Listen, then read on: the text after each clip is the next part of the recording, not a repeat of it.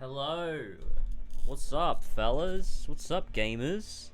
So, I overslept. That's fine. I was planning, honestly, on not doing that.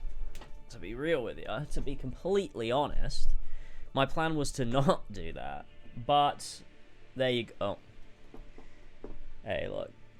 Same old fucking problems. Yeah, look. The plan was to just go live and just stream for a long time, but I got super tired and I was like, I'll have a nap. It'll be fine. I snoozed my alarm in my sleep because I don't remember it going off, and then overslept. Woke up at 10:30, so here we are. Hi everyone, what's up? We're playing more Assassin's Creed.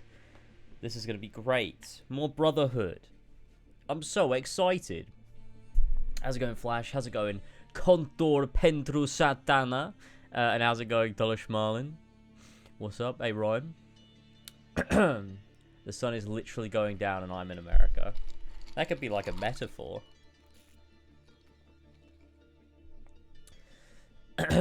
Hello there, you guys got to start having names that make sense. How do you come up with the username 12RJS25? How do you do that, man? How did you come up with that? I need to know the origins of it. How's it going though, man? Playing Dragon Quest III Remake with the stream in the background. Oh man, that sounds sick. I need to play Dragon Quest. Maybe that'll be my next conquest. Streaming every Dragon Quest game until I hate it. that's my thing.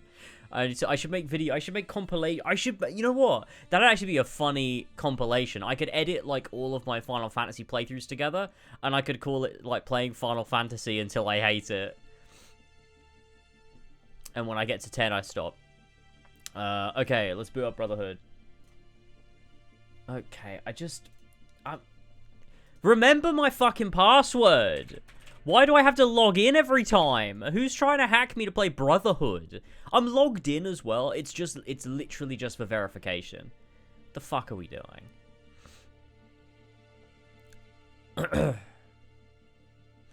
Here we go.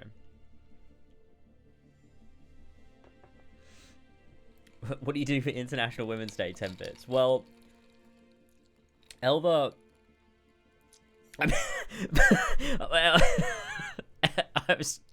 Elvis got away is what I was trying to say. Oh god. Okay. Oh.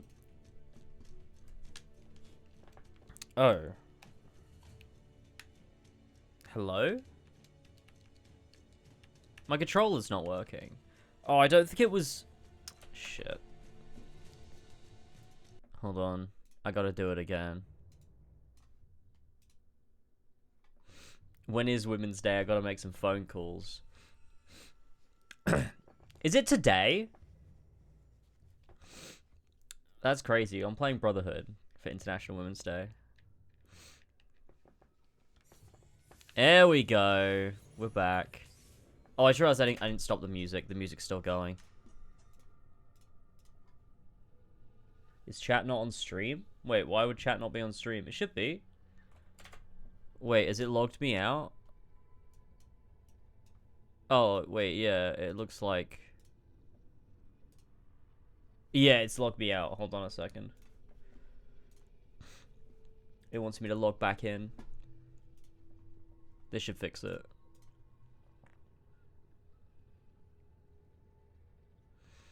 $10 bits for the hype train. Hell yeah. Wait, we got a sub, didn't we?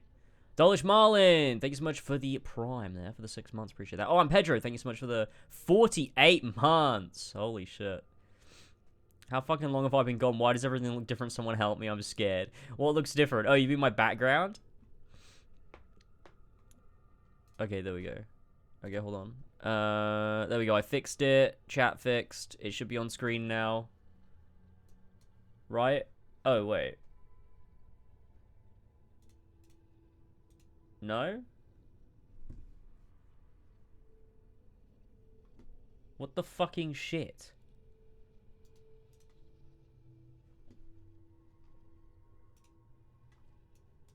Ah, there we go. I did it. I did it. I did it. I did it.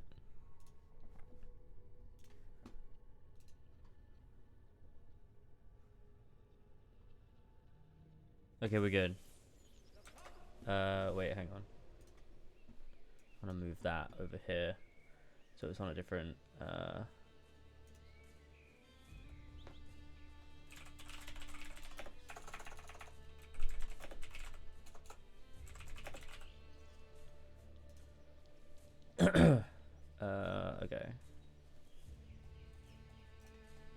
Brotherhood.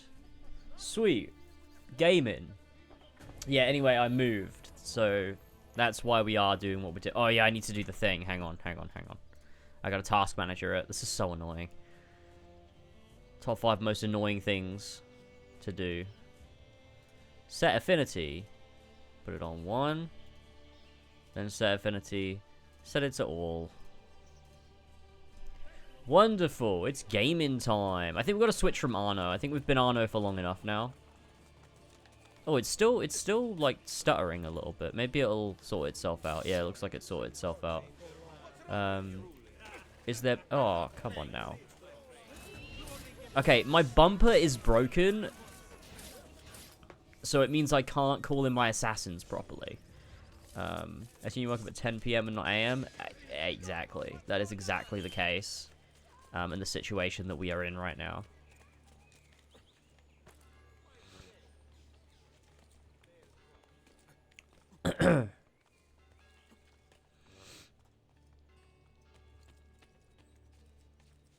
I fucked up. I did fuck. My sleeping has just been a nightmare. I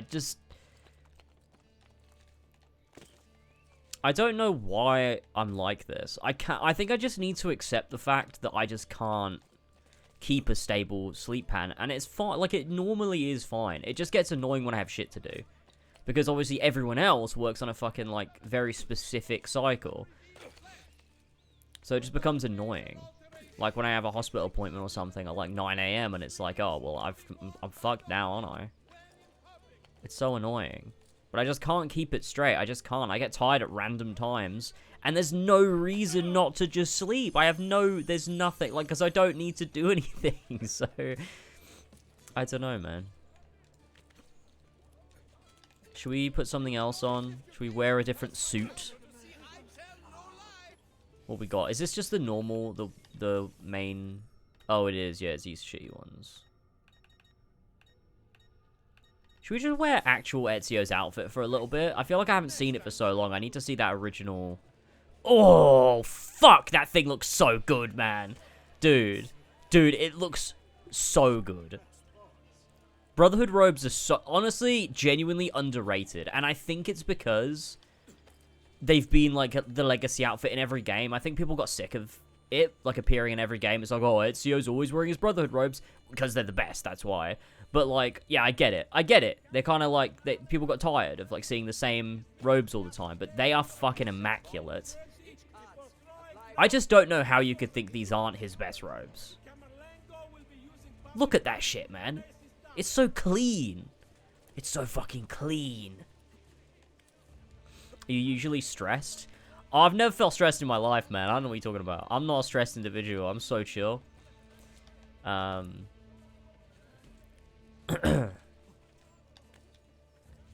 think also Brotherhood's robes look better in every appearance that's not Brotherhood.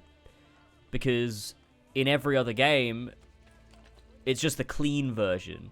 But the E3, like this version looks the best. The clean E3 version with the double braces that match, the silver shoulder strap, no armor and stuff. But the most annoying part of playing default Brotherhood is that you're stuck with the armor because you have to equip the shoulder pad right at the start, and it ruins the armor from the very start.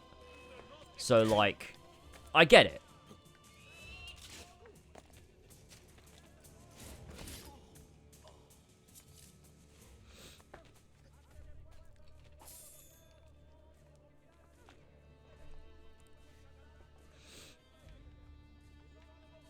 I like AC2 is almost just as good. It just suits him better back when he was younger. Yeah, like, I love AC2's robes too, don't get me wrong. I love AC2's robes. These are Ezio's robes.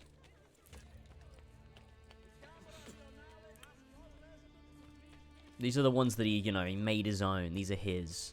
These are the ones that gave him identity, where he started to really become, part of the Brotherhood. Because you got to remember as well, like, he wasn't really an assassin for most of AC2. Like, there's a big portion of time we don't see in AC2. Well, obviously, he's dedicated to the Creed and everything, and he sort of has taken it on fully. And when we, see him again in Sequence 14, he's, a fully fledged assassin that is very passionate for it and whatnot. But we don't really see that in-between stage. So, like, for most of AC2, like, he's just wearing these robes that belong to his father, and that, you know, it just doesn't hold as much meaning. I just feel like, as much as the design is really cool in AC2, I don't know, it's just, like, the Brotherhood ones just feel so, I don't know. It's just something so cool about it, man. They're Ezio's, you know what I mean?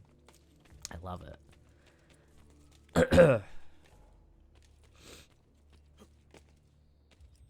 And I think I feel like I need to change a part of my AC2 video, because in that I do say, oh, even though the AC2 ones maybe look visually cooler, or whatever, that the Brotherhood ones I still prefer, but I actually think the Brotherhood ones look visually cooler.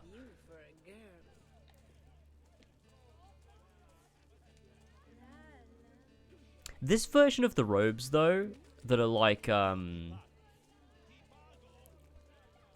this modded version, don't really work properly. It's like clipping through, and also the cape looks a bit weird. The other one I used last time was better, but I can't use it because then it cancels out the legacy outfits, so...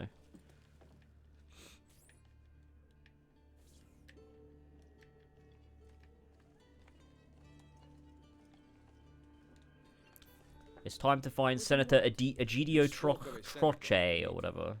Find him on the Campidoglio. You do not need me. Once I kill the banker, your girls must take his money back to the underground. Fine. Stay alert. Hell yeah. I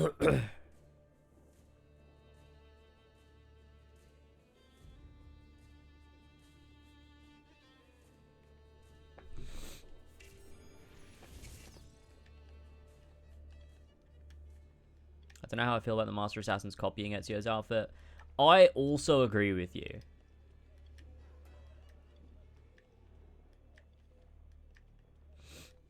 I agree with you because, yeah, I think that it ruins it in two ways, right? Like, one, it takes away Ezio's identity because it becomes a uniform again. And in becoming a uniform, it kind of kills the idea of Ezio reforming the Brotherhood. And it kind of, like, because Ezio and him building up the Brotherhood in Rome in a way of having, like, actual assassins in an organized sense is really cool. And I think he does it in a way where it's trying to, like, bring hope to the people, like a symbol that people can care about, rather than, like, an oppressive symbol that keeps its adherents. Adherents? Is that the word I'm looking for? Members, I think, is what I meant. Under its control. Like, in Assassin's Creed 1, the uniform, like, the uniformity of the whole Brotherhood kind of just serves the purpose of keeping everyone under the thumb of its mentor. In a fight that they don't really have their own sort of personal stake in. Whereas in Brotherhood, it feels like the uniformity is less of that. It's something that they're doing as a collective to become a symbol for the people, like a recognizable symbol of hope, which I think is cool. But I think in having everyone wear the exact same outfit, I think it kills that. I think everyone should have had a unique look. That is, like, uniform in the sense that, oh, it's robes with hoods and, you know, and like a cloak and stuff. Like, it, you know, the similarities. But I think everyone should have been unique. I don't think everyone should have been wearing the... And that works for the most part because you can customize them all. But as soon as they become masters, they all wear the same outfit as Ezio, and that's kind of dumb. So, you know. No, Mac, I called it Hutherbrud. I did it on purpose. It was a spoonerism. I meant to do that. Seems like you're the stupid one. I honestly love the way the armors look in this game with the robes more than the base robes. Like the Rondell or Susan Hoffa armor without the chest guard. I think the armor looks... That's the thing, right? I think the armor looks way nicer in this game than it does in AC2, but I think it makes more sense to wear it in AC2 thematically than it does in Brotherhood. And I also think I don't know, it's weird actually thinking about it, because I do I really don't like muddying the Brotherhood robes with armor, unless it's the full Susan Hoffa gear. Then I'm, like, cool with it. But I think I still prefer just the default look. Alright, let's find the senator. There he is.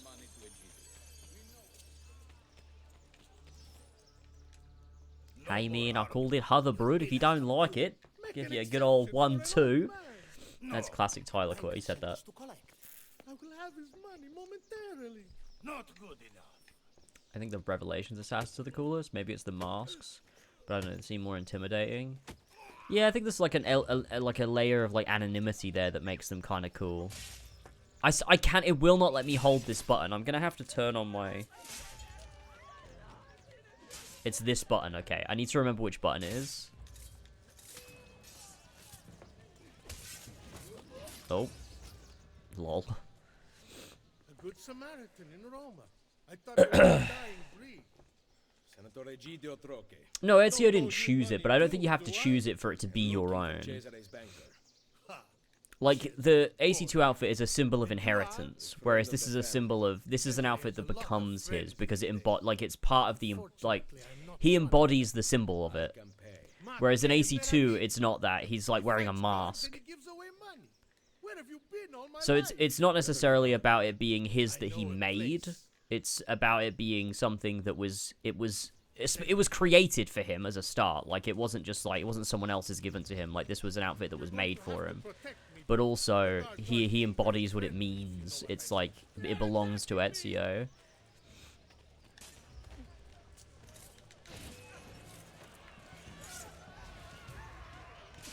We're just doing a no % run, I think, of this game.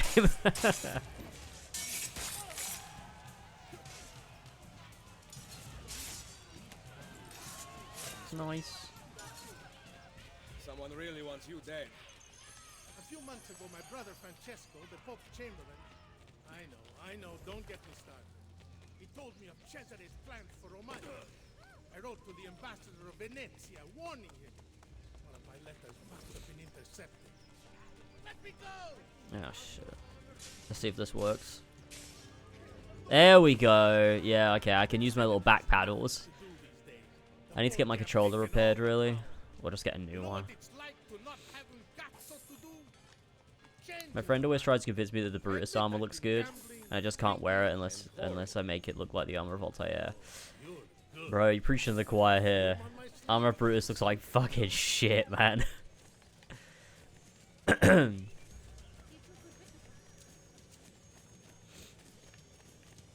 I still think it's a waste of, like, it still bothers me to an exceeding degree that,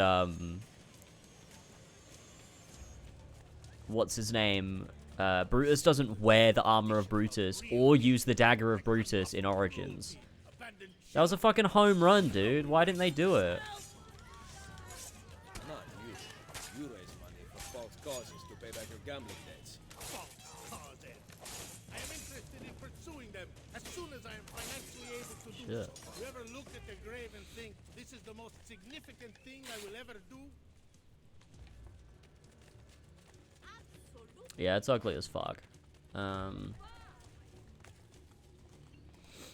Ezio makes the robes his own by rebuilding the brother in AC2. He's wearing his father's robes. By the consequences and stuff that happened to him, he doesn't have a choice in the matter. But Brotherhood, he does. He makes that decision to rebuild the Brotherhood and Assassins and retake robe. Retake robe. He did that not because he was forced, because he wanted to. Right, yeah. Exactly. That's what I love about it. Revelations robes don't have a great deal of symbolism.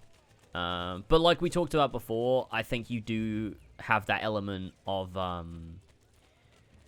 asymmetry and this like sort of patched together thing. Like Ezio, at this point in his life, he's kind of like band-aiding these wounds that have sort of been a major part of who he is for a long time.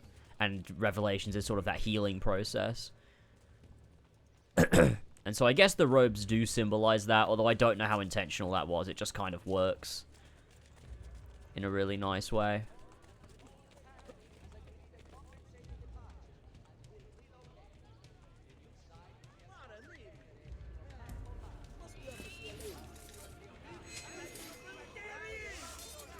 Brutus is good. Dude, you're so wrong. You've never been more wrong than on your take on the armor of Brutus.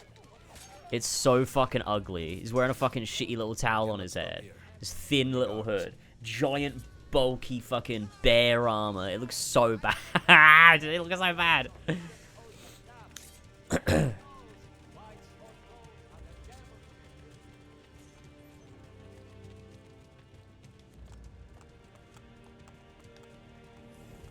It's strange that Ezio changes his entire perception of the Creed in like in like the 4-year transition from AC Brotherhood to Revelations. I think it's just the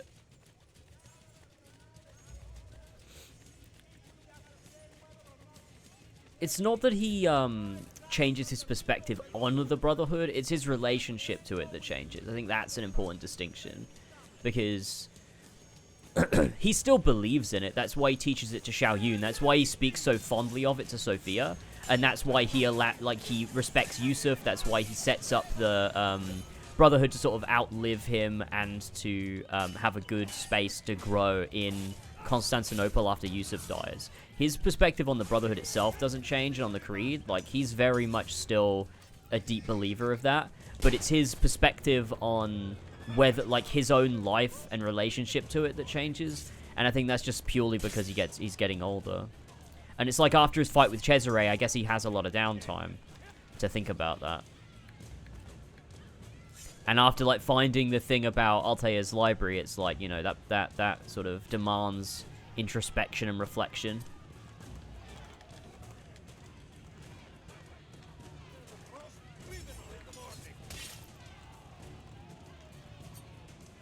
Why isn't this working?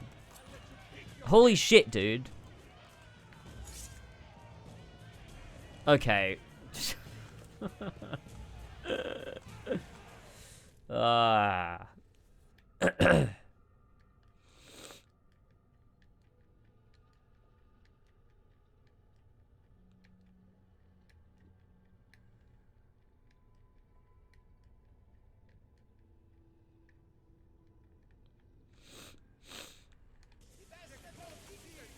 I feel like, yeah, I feel like you could also say that the color of the robe, for sure, is very, like, symbolic of his own current stance and sort of his, yeah, the sort of the gray area he's feeling.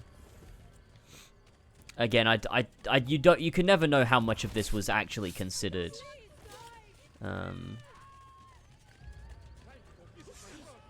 But I don't think that matters.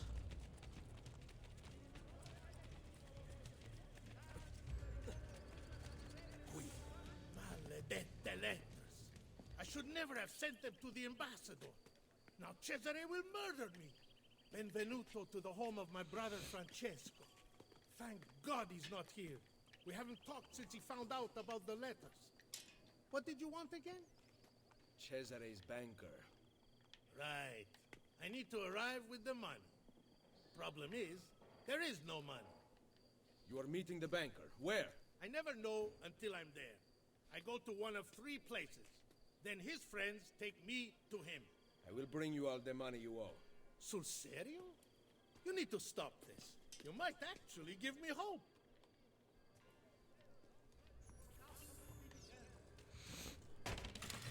But I do think in terms of the Revelations robes, I think at least we can sort of conclude that definitely the fact that it's very like they're very inornate and sort of like haphazardly thrown together, I think that was very much intentional. I don't think everything else was necessarily a big part of that, but I do think the fact that the robes are sort of supposed to be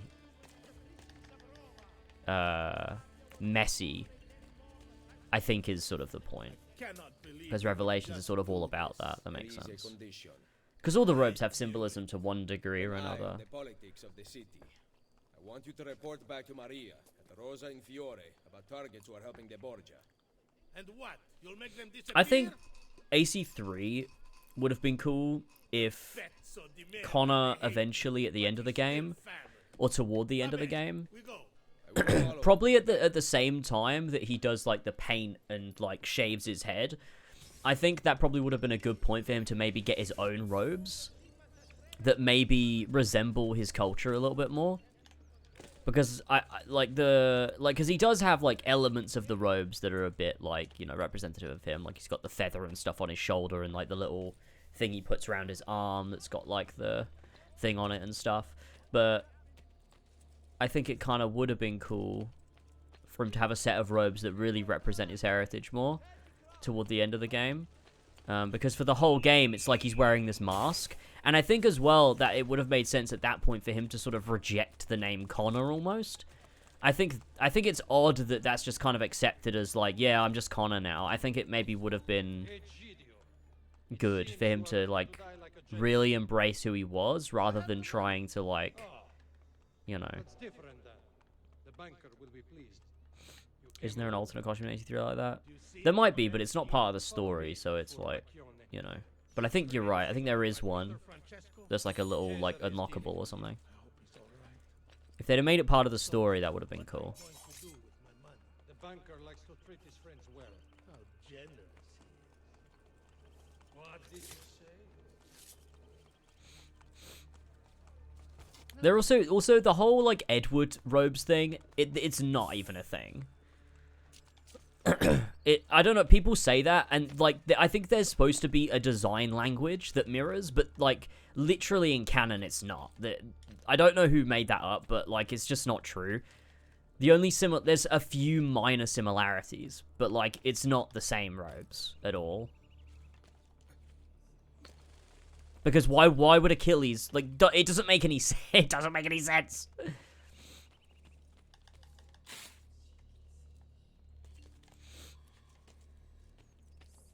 It's like, I feel like people saw a couple similarities and went, oh my god, this make like, it just doesn't, it's like the most, like, Tumblr fucking Wattpad shit. It just doesn't, it makes no sense. Why would Achilles have Edward's robes, and why would they randomly be altered to such an exceeding degree for no reason? How would he know that, like, Edward's grandson was gonna show up? It doesn't make any sense.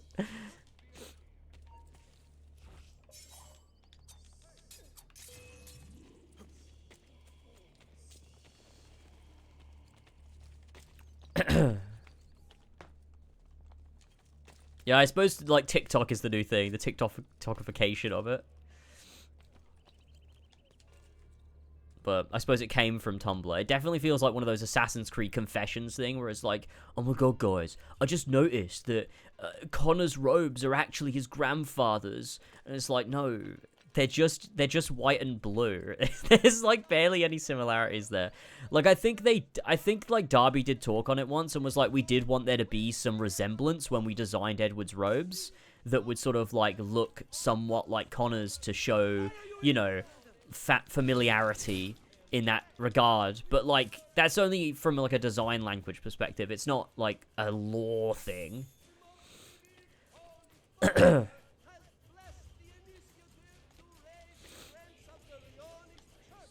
Oh god. After Edward's death, he donated his robes to the assassins. They were eventually given to the Colonial Brotherhood's mentor, Achilles Davenport, who modified them and passed them down to Edward's. What? Give me what's the source? Give me the fucking source for that. Because even if that's true, that was definitely added after the fact, and it was done to appease fans that were speculating it, not because it was the actual fucking intent in the first place.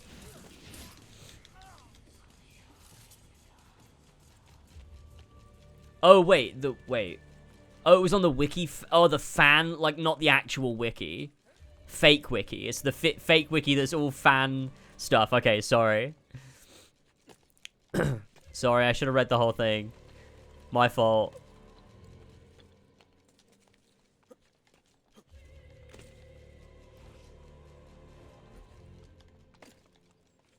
But it's very funny that I couldn't tell and thought that maybe that actually was a real retcon. Oh shit, we need to pick up this body as soon as possible. Oh no, we don't. We're good.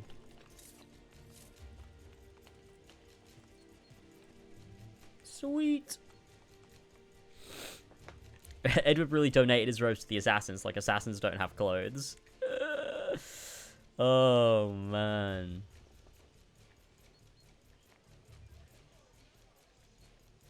Edward's robes kind of suffer from the same thing in Unity and Syndicate had, with it just being a code, but they kind of fixed it. What do you mean? I mean, it works with Edward's robes because... Edward's robes are robes, though. Like, Duncan Walpole's has a coat over the top, but Edward's actual robes are robes. But I love Edward's robes. Like, the very, like, you know, Hold him until I get back. I love the meaning behind it, like, you know, them being stolen and then like covered up with bits of armor and modified and stuff. It's like, it symbolizes like both things, like being a pirate and the thievery of it all, but also like the covering up of the robes is like, it's like, it does two things as well on that front, because it's like Edward parading around as an assassin when he's not, but at the same time it's like the other opposite thing. I think I talked about this in my video, but like his covering up the robes, which is also like him covering up his sort of like, you know, his true morals and ideals.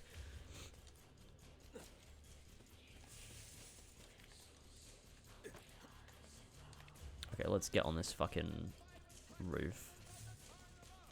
Climbing the Pantheon is really weird.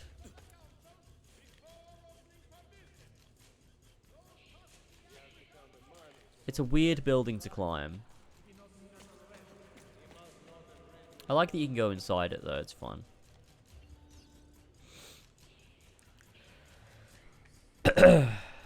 Like when he just got the Duncan Woolpile outfit, and then he gets the armor over it, and gets kidnapped on the boat, meets Wally. Right, yeah, because it is like a coat at the beginning. And Duncan Woolpile's wearing the coat. That's quite cool, because that's like him, you know, covering up his assassin allegiance, because he's already, like, defected. I don't know why he would defect. Like, it doesn't really make a lot of sense. I find it difficult to believe that assassins would. That's not really given a lot of depth. Like, the same with Shay, obviously. But, like, it seems a bit odd to me. Like, I don't really understand in what reality an assassin that's an assassin would choose to ever join the Templars. Like, how could you have such a shift in morals? It doesn't really make a lot of sense to me.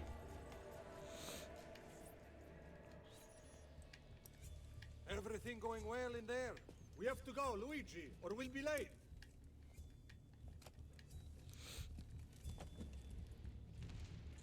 Yeah, that's pretty real, Grace, right? That's pretty real. The count is complete. Va bene. Kill him. I think all you would really have to do for the Duncan Woolpile, Luigi says like, he gets too to big. make sense, or not even just to make sense, like, it's not relevant to the story why he defected, but I do think it, like, it demands, like, inspection purely because the question is, like, why would it, like, it's not that his defection is important to the story, because it's not. Like, Edward doesn't need to know. It's not actually important. But I think it does sort of make us question it, because there's sort of, like, that question of, like, well, why would an assassin ever? You know what I mean? And so I think maybe if you just had, like, I don't know, if you had, like just a note somewhere that you could find that explained his motives, then I think I'd be, like, more on board with it.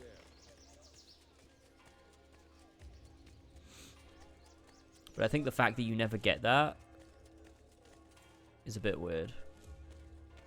Just not knowing about it at all. It doesn't harm the actual narrative because it's not an important piece of information, but I think if you just had, like, something that would, like, explain his motives, it would be, because it's a weird thing to just throw in there without explanation.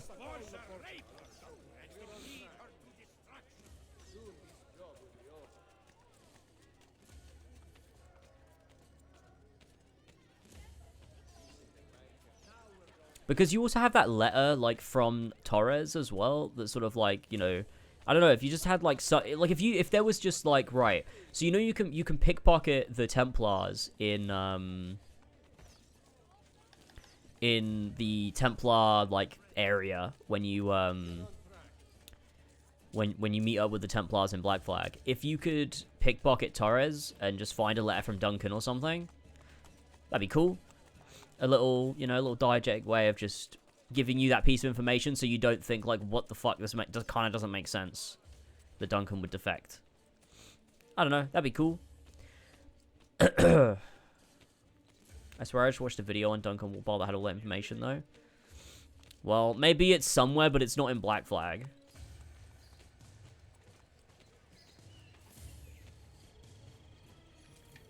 Hand me the chest, Luigi. I will bring it to the banker. You may enter. I think, generally, any information about something that comes from another source than the thing is bad and should be disregarded. Because, you know. His body at the Pantheon. Luigi, we just let him in. Hang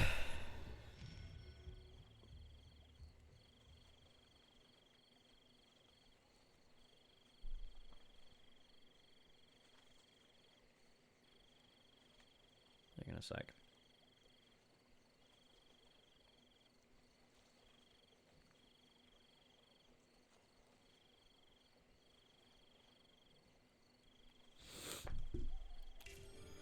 Kill the banker from a bench without being detected. Oh my god, what the fuck? Tell Claudia that the banker is Mods, snipe him. I'd do it myself, but I don't want to tab out. Do you think he actually believed in the Templar ideology, or was he just selfish and wanted more power? But in that case, then he doesn't even believe in the assassin ideology, in which case, like, I feel like the assassin ideology is so strong that it doesn't make any sense to deviate from it. It's like, it's why Shay's story doesn't make any sense. Because I can understand him not agreeing with Achilles specifically as an individual, because Achilles sort of has warped, you know, he's not doing the right thing in the best interests of the people and the best interests of freedom and knowledge and truth and everything, and that's what the assassins are all about. So it makes sense for Shay to be like, no, I don't agree with you specifically. But joining the Templars is nonsense, because he just, like, flips his ideologies entirely, like, his morals as well. Like, it doesn't make any sense. Like, oh, I don't like that Achilles made me murder innocents by mistake. I don't like that he disregarded the creed. Therefore, I'm going to join our enemies that want world domination. Like, what? No, you'd just go do assassin things on your own, wouldn't you? What the fuck? It doesn't make any sense, dude.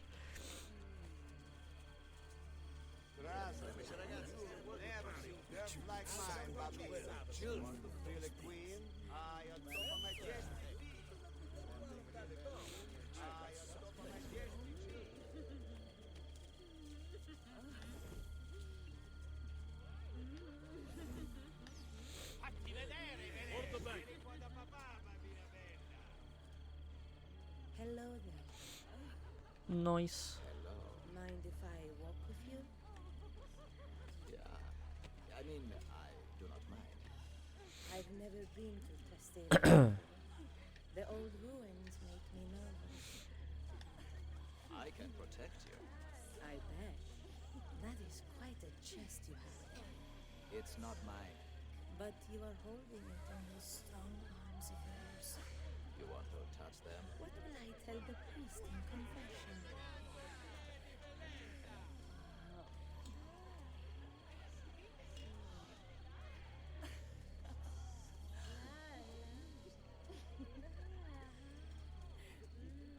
How might work until the other would do anything around her. To be fair, I don't have any mods anymore. All my mods are people that don't fucking show up.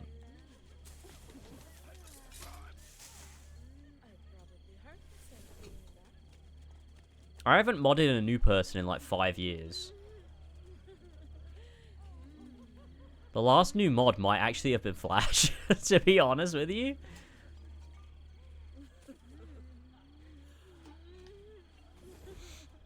I just don't like modding people anymore. I don't want to do it. Because I feel like it changes the dynamic of people. People like, I don't know. At least that's how it felt in the past, and I didn't like it. Money for you, banker. Ugh. I will take that. Like, people that are already a mod are already a mod. The level is already there. It's sorted. It's done. It's already happened. Put in my coin purse. If you make Mac a mod, I'm gonna leave. I am Juan Borgia. True. Cesare is about to speak in the main room, True. Eccellenza. Come.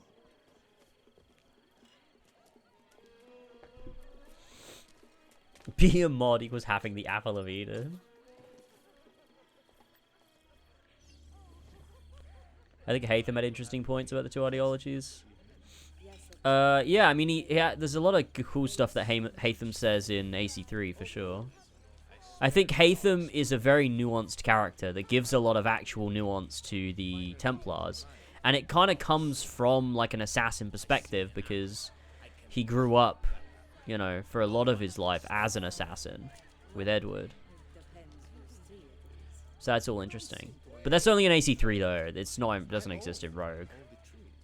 Not mine. On the contrary, I watched you steal my guard's money. I believe I've earned a free ride as repentance. In fact, I want you here all night long.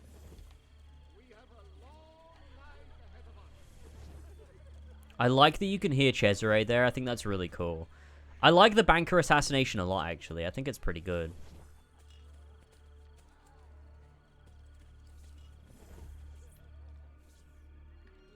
Probably the best assassination in Brotherhood. What better way to celebrate my victories than to join in the Brotherhood of Man? I think it's easily the best one in Brotherhood, actually, thinking about it.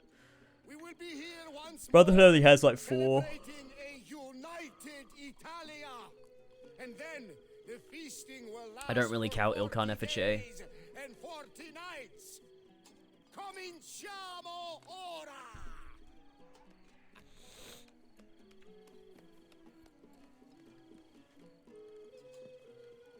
We did not agree. Forsaken's great, yeah. I think the confession with Edward Braddock is really interesting because it almost seems like he has an assassin ideology to kind of engender peace by cutting your way to resolution.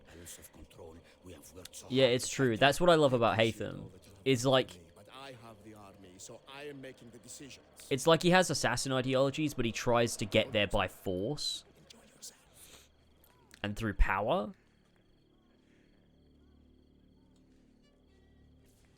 And it's like it's like his brain has been warped to believe the assassins are like this. It's like indoctrination and stuff. Like everything he says to Connor at the end where he's like, you know, we require no creed, no indoctrination by desperate old men. And he's like, the Templars will always like come back and stuff because it's just, it comes from like a realization of the world that you live in. But like that's literally the assassins.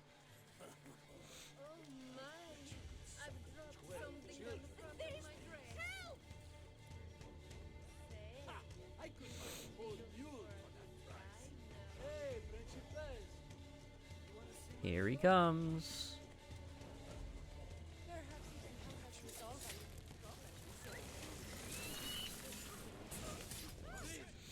Nice. The things I have felt, seen, and tasted, I do not regret a moment of it.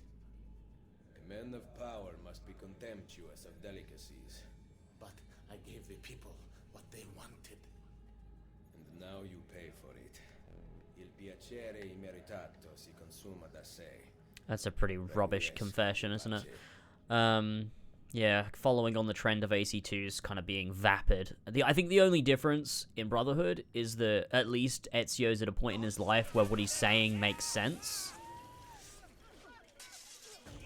Because AC2 has a problem of his confessions not really making sense in the context of his character arc. He sort of like will say things and you're like, I don't know if Ezio actually believes that. Like, what a strange thing to say.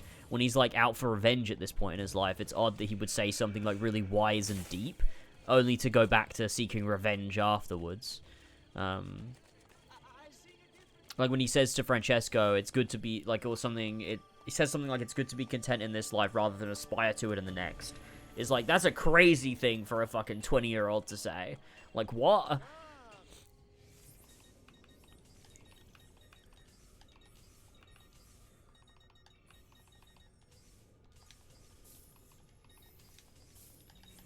At least the confessions in this game, as vapid as they are, also like speak to Ezio as who he is now. Like he's kind of preaching what it means to be an assassin, which is where his mind's at currently, which makes a lot of sense. I will say though, I do really like Rodrigo in this game. I think he's really good. He goes like from being a really uninteresting one-note villain in AC2 to being actually kind of like having a bit of depth in Brotherhood, which I quite like. Fuck me.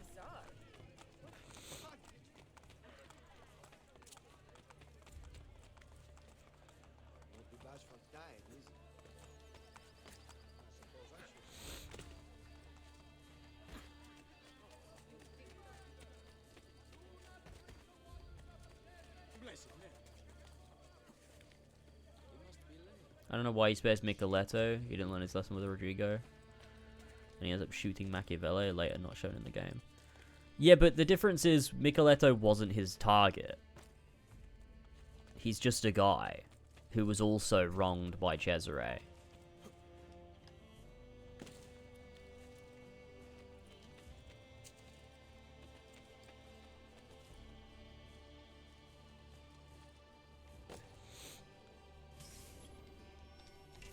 Paper trail. Where are Claudia and Maria? We came back with the money. They followed us home.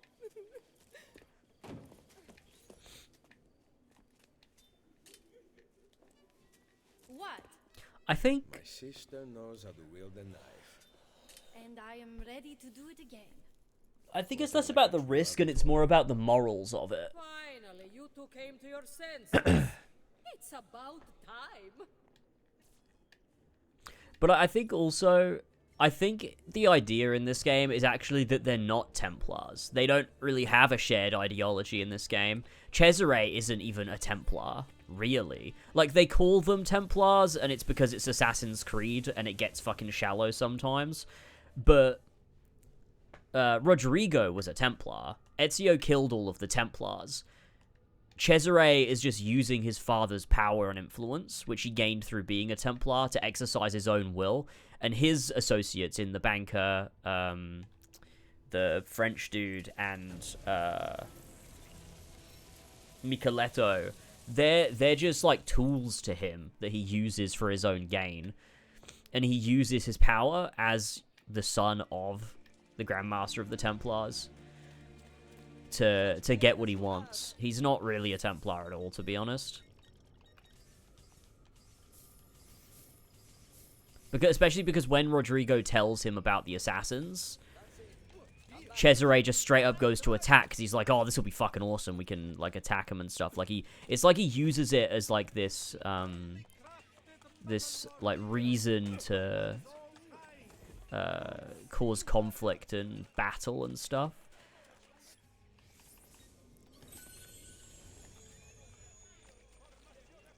I still think Cesare is pretty shallow generally. But I think the fact that he's not, like, that he's, like, purposefully framed by the story as not being a Templar kind of makes that work. Like, the fact that he's shallow is like, yeah, he doesn't even have an ideology. He's literally just a fucking guy.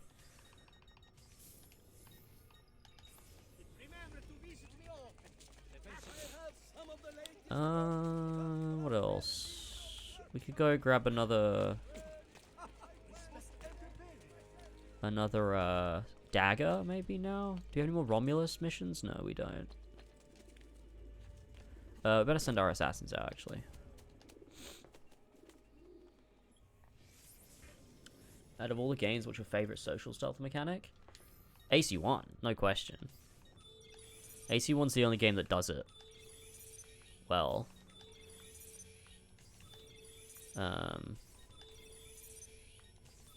And next to that, conceptually, Valhalla.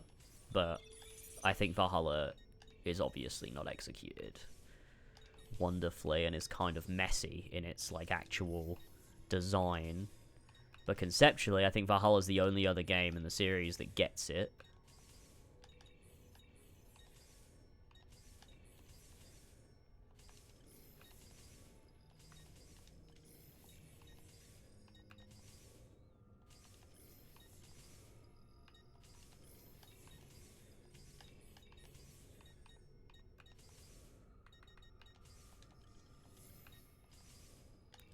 No. There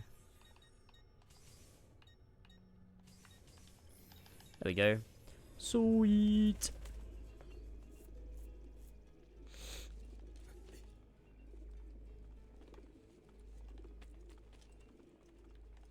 AC1's is literally the only game that makes it like a passive part of the gameplay. Every other game doesn't have social stealth, it just has moving hide spots.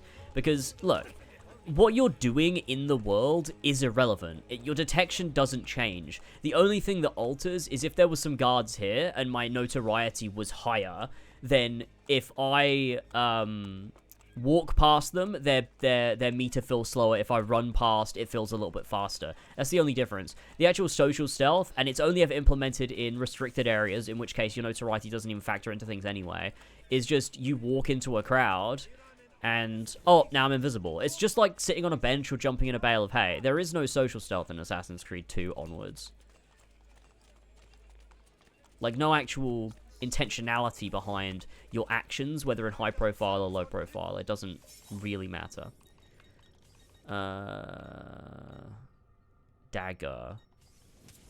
Let's get dagger. Actually.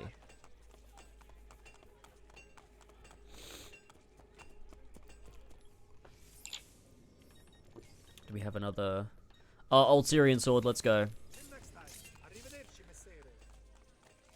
When I was a kid, okay, actually, I don't know whether I want to admit this. People are going to think I'm dumb. Hey, I was 10 or whatever. Oh, no, I wasn't, because it was AC2, so I was 12. I didn't understand, like, listen, it obviously sounds stupid. Like, I knew what Syria was, obviously. It's not that I didn't. It's just that I didn't link... Oh, God. Okay, look, let's just be real. The reason is I was just an idiot, actually. The reason is I was just a fucking idiot.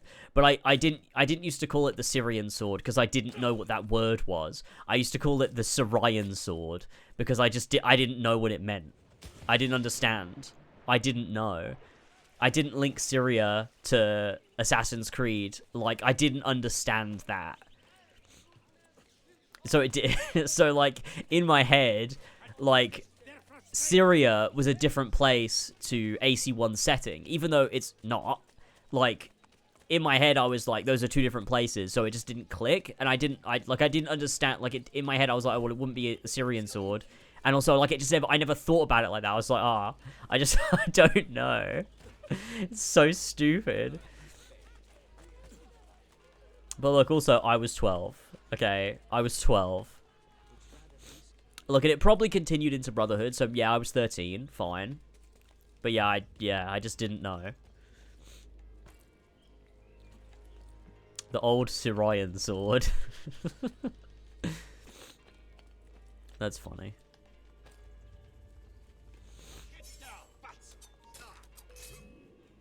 I kind of need to get the crossbow just so that you can one-shot guys.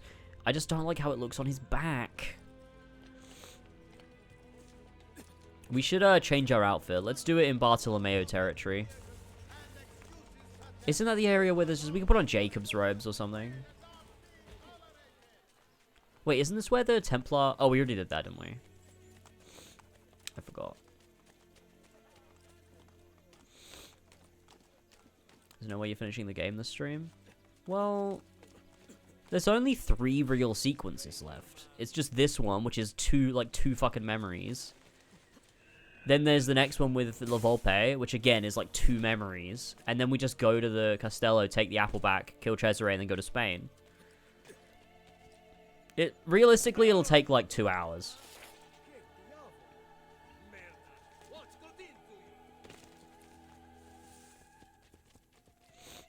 I should have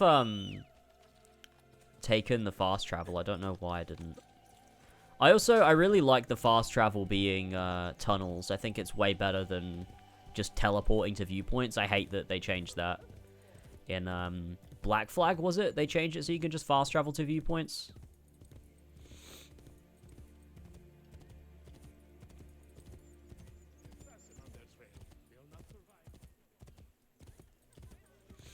I like what AC3 did, that you have to unlock the tunnels. I think that's quite cool. Like, you have to go down into the tunnels to use them as fast travel. You have to open the entrance and exits and stuff. That's cool. I like that shit.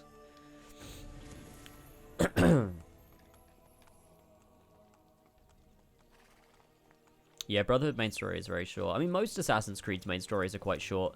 I think the only ones that end up being quite long... AC3's is quite long. Not super long, but like... I think it's like it doesn't feel short. It feels like you've played a game. And the same with Black Flag as well. Black Flag's is like, you know, quite girthy. Who goes there? salvage. Unity is very short. Ezio! I was expecting my wife. Somehow that You is hated not the tunnel surprising. shit? I think it's cool. French putane have us under pressure. Tell me about their general, these Baron de Valois.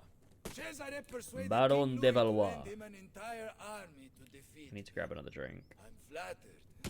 Where can I find him? It's only a matter Or of if not, I time have one. I before need to just have grab some Valois ice for by it. the throat. We have them in a retreat. They seem to be getting closer. The situation is under control.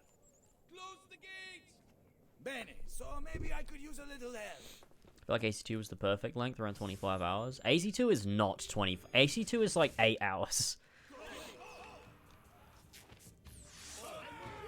It's maybe like 25 if you like 100% it, but like that's not like a general normal playthrough.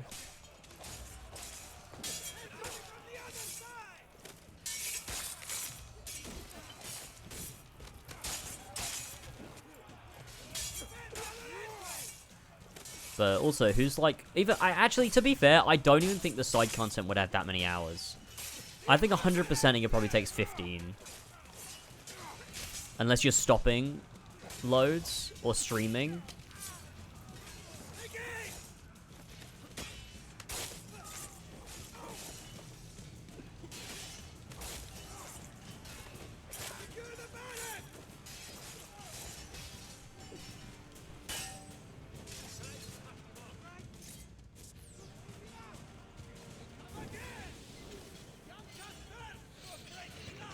It'll take you 50 hours to do. I suppose if you're not, oh, I can't do that. I suppose if you, yeah, if you're not following a guide for the feathers, then yeah, it might, and the glyphs. Well, no, the glyphs are easy. You can just check them in the database, but maybe it would take you a bit longer.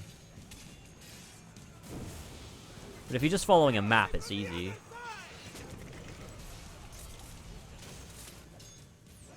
Yeah, mid-battle renovations. I'm just a capitalist. I love the takedowns in Brotherhood. I think they're really cool. I think that was a great addition this game made, was having like takedown animations for every single weapon. Which isn't a thing in AC2, right?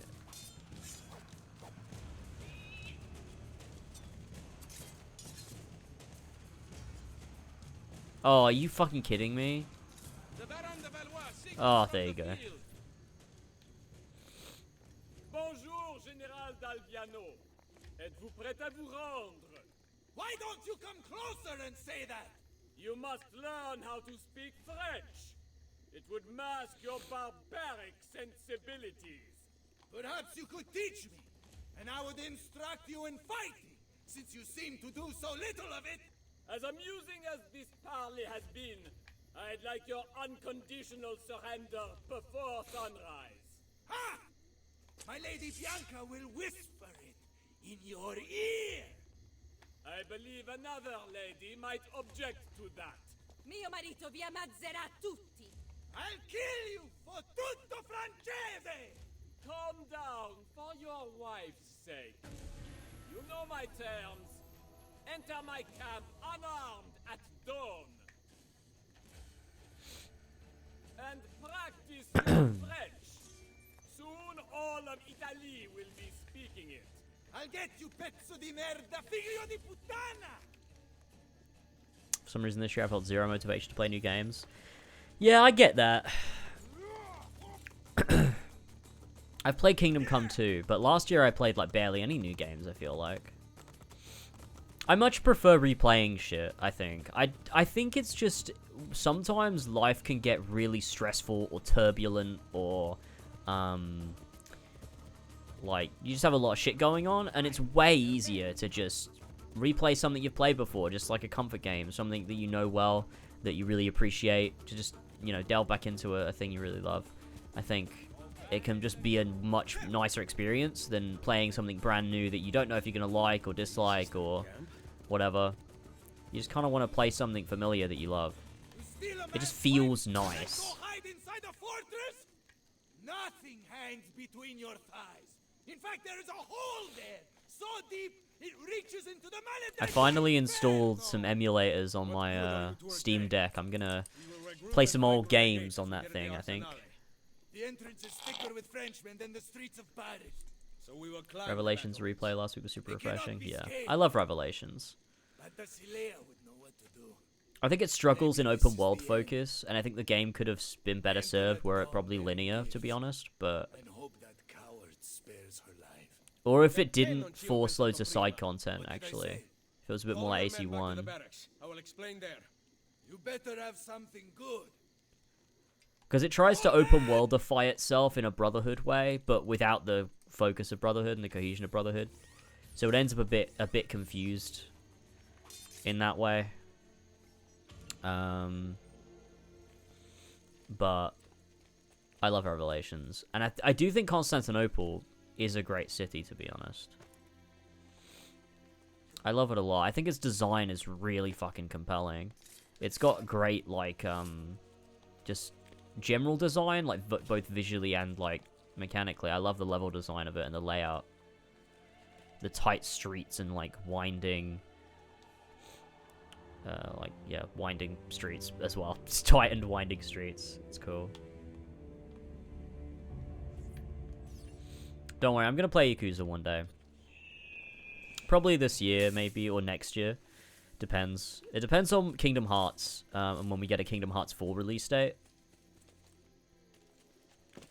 Because the sooner we get one, the sooner I'll start my road to KH4.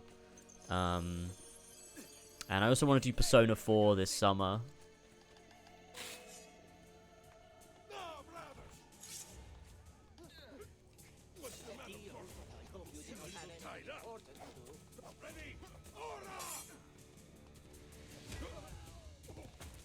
Okay.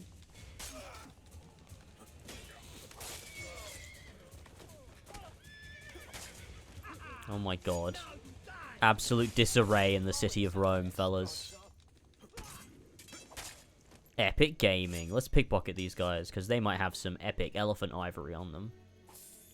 Indian diamond, even better.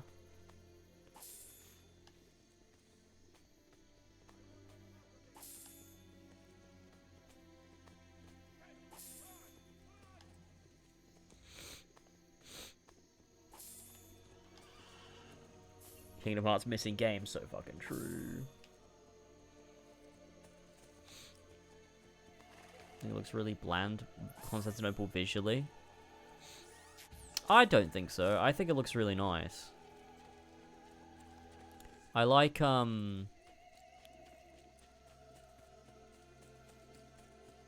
I think the issue is less like the bland visuals. I think it's got a really good sense of atmosphere. I think it's like it lacks like a visual distinction in different areas. Like the districts don't feel different enough from each other in the same way that AC1 had 3 very distinct districts. Revelations kind of like Galata is obviously different to like the bottom of the map, but I don't think it's different enough. And I think that might be because there's not enough like color grading variation, whereas other AC games have a lot of that. Revelations was the first one not to really do it. Once inside, your men can overpower the camp's patrols, correct? Yes, but Especially if the patrols are taken completely by surprise. ma certo. Then we need to liberate several suits of French armor. At dawn, we are going to walk right in. Ah! Ezio Auditore! You are truly a man after my own heart. Magnifico! I will get the armor. My troops will gather it from the dead. We I will don't take it like back this from the version north, of the so as not to E3 arouse outfit. It looks suspicion. really bizarre the more that I look at it. Make sure to kill them without a fight. The other one I downloaded was way better. We're gonna change it. We're gonna put on something else. I need to go to a tailor. Let's go to one.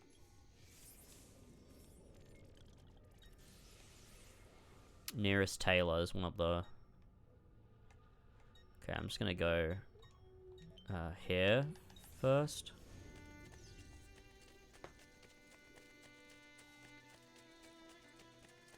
We can do 2 birds with 1 stone here.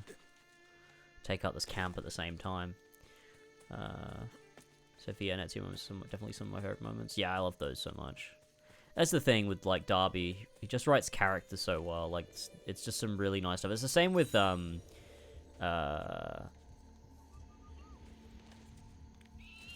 Black Flag and, Valhalla.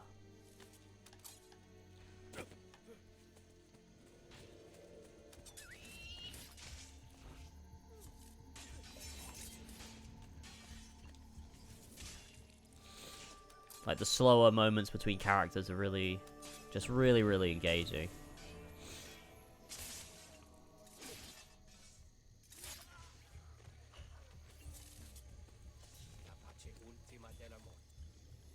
Oh, sweet.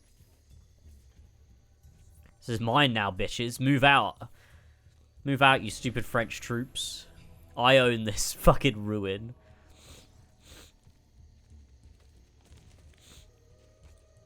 Do you remember any scene from Valhalla? Literally the one, the campfire scene with Basim. That's the one that always comes to mind. That scene really does stick out.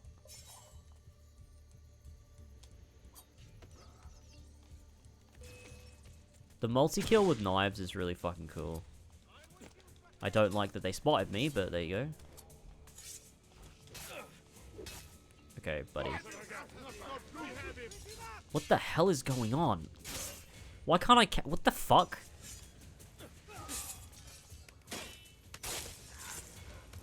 Honestly, the fact you can insta-kill people, anyone with combos in this game, I think's fucking sick. Cut out the bullshit. If you're not gonna have an in-depth combat system with, like, actual risk and reward and shit, and it's just a combo system of looking as flashy as possible, yeah, fucking cut out the bullshit of your fucking combos not killing anyone.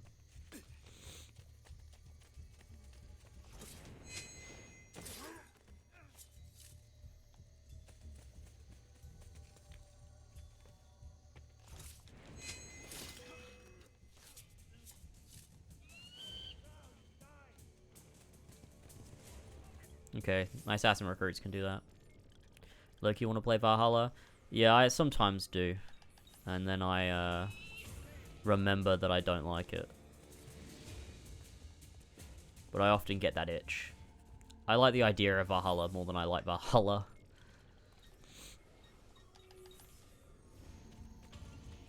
Oh, I just realized changing our outfit's not going to matter, is it? Because we'll literally just put on, See, look, notoriety does fucking nothing in this game!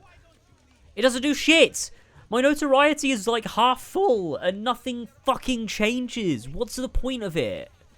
It literally is just a meter for when you are, like, it should be gradual. It should be a fucking gradient.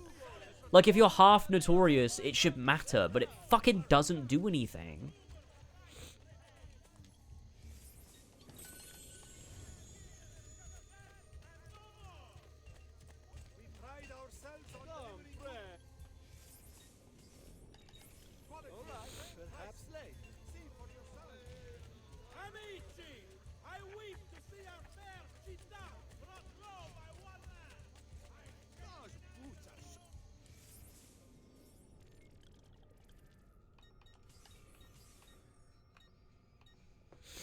Eivor, Basim, Aguilar. Oh my god. Okay, let's wear... let's do Eivor. We were just talking about Valhalla, so let's wear Eivor. Yeah, this is a weird one, isn't it? Yeah, because it's just got all the wrong colours. Okay, we're Eivor. Let's go.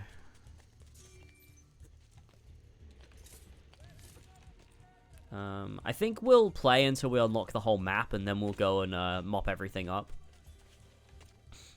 I like doing it after you've done all the individual quests, but before beating the game.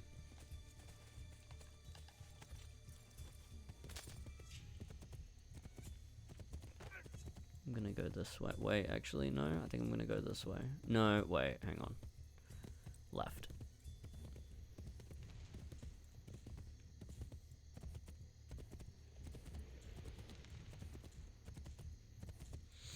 I like Basim's robes. I don't like them very much, honestly. I think they look quite ugly. They're too bulky. I think one of the coolest thing about robes is, like, I think they're supposed to be flowing. And I think that robes that bunch up too much just don't look quite right. They're supposed to, like, hang. And that's not how Basim's robes feel. I like his ones in Valhalla. I don't like his ones in Mirage.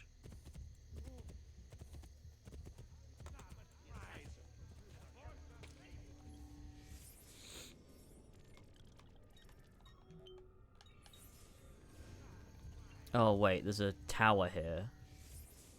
Should we go do that first, actually? Yeah, I'm gonna go do the tower first, I think.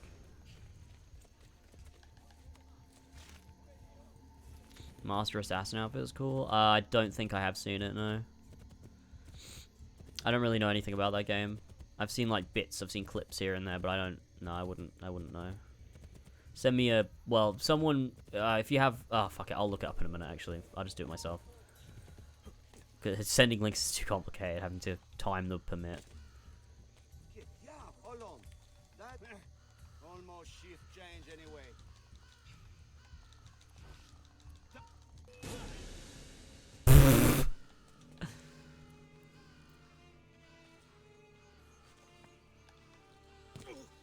Oh, did the permit. You have 60 seconds to find me a link to the Basim Master Assassin robes.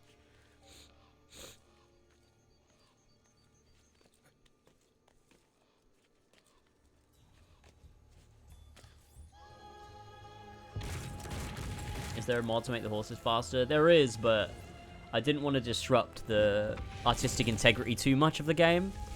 Wearing a Vikinger outfit is cool, but horses going quick, nah.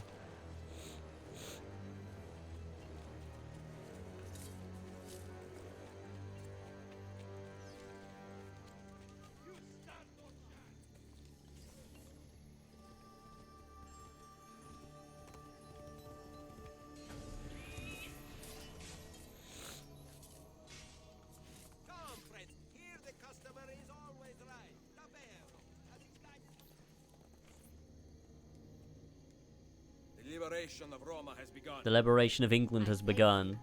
It would be an honor to fight alongside you, Signore.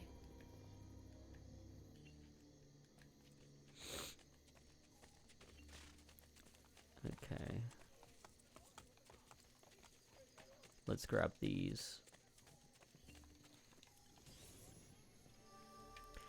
Nice. Okay, you got a link. Let's grab it. Let's have a look.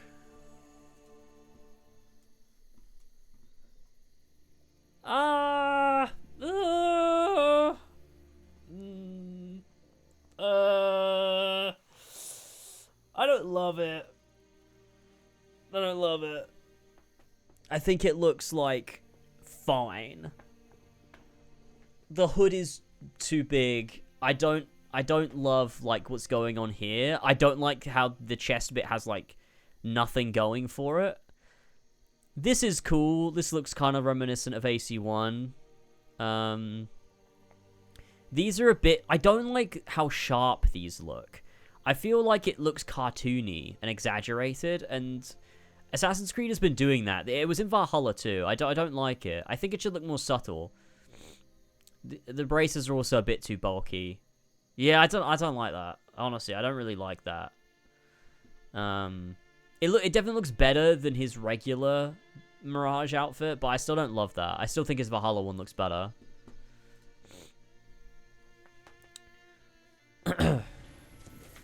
Shit. There you go. Why does the image look oversaturated? Yeah, it definitely was an oversaturated image.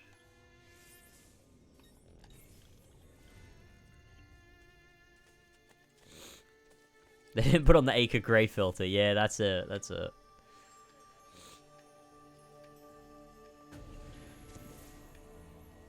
They should have the robes to Ace 2. Brotherhood. I mean, shit. I wonder if they have. I bet they have. We could wear Basim's robes. Wait, did I already check this? Yeah, I did.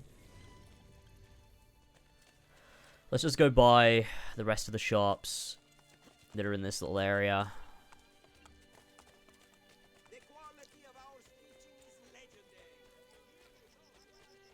I quite like how they space out the shops in this game. Like every little village area has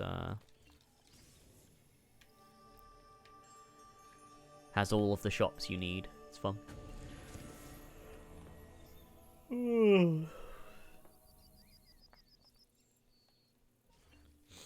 should stream AC2 Revelations after Brotherhood. Nah. I'm only doing... I already played them last year, and then I played AC2 again recently. I'm only playing this for the thing I need to write. I don't really want to sit and just play, you know, the other ones too. As much as I'm sure we'd have fun, we'll do it another time. We also do repairs and modifications on fittings, casements, locks, and other household items. I do think the pacing of how fast you can renovate Rome is like... to be fair, it's matched with the main story pretty well. It's just because the game, I guess, is so short. It feels like there's not much of a... There's not much friction in what you're doing. I feel like maybe there should be more requirements to renovate an area than just taking down the Borgia Tower. I feel like there should be a few other things you have to do in order to, like... Maybe there's several levels of, like...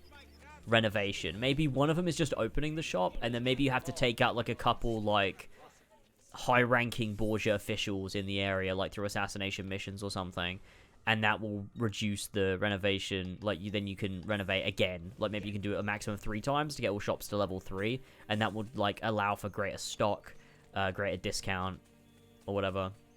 I don't know. And more of like a higher income, just so it feels like you're having more impact than having to actually do more. Because it feels like everything's a bit quick. Which is one of the big criticisms I have with Syndicate's city liberation. Brotherhood kind of makes it better because the whole game ties into it, and also it happens like over the course of multiple years. But that's really all it is. The actual act of doing it isn't, you know, much more complex than what Syndicate does.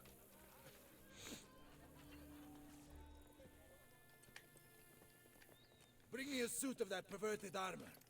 You are not wearing one. What? It is part of the plan. You surrender to us, we are bringing you to the Baron. Ah, yes. Then what? Your men attack on my signal. Bene! Go change into Is this outfit gonna override it? I think it will, right? I think it'll override the French captain outfit, but it might not. It might be the other way around. Oh no, okay, yeah, French captain outfit overrides it. Alright.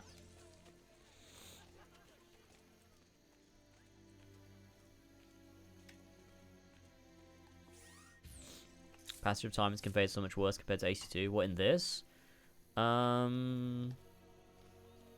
Yeah, I probably agree, but I also think AC2's passage of time is conveyed weirdly as well.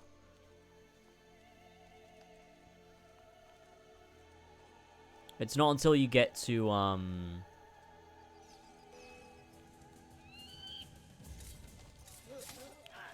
the end that it sort of feels like, oh yeah, time's been passing this whole time, right?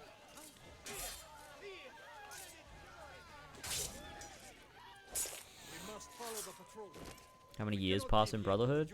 The Baron thinks Cesare will allow the French to rule Italy.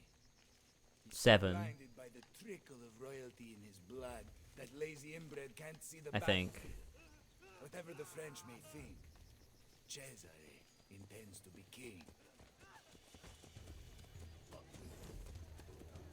How many years? I think it's 7, right? The game ends in 1507. It doesn't end in 1509, does it? Or is it just like the final sequence is 1509? Is it 1507 that you confront Cesare in Rome? And then 1509 is when you go to Spain?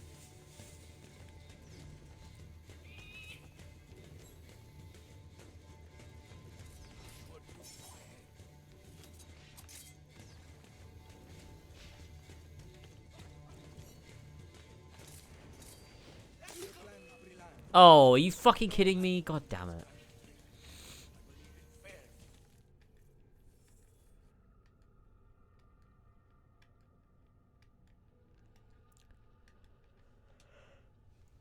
Your plan is brilliant, but I don't like using this kind of trick. I believe in fair fighting. May the best man win. Cesare and the Baron seem to have a different style. There will come a day in which men no longer cheat each other. None but we will see.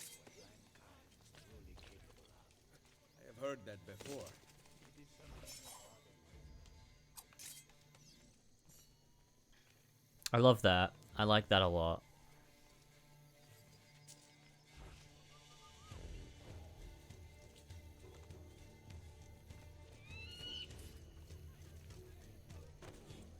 Where the fuck is Bartolomeo going? Does he usually go around that way? What the hell? Why did he do that?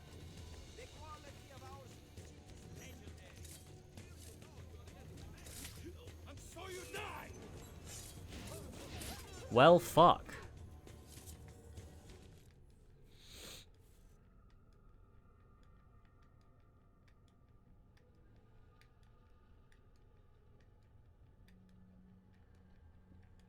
Your plan is brilliant. I don't like Shit. this kind of trick. Fair fight. I have some exclusive tales from the east. Cesare and the Baron seem to have a different style. There will come a day in which men no longer cheat each other. And on that day, other way, think plan. I love that voice. I'm pretty sure that's the voice of Subject 16, actually, as well.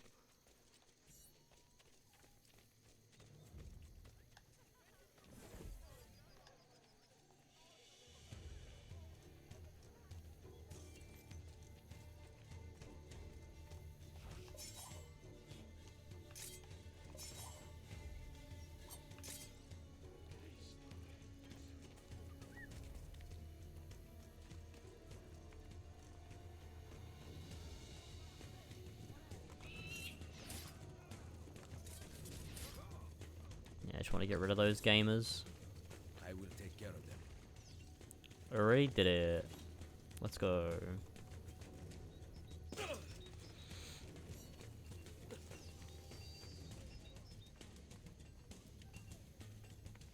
We have a well-established, on-site, customized metalworking business for all your domestic needs.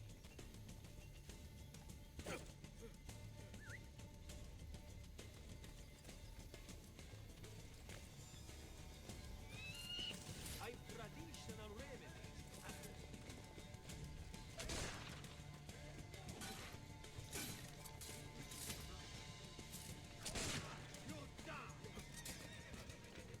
Nice.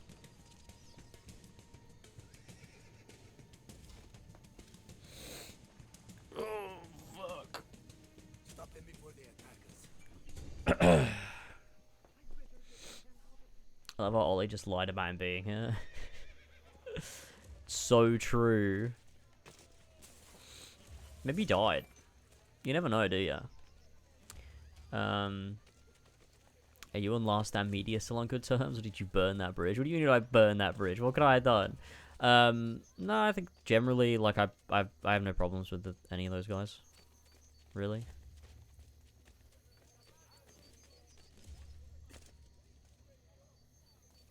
Back off. Back off. Nice. Que venez-vous faire ici? Mes soldats conduisent le capitaine italien à son excellence, le Baron. Il vous surround.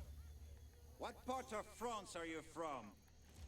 Montreal! You and Evan Falak are still on good terms. We're not on terms anymore. There were a couple of French. That's funny. I forgot we had Evan Falaka on a podcast. How will Spider-Man PS? How will the presidential election affect Spider-Man PS4?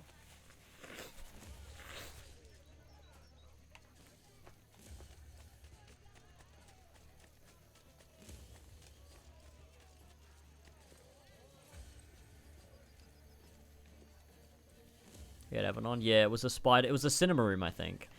We had him and Ron from Marvel Central on for the Spider-Man spoiler cast.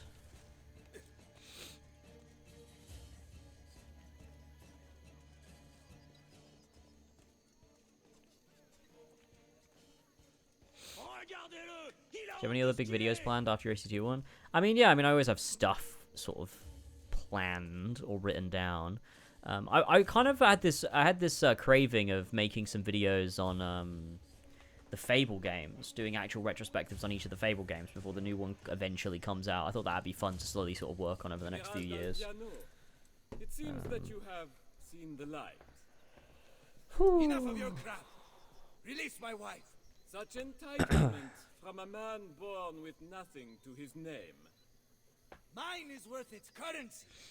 Unlike Because yours. I made that Fable retrospective in 2018 Dare that you? was like on all of the games together, and it was like just kind of like a retelling of the events of development and the release and stuff more than anything else.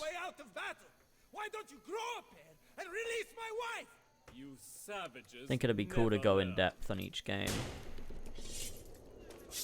Wow.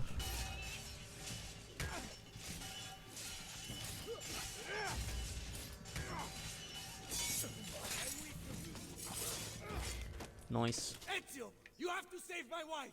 Take the rooftops. Take to the rooftops.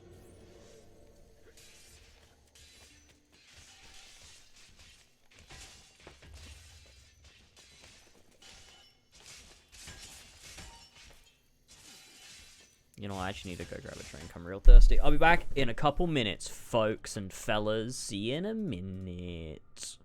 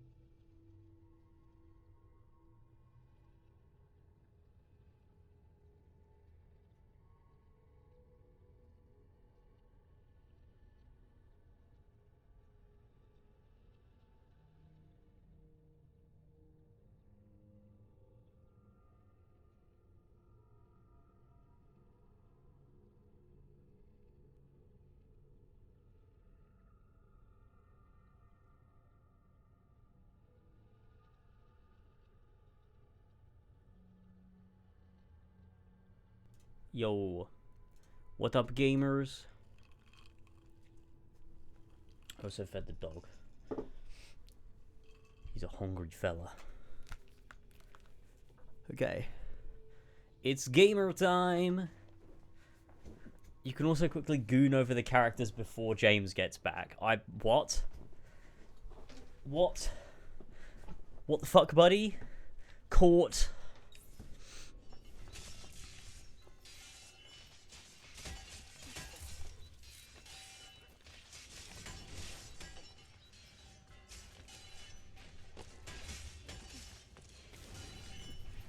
Ah!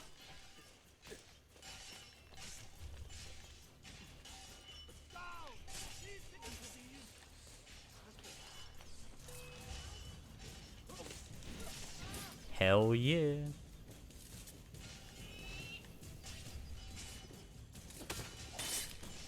The timings for counters are way larger in this game. They're like... yeah. I don't like it. James, can you bring up the BRB screen real quick? I need to see something. Here you go, man. Just for you. Just for you, man. Wait. Yes. I screenshotted it. That was a great message to just be sitting there. That's perfect.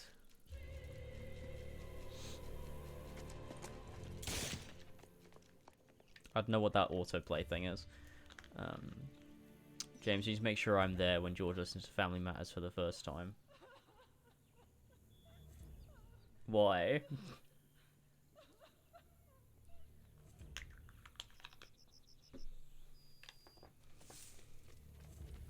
Take your favourite song. Top 5 songs of all time. Number 1, Family Matters.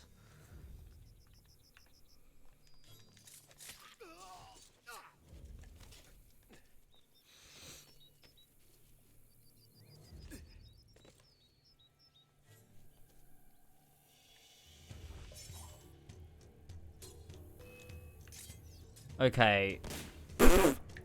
Right in her fucking head. It's maybe my favourite song of all time. I can't stop thinking about it. That's embarrassing for you.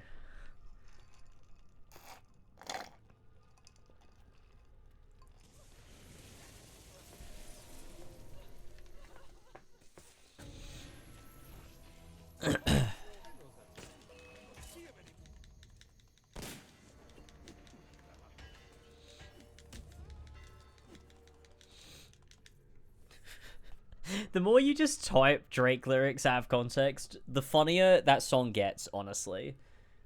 Because it just sounds stupid.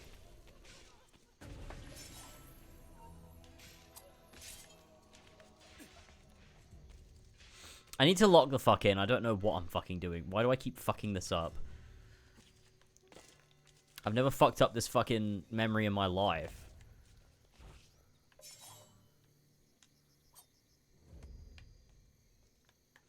Sweet. I don't know why you went for that other one as well. I didn't mean to, but there you go.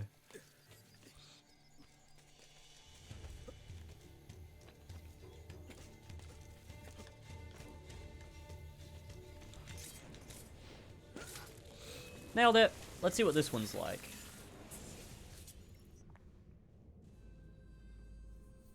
I only wanted respect. Respect is earned, not inherited or purchased. Perhaps you are right. I need more time. Che tu sia pari nella morte. Requiescat in pace.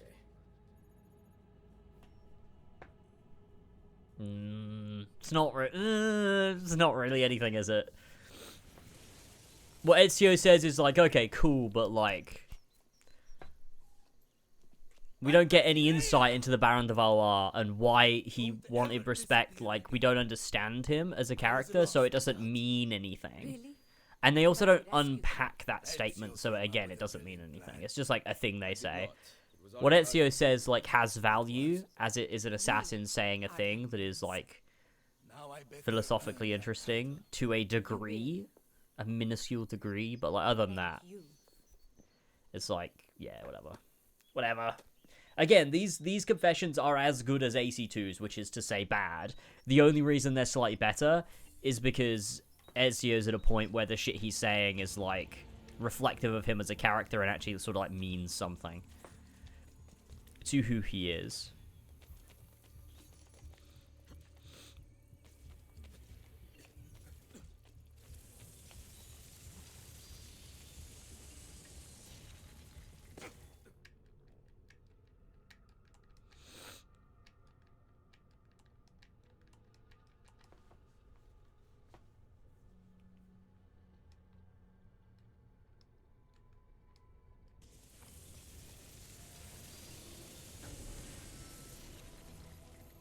Key to the Castello. I feel like that is the most rubbish chapter card. I don't know why it's called that. It should have been called something else.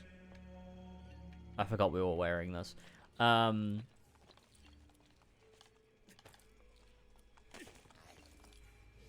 other ones are all like plays on words, aren't they? How do we still not have any Romulus layers?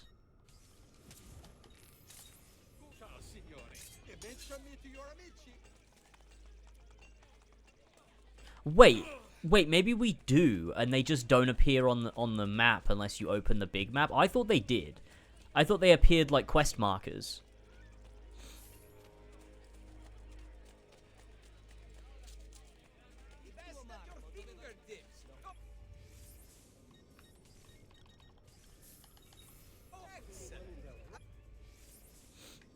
Hey, I'm not hating on Brotherhood. I love Brotherhood. Brotherhood's great. But it's also...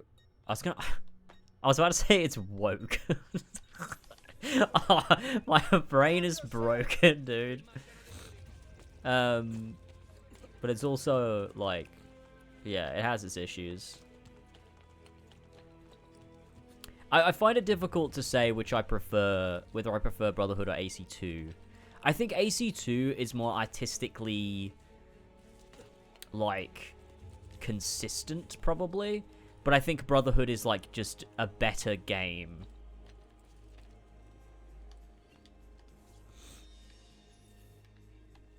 Revelations is obviously the best story. There's like, you know, no doubts there. Revelations is the best Ezio trilogy story.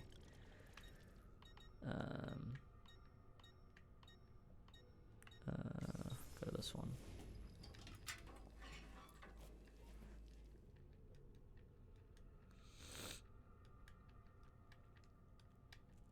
Can you punch a woman to nullify the wokeness? Yeah, you can. You definitely could do that if you wanted to. How many Romulus layers have we done now? We've only done 2, right? Or have we done 3? Because there are 3 left. Wait, actually, yeah, I think we have done 3, haven't we? We've done the one in... Yeah. We've done the very first one you do. We've done the one underneath the Colosseum, Temple of Juno, and then we've also done the one in the Catacombs. So yeah, we have literally... Oh, wait, no. It's this one. Oh, motherfucker. This is the one we have to renovate all of the...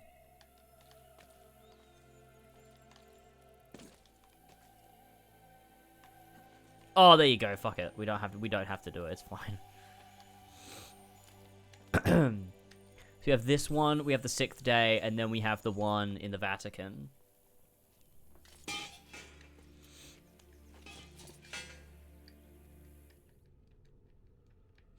Oh my god, Hammond is on a 3-stream streak, and then also a 5-stream streak? I don't know how you've done that. Oh, no, that was... Sorry.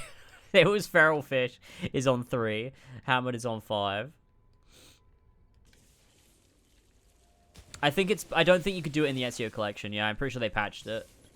And just another reason why the Ezio collection sucks. If you try and use your brain and think outside the box, the game says, no, actually, not allowed. Do it the way we want you to do it. We have recruited many new men to our cause. I merely speak the name Romulus and they obey. I'm gonna make you feel old. I started watching you when I was 13. I'm now 22. together. What? No, you didn't. You started watching 9 years ago. Mobilize your followers! In 2016. Oh, wait, no, that is completely, absolutely plausible, actually. I forgot that, like, I had a following 9 years ago. Like, because in my head, I'm like, oh, that long ago, no one fucking watched me back then. But, no, actually, no, in 2016, people did watch me in 2016. Oh, shit. That's fucking insane, though.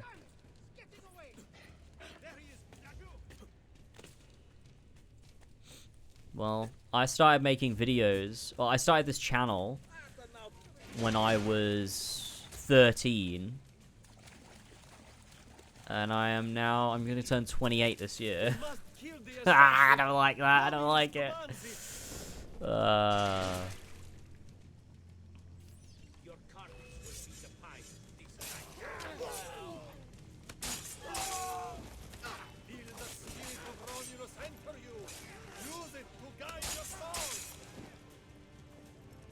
The hell, man. I started my first ever YouTube channel when I was 11.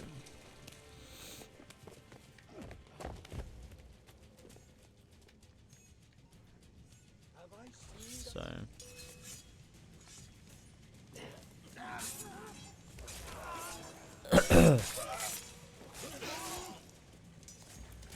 So I haven't hit Unk status. The second you do 7 jobs and 5 push-ups, that's when you're an Unk.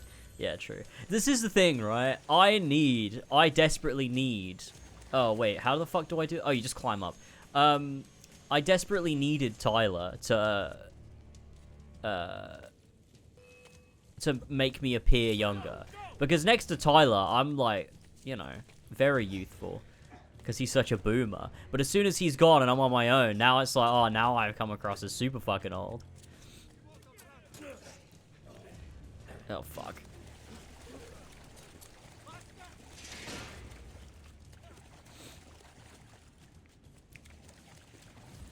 Whenever we come back to do a podcast, it's like super aware how like we don't even have, we have like 1 or 2 years between us or something. But Tyler is way more of a boomer than I am.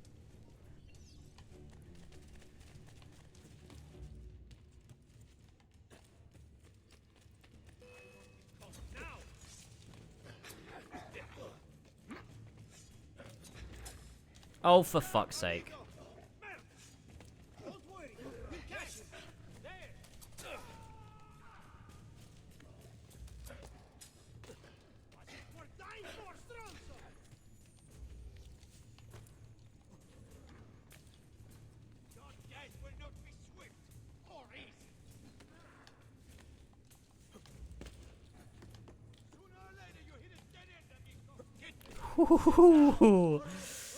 Oh my god. Oh my god. Jesus. Yeah, there you go. I made it.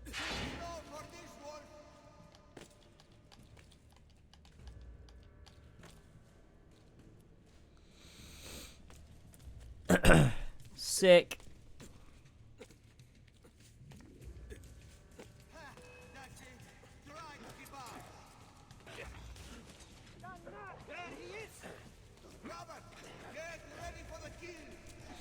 I can't lie, I did think Tyler was much older than he is when I first watched you guys. Like, how old? How old did you think he was? Oh, you can't just climb up that? That's really annoying.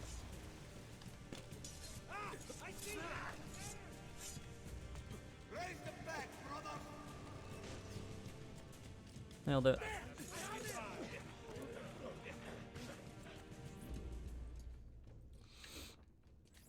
I think the first video I watched of yours was your AC Unity Dead Kings Rumors video or something like that. Doesn't feel like it's 11 years.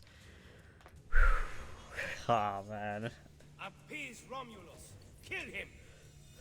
That is wild. It's weird to think how long I've been doing this, man.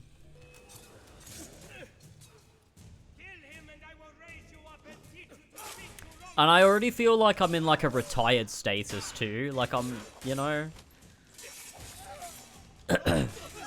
I used to be on a fucking grind with YouTube stuff.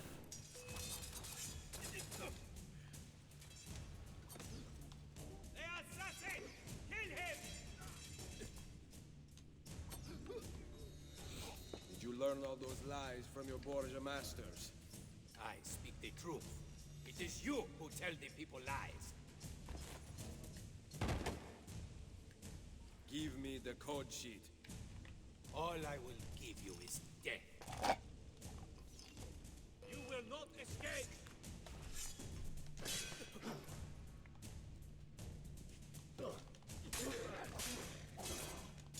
Oh shit, I fucked that up. Oh my god, he's doing the epic gaming moves.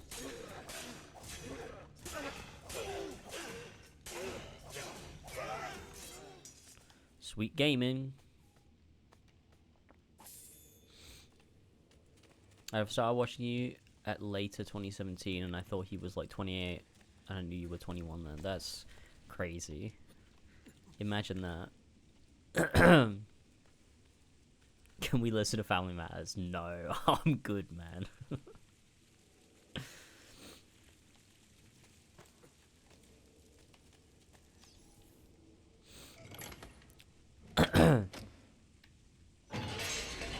There are AC YouTubers that are 50. Are there really, though? I wouldn't know. I have a section in my AC2 script that I'm debating whether I should cut it. I'm gonna see what Patreon thinks when I post the full cut to Patreon.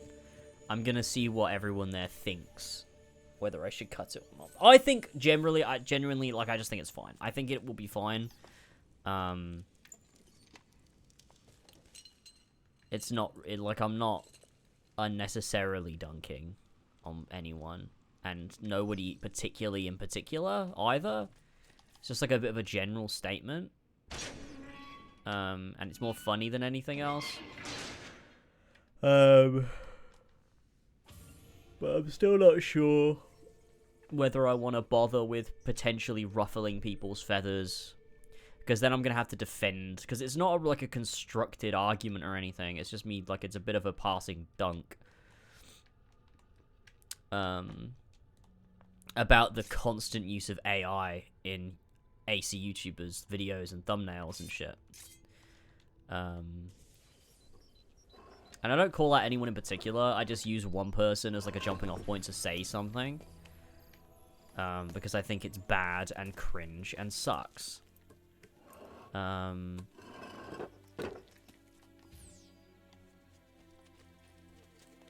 it's not like something I want to make a whole point around or like construct in like a totally like airtight way or anything. It's more of just a passing joke of like this kind of sucks, guys, to see this. But I don't want it to like cause people to get like really up in arms about it, because then I have to try and like actually take it seriously and then defend it, and it's just annoying.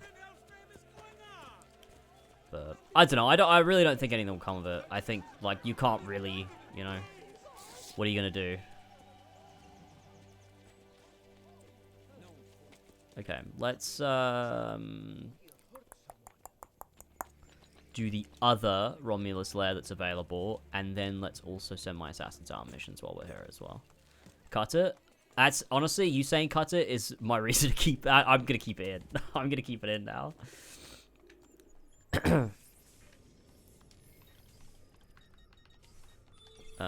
Okay, let's do this.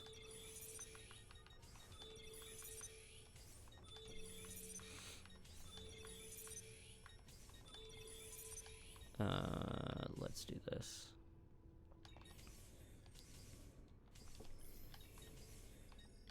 I think generally it's fine, but I've been wanting to say something for ages because I keep seeing it, and it's really frustrating. Like, yeah, like back in the day, we made a lot of slop, but at least it was like earnest slop. I fucking can't stand this. Like, just make a fucking thumbnail, dude. Like, holy shit. Learn a skill. And if you can't, then don't fucking do it. It pisses me off. Like, it's obviously, like, it's something I care about. It's why I fucking make YouTube videos.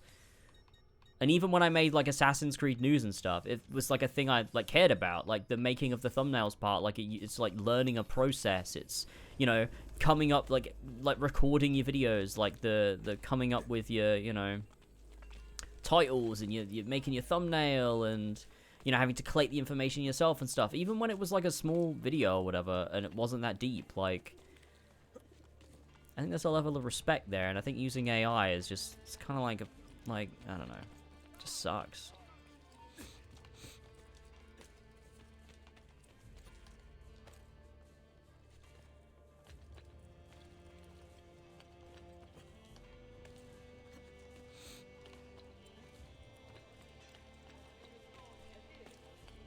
Okay, let's go. Wait, I'm going the wrong way.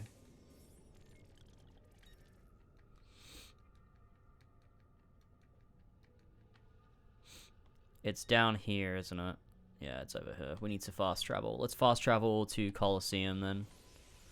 We'll just go... Oh, fuck it. I'll put a marker on this.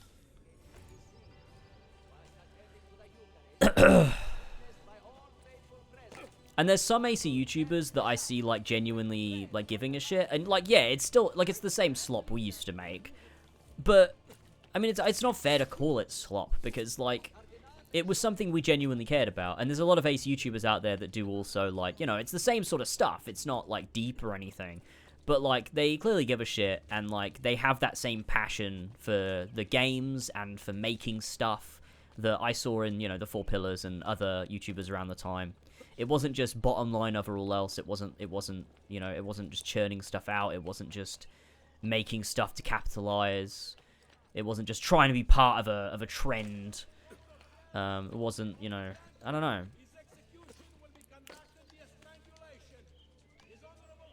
Like, you look at, like, some of my early thumbnails, they don't look that good. But, like, you know, at least giving a shit to try yourself. Or if you really, really care about it, but pay someone to do it for you. Don't fucking use AI.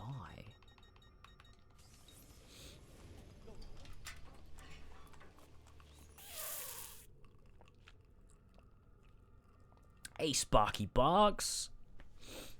Just finished a 4.5 hour drive from the airport. It's 2 AM, but that's fine because it's time to wind down with a bit of Assassin's Creed Brotherhood streaming. Oh, yeah. 4.5 hours. Whew. Whew.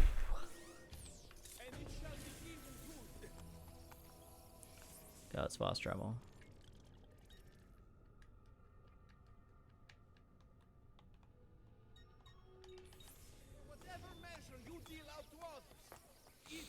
The funniest thing is the AI doesn't even look good. Yeah, most of the time it genuinely doesn't even look good. There's like some times where you can be like, yeah, I guess it looks like passable.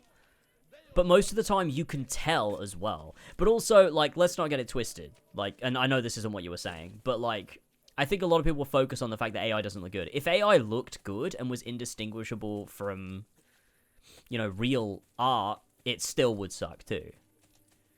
But yeah, I agree. It also does usually look shit anyway. Like it's just this mark of like, it's just this mark of slop. Like, you know something is slop when someone's using AI. You know there's zero like artistic. You don't give a shit, man. You don't give a shit.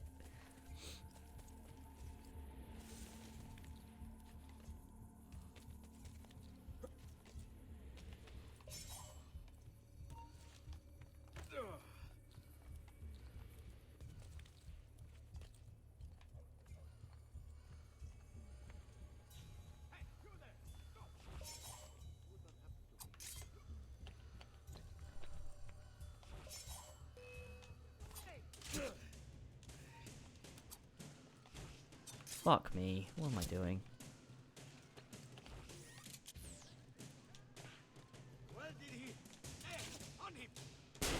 There we go. Holy shit.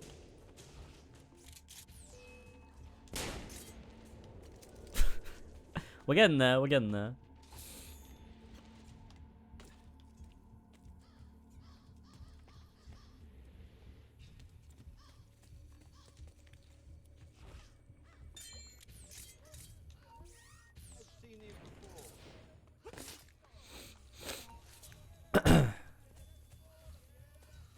I do think AI can be, like, I think the only tool, or not tool, but, like, I think the only part of AI that's, like, is it being funny? Like, laughing at it as a silly little oddity, I think is funny.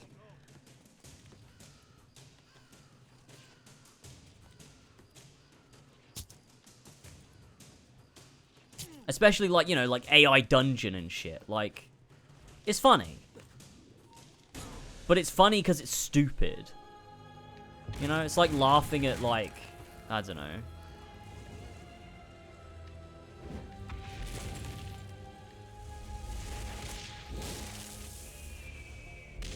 Never tested this, but does using the gun alert sound deal with guards? It does, yeah.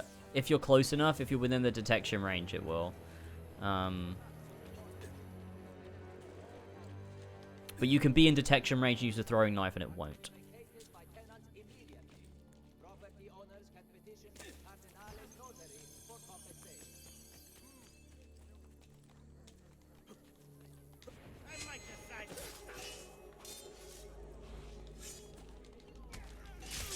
Yeah, I think also, like, I agree, though. Like, there's a certain degree of, like, sometimes stuff can just be funny, but it's also, like, yeah, it's a weird one, because I agree with you. I don't like that shit either, like, just making music with AI just because it's like, oh, this is so funny and stupid, but, like, also there's an element of it that's like, I still don't love that either. I think AI was kind of funny when it was in that early stage of, like, do you remember when, like, the AI images were just this melted nothing, like, mess? That was, like, where it was, like, so harmlessly nothing. But now it's at this point where, like, it's sophisticated enough that it can be harmful while still also being, like, ugly as shit, too.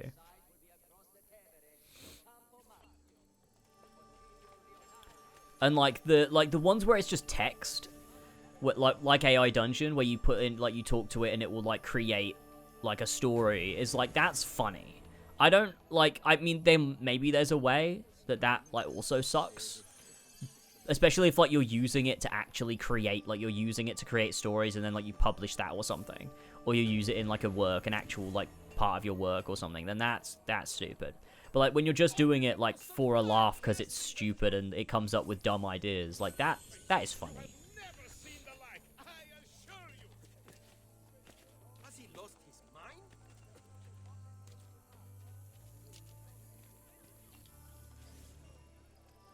Using AI to create things with people who have died is pretty fucked as well. Yeah, I think there was one of the weird trends that was going around with, like, generative AI, like, was the, like, oh, here's a famous work of art that we made better by extending the edges. And it's like, what are you talking about?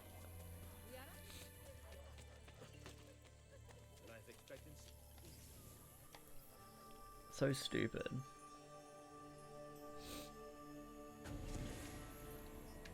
Yeah, I think, I don't understand just learn Photoshop, bro. Our images are repulsive to look at. Yeah, and that's the thing. I think these people, they don't even, like, want, like, it's like they totally lack any creative drive or motivation, but, like, they want people to give them that same attention regardless. It feels like a desire to be validated in a field that you admire, yet don't understand and have never taken a second to learn.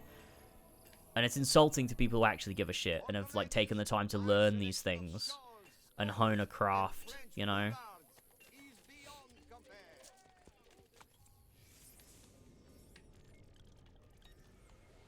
Might as well do this aqueduct while we're here, actually. Do you know what? I also really prefer when Assassin's Creed, you unfogged it just through viewpoints, rather than being able to unfog the map just by running over a certain area.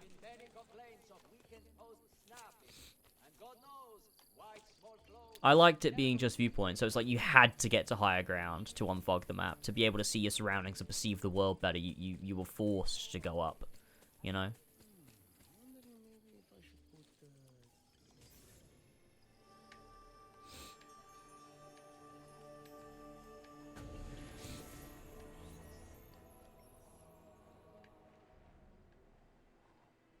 Grazie. Come again, please. Nice. I know that to creators, AI can seem like a huge threat. I think it can be compared to moving from handmade craftsmanship to machine-made mass manufacturing in the 1900s. But don't forget, it's not like handmade things aren't appreciated now. I agree with part of what you said. Yeah, I don't think it's a huge threat. But it's also not like that transition either, because you know, like using like a tool like a computer to make music yourself it's just a tool like any other. It's not doing it for you, and it's not doing it based on assimilating and then regurgitating a combination of other people's actual art. So it's not really the same thing, because like a lot of people would say, you know, that, oh, like electronic music isn't real music, but it still takes a person with artistic talent and ingenuity to create something and craft something, and the element is still there. So AI is different. It just replaces the person. And people can say like, oh, but prompts are like creative. Like, go fuck yourself. What are you talking about? And then it's also the theft aspect. But I agree that it's not. I don't think it's as big of a threat. I think if you are an artist, like an actual artist, I think it's a threat. I think there's a lot of artists that, like, especially people that would design YouTube thumbnails, that now have become obsolete and are finding it hard to get work. And the same for a lot of graphic design. Like, a lot of small businesses, they go unchecked. Like, big businesses, yeah. When you see a big business use AI, like, they get a lot of pushback on Twitter, and often they have to change it and, like, correct themselves and shit. But small businesses that often would have commissioned things, now they save a lot of money by just using AI instead, and nobody checks them because they're small businesses and nobody has a chance to really give a shit.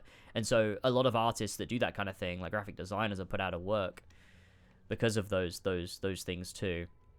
And that sucks. But I also think it generally just harms people's perception. This is the biggest issue I have with Ubisoft too. We were talking about this on Discord the other day about AC Shadows and about what I think about Ubisoft and like being critical of Ubisoft. And I think one of the biggest things is not that I give a shit about Assassin's Creed or Far Cry and the quality of those games. I think it's that Ubisoft contributes negatively to video games as an art form. And I think it changes people's perception of video games as an art form.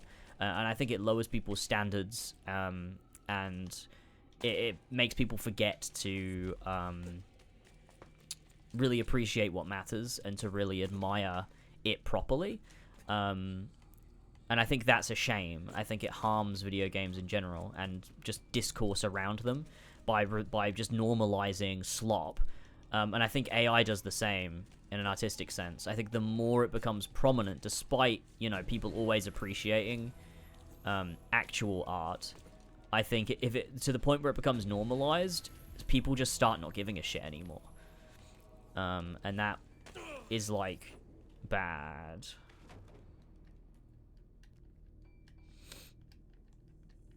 Now I can get back up here. Because there's a lot of people that just don't care. And I think that's the thing, is like it goes for a lot of art and a lot of like media, is that like it's on the people that make it to give a shit, because a lot of audiences won't. They will eat shit if you give them shit. So you, as an artist, you have to not give them shit.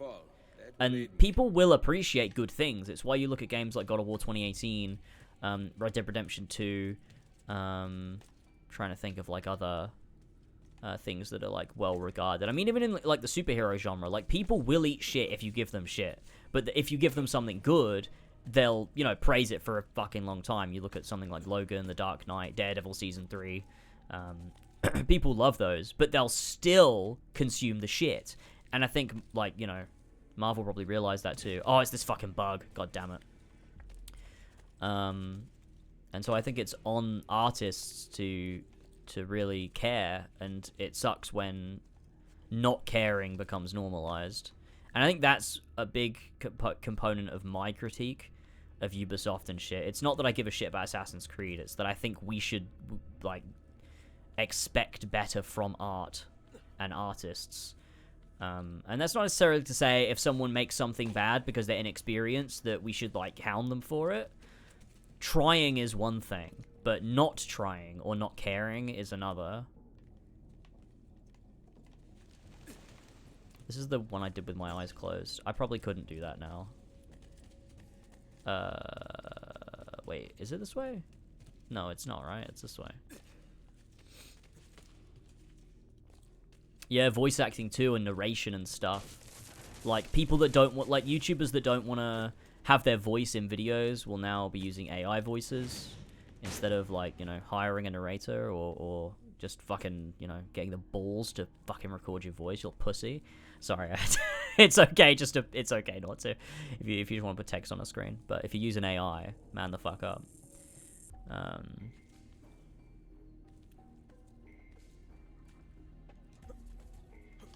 Oh my god. What the fuck was that? People are going to use that as a reason that Assassin's Creed's parkour actually sucks.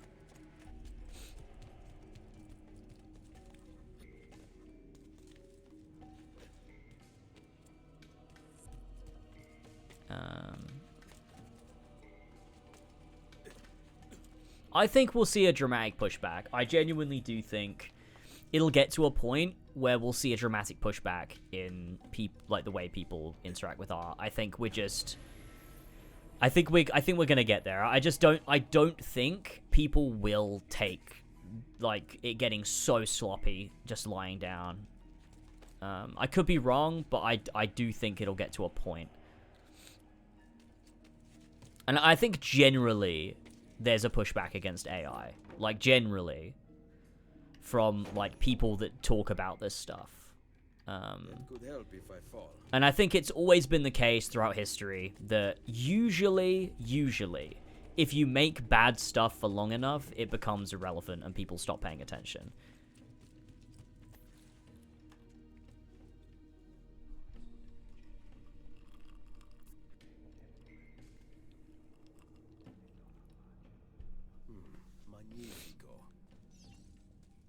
James, would you agree with AI if it took all voice acting rights away from Roger Craig Smith?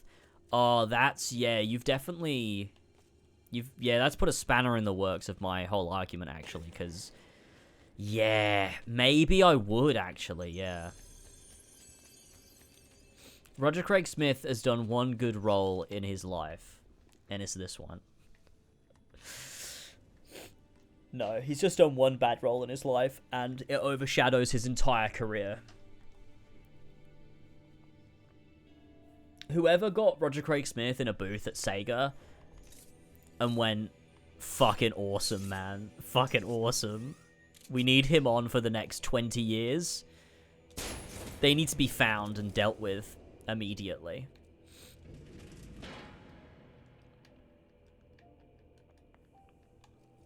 The Black Ops 6 AI situation's pretty messy. Oh yeah, I saw that was a thing. That really fucking sucks.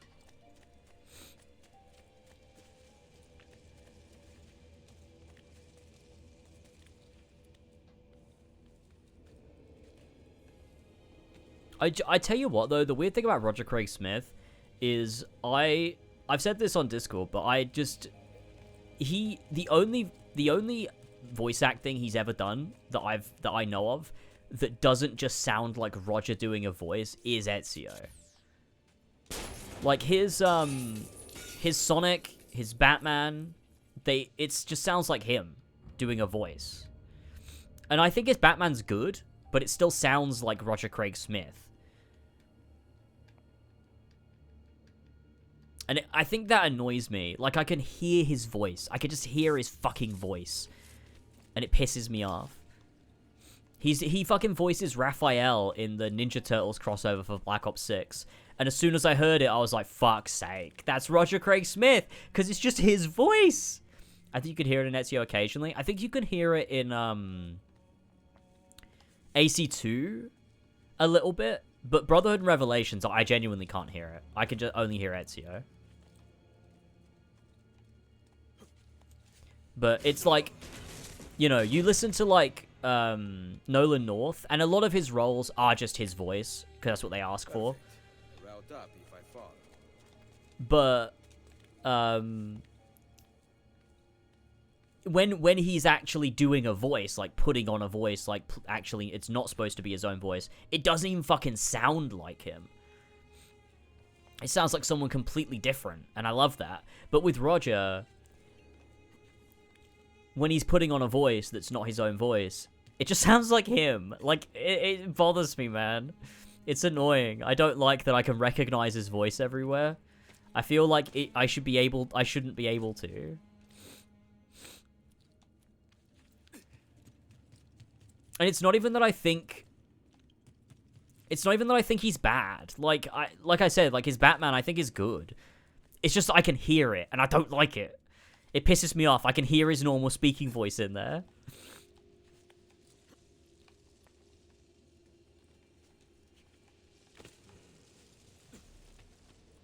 I think with Sonic it's the most annoying with Sonic. Like, Sonic should not sound like Roger Craig Smith, man. Sonic should sound like Sonic.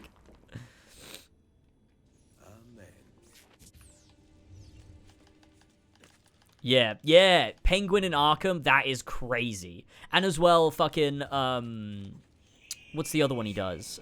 Nolan North. Fucking, Richtofen in COD Zombies. That's fucking insane. Like, what? Doesn't even sound like him at all. I love it. Hang on, let's go get the elephant ivory. Oh, no, sorry, shrunken head. It's the most annoying in Frontiers specifically, because, like, in the other games, he at least has that fuck-ass squeaky voice. In Frontiers, he tries to sound serious, and he literally just sounds like himself. Yeah, that is true. Although, I liked how I think the best he's ever sounded was in Shadow Generations.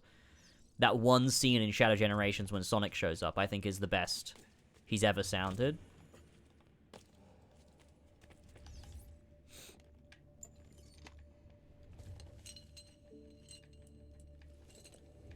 I don't love how he sounds in Frontiers, but I think I prefer it, weirdly, though, to the rest. Like, I don't like that stupid squeaky voice. I think honestly, I think his voice is the best suited to Boom. Like, in Sonic Boom, it's like, honestly, I think the way Sonic is written in that, and the way that he looks, is like, yeah, I believe it. Like, I believe that voice. But it's when he's like, it's when the voice is applied to, you know, the Jason Griffith model, that's when it feels odd to me. Like, when you're looking at, the, like, Unleashed model, but Roger Craig Smith's voice is coming out of it. It just feels so weird.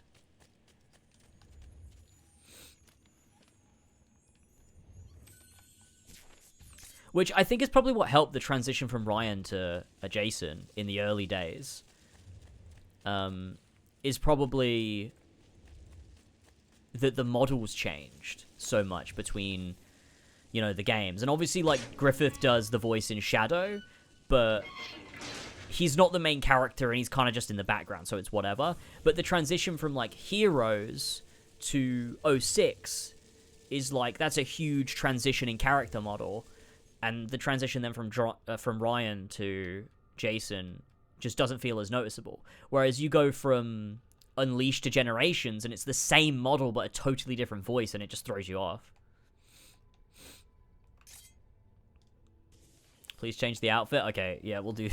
We'll do. Hang on. There should be one in this little village, right?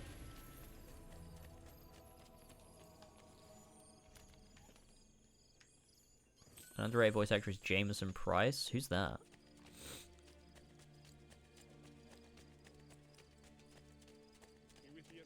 Laura Bailey is a really good voice actor, man. She's great.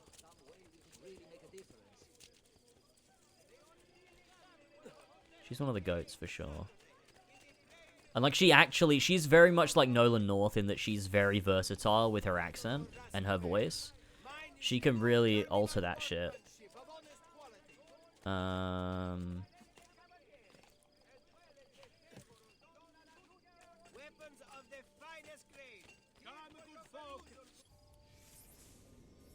Yeah, the fact she's like, she plays what, like, think of the characters she plays, like the range, like Abby, Nadine Ross, and like MJ from Spider-Man. Like, that's crazy that she's all three of those.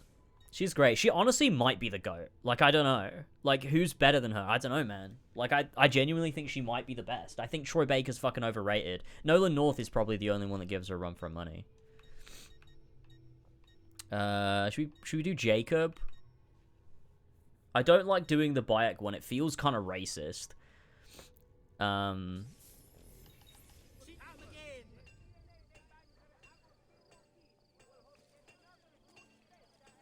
It kind of like it's not as weird as the Jameson Price did Sojiro from Persona 5. Oh yeah, I like him. What was he in? He was in something else, wasn't he? I'm gonna put on Jacob. I don't like wearing this one. It feels weird. I'm more coming in soon. Don't be a straniero. Laura Bailey's in Persona 4. Wait, really? I like this outfit. You know what? I actually think this looks cool.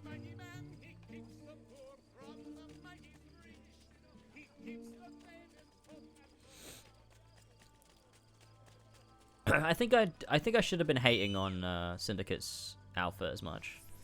I think it kind of works.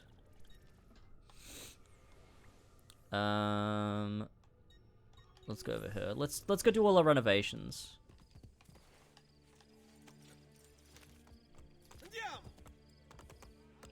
I think I'm always in two minds about what I think about Assassin's Creed.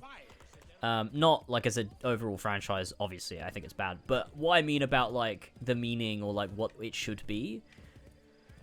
Because like, there's a part of me that's like, oh, it should be always assassin focused and this and that or whatever. Wait, what the fuck? Wait, did I already do this? Why is it grayed out then? Weird. And then there's another part of me that's like, honestly, the fact that they making Jacob's outfit just a coat is actually kind of more thematically coherent, isn't it? So like, actually, it's good that they did that.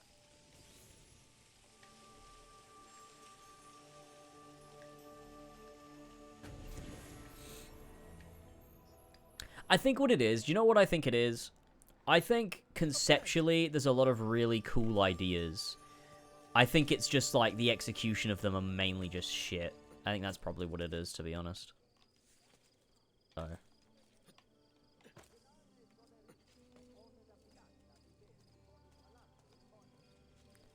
It's over there, isn't it?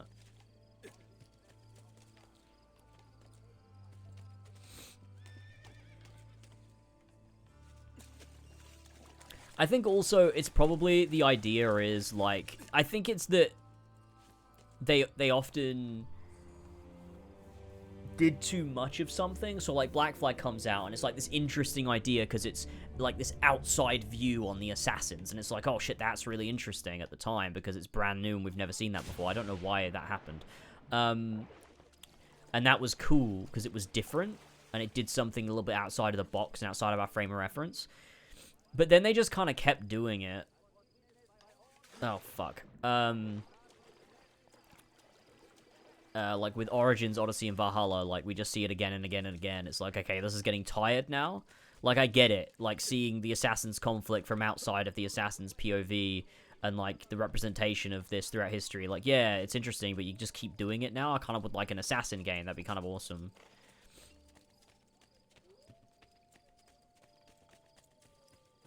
But then when they do it, it loses like any sort of like thematic real like meaning, especially because Origins completely fucks up the origin.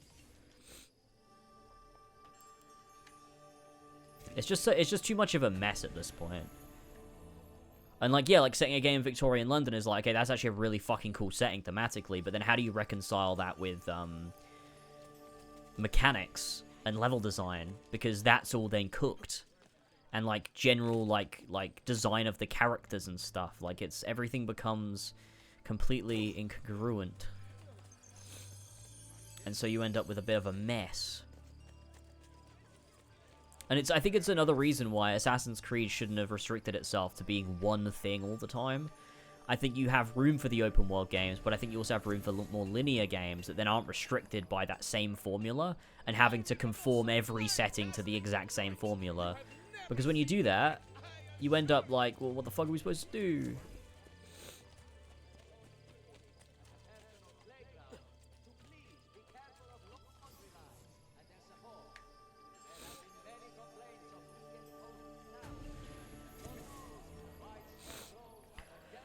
This conversation will be very fun when you get around to Yakuza. Interesting. Very interesting.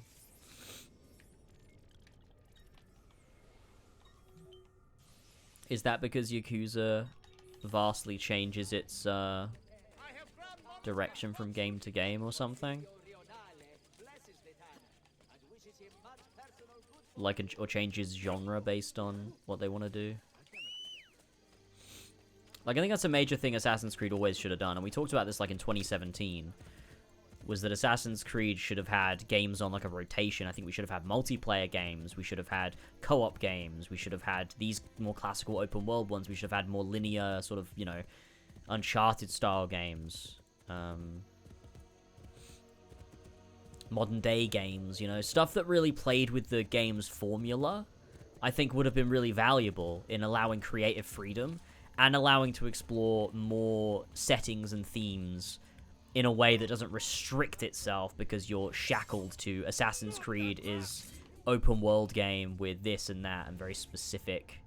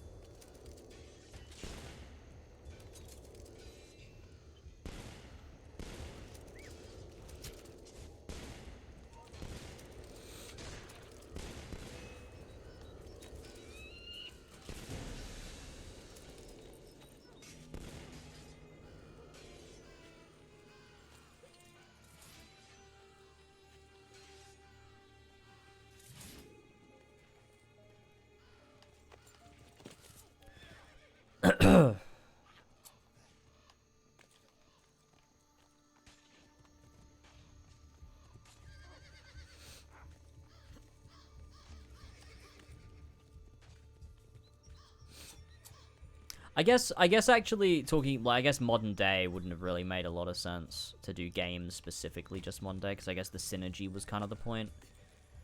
But no, I guess for a long-term franchise, it's kind of like, you know.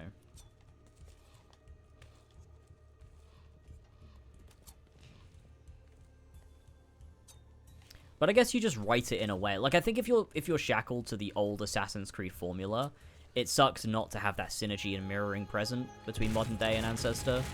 But if you're making games specifically from a different perspective, where you're like, okay, this game is going to be modern day focused, and we're going to build around that, then I think you can make it work in a way without the synergy present. Because you can have it focus on something else. Something else can be the thematic through line. You don't have to have it be an Ancestor perspective.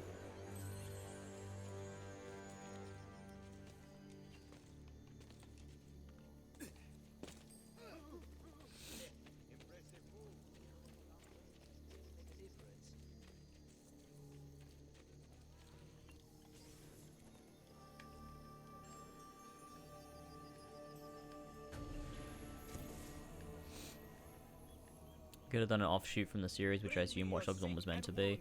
It does feel like Watch Dogs was an attempt to do that. I talked about that in my Watch Dogs video.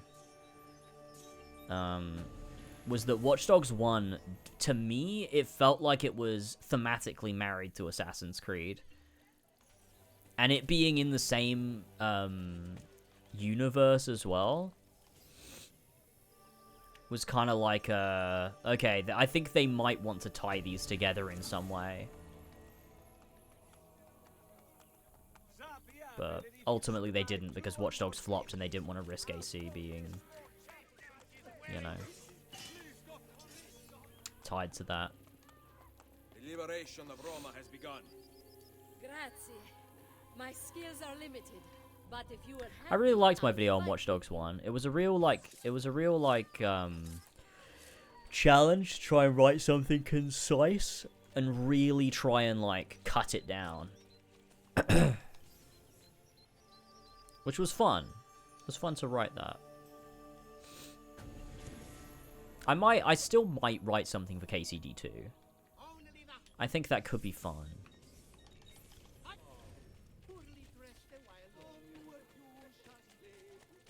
To just write something like that Watch Dogs video, or like I did for Burning Shores or Jedi Survivor, where it's not so crazy as like a big project, but it is way more of like a general assessment of the game and discussing what I think is artistically valuable about it, which is, you know, the spin I like to put on everything I do, because I don't want it just to be a comprehensive review. I also want it to have something personal to it as well, and I think a game has to have that and connect with me in a particular way for that to work, which like Jedi Survivor did, and Burning Shores did, in a way where I could discuss it from a very specific perspective, as well as like generally assessing it like mechanically and, you know, quality wise.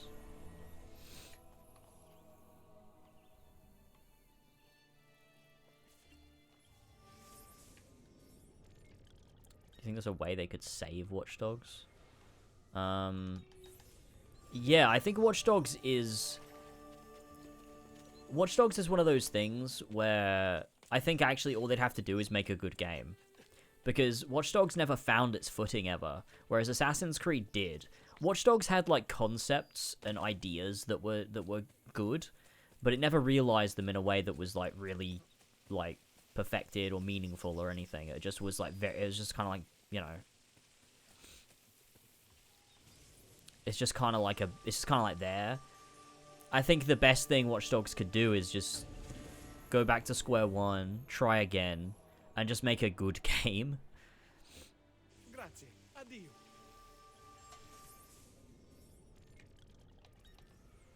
What are we doing? I'm gonna go here.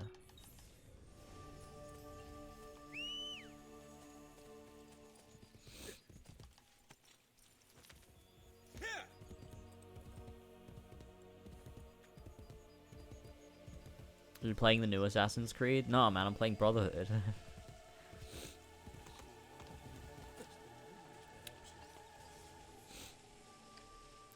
But no, I'm not. I will say, I think it's really funny. Not specifically just to you. I don't want to single anybody out or anything. But I do think it's interesting that I've kind of, like, since 2021, I feel like I'm trying to make this, I'm really not trying to single anyone out or, like, be mean or passive-aggressive, and I feel like it might come off that way. But I'm just genuinely, like, I feel like I made my stance on not playing any Assassin's Creeds, like, super clear. In, like, every AC video I've made since the Revelations one. So it's interesting when I still get people like, oh, you playing the new one? Like, nope. Still not. But, you know, it's just interesting. It's just interesting to see that happen quite frequently. But, you know. So I'm getting bullied right now, huh? Yeah, you fucking are, mate. Sorry, I wish you Final Fantasy stuff, not this stuff, my bad. No, you're good, you're good, you're good. Like I said, not trying to single anyone out. It was just a thought I had in my head. Was that the end of it? Have I done the whole aqueduct? Dude, I think I've done the whole aqueduct. Oh, yeah. There might be another one over here, actually. Which we haven't done yet. Oh, there's one there. Oh, motherfucker.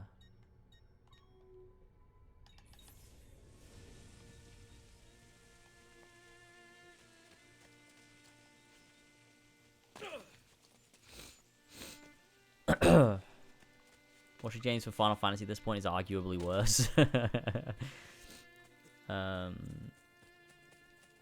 White Love made some great vids on Watch Dogs and Watch Dogs 2. Yeah, I watched his Watch Dogs video after I made mine. Because I was kind of like on that sort of Watch Dogs. I think I watched That Boy Aquas as well. Because they were like the two ones that stood out to me as like, yeah, these would probably be good. And I gave those a watch. And then I also watched White Light's video on Watch Dogs 2 as well. Wait, did I? I think I did, but like now I'm thinking about it, I can't remember it. So maybe I didn't. I don't know, actually. I watched this video on Legion as well. That was really good. But yeah, I think we aligned on a lot of things with Watch Dogs 1, actually. I was surprised. Or, no, I guess I wasn't surprised. I feel like every time I watch a video of his, I'm like, yep, that's, I feel like that too.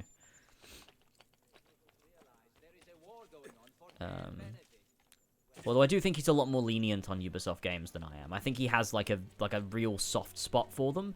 And I think I used to, but I think I really soured on that. I definitely don't have a soft spot for them anymore. I think if I wasn't so close to that whole, to everything that happened in 2021, everything that came out, then I think I probably would remain that soft spot. But it just sort of like burned me a bit too much. That yeah, it totally soured now.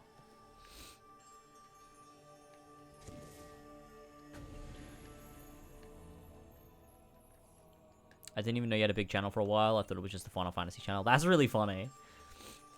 That's why because I just assumed people knew, like that wasn't my main thing.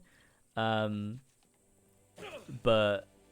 that's why I started mentioning it, or like posting community tab posts and stuff, because I was like, actually, you know what? There's probably a few people that actually have no idea that this is like my side channel. Which is honestly quite nice. Honestly, I like that. I think that's quite good.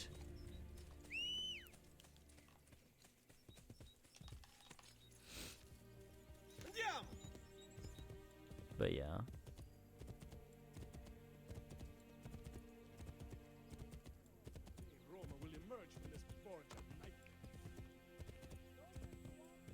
But yeah, I don't think I'll ever go back to. I don't think while Eve is still at the company, I will ever go back to even considering playing a Ubisoft game. To be honest, I just don't see it happening.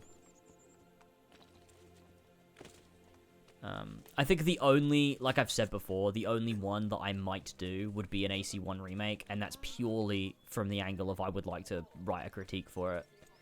Because I think AC1 being my favorite game of all time is kind of like... I couldn't let a remake on that pass and not have some input.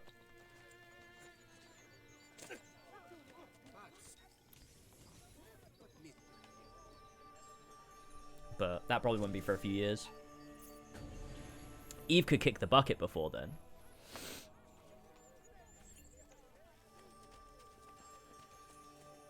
But also, I don't think that's something I would want to make into, like, a funny event or anything.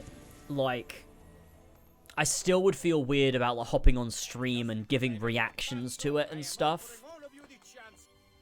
I think I would just play it, write something, release my video, and move on.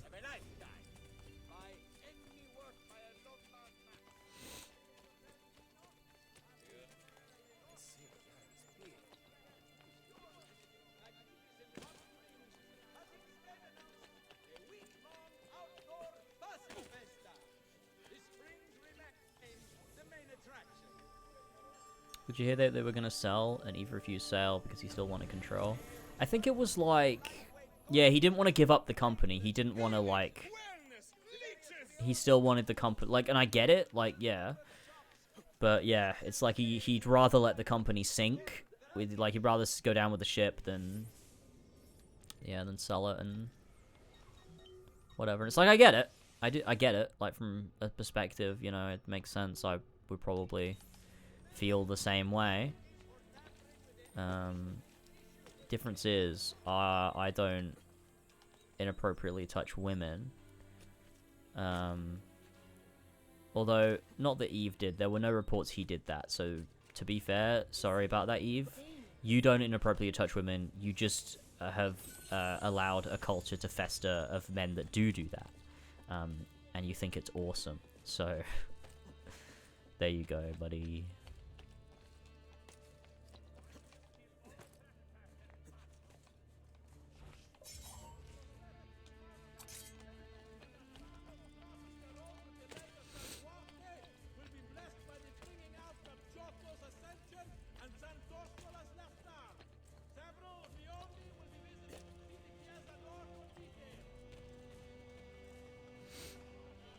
I reckon if they're gonna dip into AC remakes, they'll start with Ezio. Well, the rumors are that they're making Black Flag and AC1. Those are the rumors.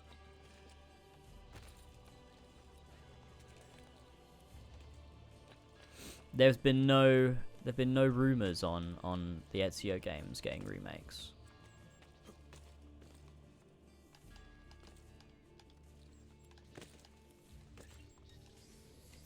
Does feel weird though.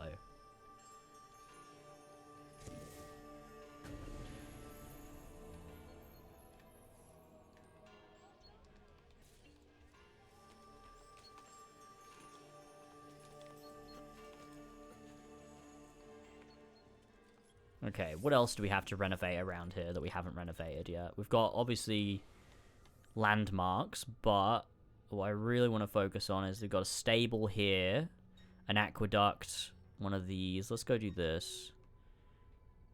There was, like, one more, like... It must be here. They must all be here. We'll go do that now. We'll make our way over there slowly. No, I don't see the point in remaking Black Flag either, but there you go. I mean, I don't see the point in remaking anything ever, actually. Unless you're, like... I've said this before, but I think the only time, like, that I think a remake is genuinely valuable is if you're remaking a bad thing. That's why Project 06 is so good. Because Sonic 06 is a game with really cool ideas, but it just is a broken piece of shit. So, remaking that game... like the fan project that remakes it, is fucking phenomenal. Because now it's functional and works and is fun. And it allows those ideas to be realized. It's like a genuinely valuable remake.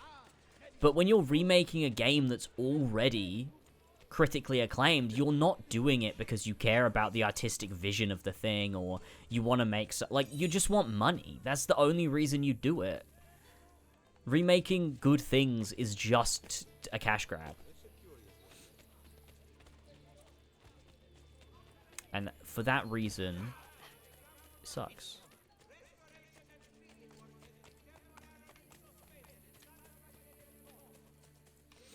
Yeah, like again, Unity would be a game that would actually benefit from a remake. You could tighten it up mechanically, you could make it more reliable, you could make the parkour have way more control and fluidity to it, you could make the story mean something more, you could, you know, do all that stuff. Like, that's a game that would actually benefit from a remake. Because you could make it good.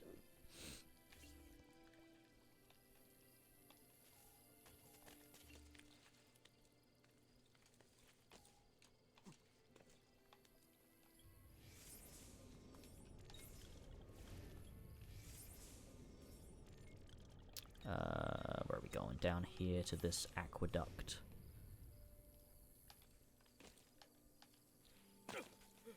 Oh, that didn't even... It didn't even ping on the map. What the heck? Oh, there you go. That was weird. Sweet. Thoughts on the Halo CE remake we're getting? Is that real? Has that been announced or leaked or what? I didn't know anything about this.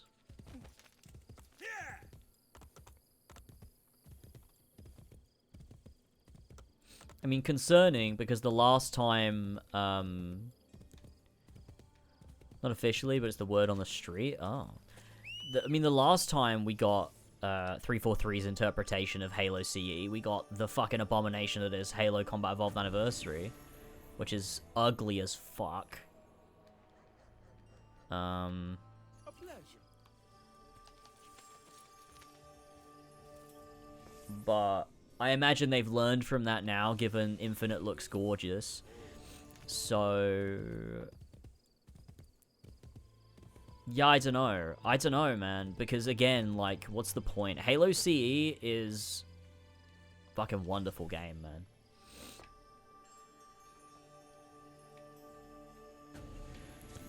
Like, I think... like, I guess, like... I don't know what the point would be. I don't know. Like, again, it's one of those things where I'm like, I'm never gonna play a Halo CE remake over just playing Halo CE. I don't know, I just won't.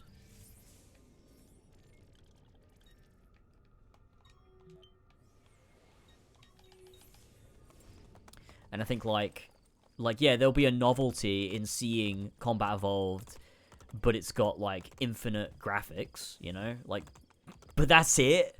Because at the end of the day, it'll be the same game, the same story, you know, will be just as good. Mechanically, yeah, I guess it'll be a slightly tighter, but then you lose that charm and like what made CE really special. I just think it goes against like game preservation. Because you end up with what becomes the game everyone plays. It's not going to be Halo CE anymore. It's going to be like I don't like that. I don't like it. Like we wouldn't accept that with film. Like if you know, old classic films that were like super famous get eclipsed by remakes, like and the old ones stop being available, like no one would accept that. That would be awful for the arts. So like why do we accept it with video games?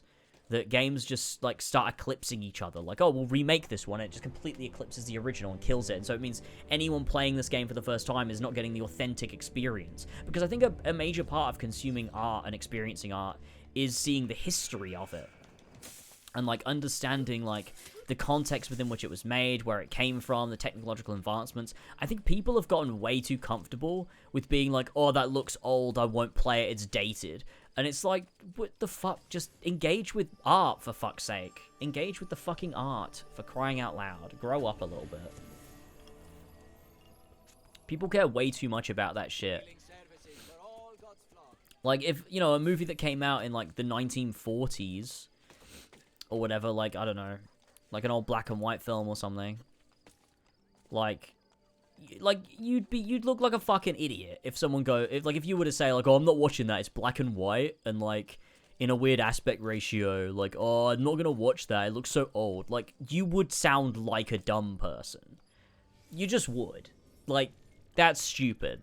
You're being stupid. And so, like, it's weird that that is a thing with games. Like, oh, it came out in 2000?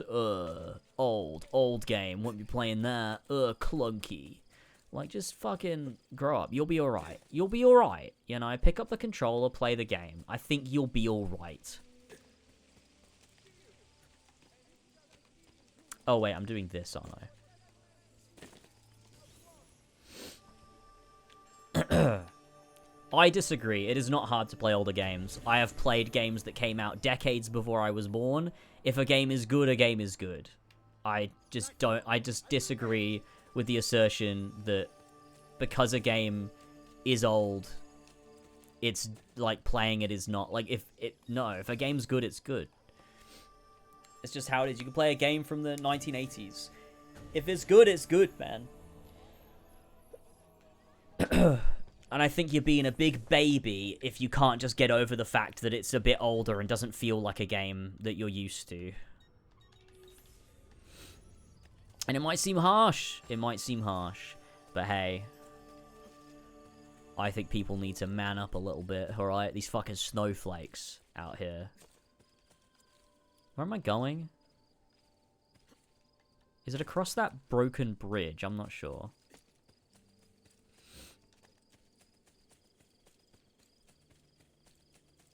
Yeah, I mean, I don't disagree with that. Yeah, like if you're born in 2010 and you play Fortnite all your life, going to play something like Metal Gear 2 is going to be, yeah, it definitely is. But I think like part of like, you know, like growing up a little bit is to get the fuck over it. Because I don't agree. Like I mean, I do agree. Like if you're like, you know, like I'm not saying this for like people who are like 13, 14. It's like, yeah, like your brain's not fully developed. Like you'll be fine. Like it's okay. It's okay to just play your Fortnites and your fucking Assassin's Creeds and your CODs or whatever. Like, it's fine. Enjoy your shit, you know? But when you're, like, people that are, like, 20, 25, still with that opinion of, like, no, it's clunky. Like, you need to grow up. What is wrong with you?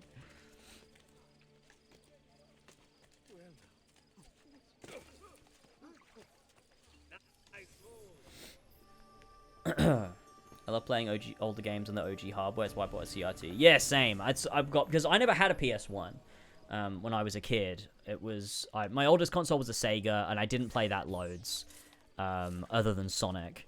And then I had a GameCube, and I never had a PS1. I never sort of played during that era of games. And so I got a PS1 with a CRT so I could play Final Fantasy IX.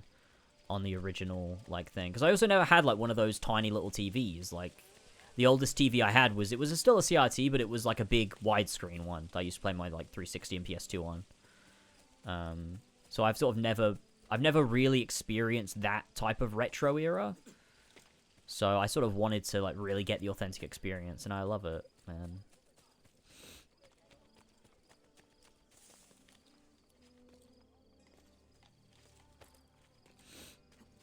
Playing off franchises that start out as clunky and janky and become more refined with each installment is great, though. The progression is the best part. Yeah, I know, exactly, right? And that's the thing. Like, I'm not saying that old games aren't sometimes clunky and old, but I love that. I think seeing those rough edges is so nice, because, like, you look at movies that came out today, and yeah, they're clean, and they're sharp, and they're 4K, and they're, you know, refined and stuff, and everything. But I think there's so much value in seeing the way that films used to be made, like those rough edges. Sometimes, like, the editing wasn't perfect, like the, you know, the camera quality and stuff, like the lack of color in a lot of old films, like noise on the screen and stuff like that. It's like, yeah, it's not perfect clarity, it's messy, but like, I don't know, like, I don't think art should be perfect 100% of the time, you know? How do I... Let's go... I don't really know. Oh my god.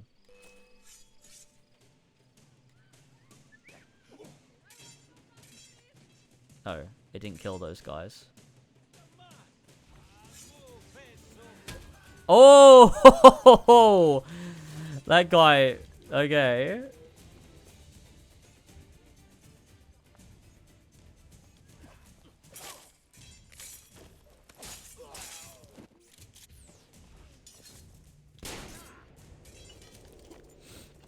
Sweet. Alright, see you later, Chris Development.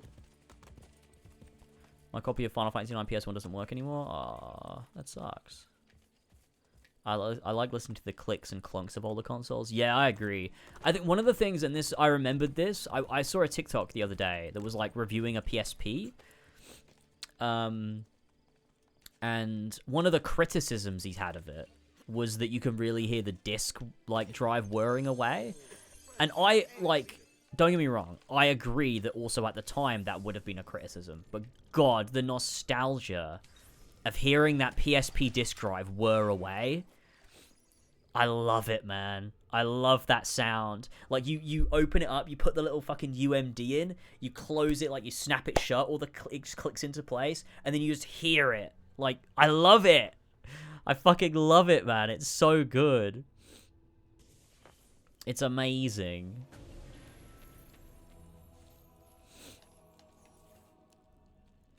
I'll always keep my VHS collection, even if VCRs are no longer available. Jaws is my favorite film when I was watching on VHS instead of Blu-ray. There was I remember I really liked H Bomber Guy's video on that topic. Because he brings up like Alien. Like, the first time he watched Alien ever, he watched it on VHS, and it actually made the film scarier for him.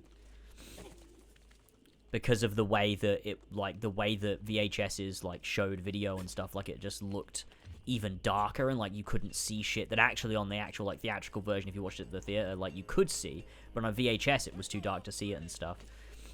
And it created, like, a sense of horror that was, like, not even intentionally supposed to be there. I love that. I think that's so cool.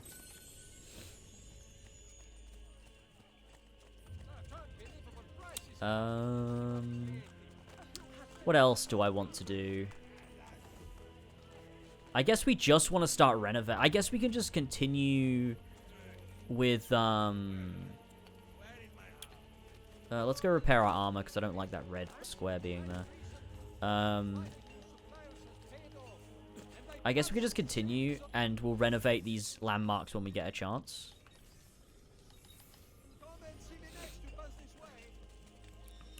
I think the newest, the most recent VHSs I ever got were probably The Phantom Menace and Attack of the Clones. I remember having those on VHS, but I remember I have Revenge of the Sith on DVD. Okay, let's see. I don't think we have enough money to start renovating all of the things yet. but I am fairly confident we have renovated. Can I check? Wait, would it be database? No. DNA? Wait, would it be DNA?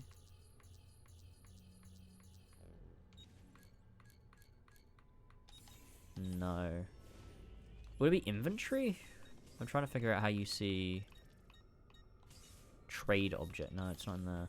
Maybe it's in the hideout itself, like a little ledger or something that tells you your current like renovations and everything. Actually, it might be at the bank. It might actually be the bank. I think it's the bank.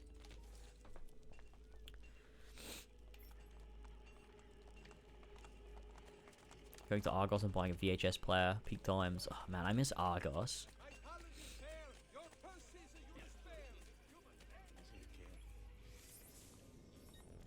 Record book. Here it is. Here it is. Oh, we've got them all. Nice. So we've just got oh, there's one more aqueduct. Oh. Aqueducts and the one more aqueduct, and then only the gaming. So let's okay, I meant you know what I meant. No, I don't know if you do know what I meant. Where is that last aqueduct then?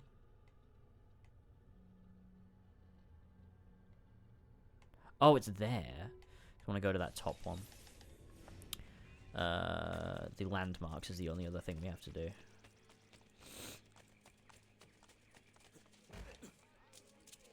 Games hit different back in the day. I remember buying Fable 2 because I saw an ad for it on TV with Sparrow dancing on the bridge.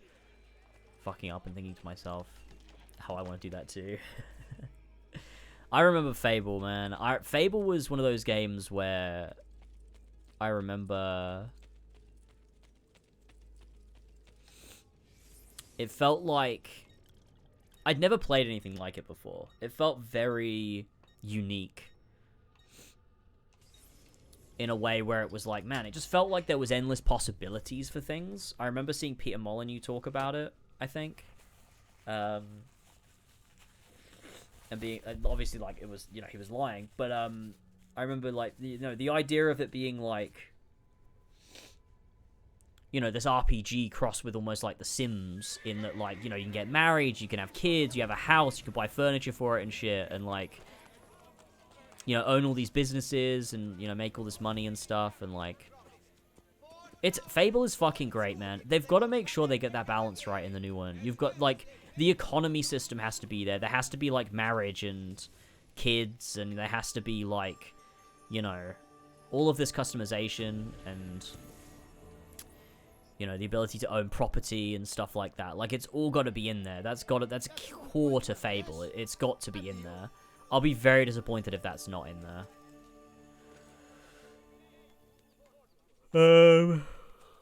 Right, let me think. Let's continue with the main story for now, I think. The only other thing I would like to do, actually, before we continue, is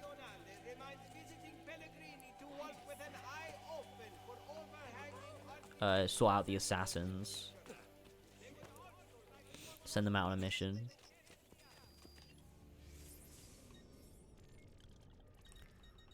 Let's go Thieves Guild. I think there's a thing near there.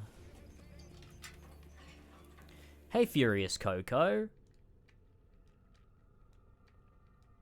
Guys, it's early morning for me. I've just woken up. It's early morning for me, too. Who's advertising the Fable games like his life depended on it? I know. He was like a fucking, like, snake oil salesman.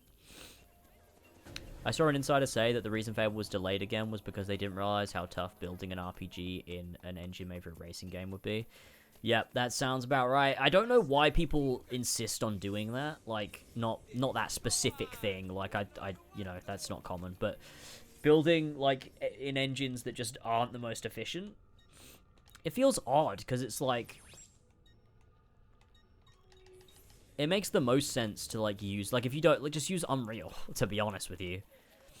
Like, it's the same with Kingdom Come. It's like, using CryEngine was a weird fucking decision, man. Why did you use CryEngine? I think I should go around the other way.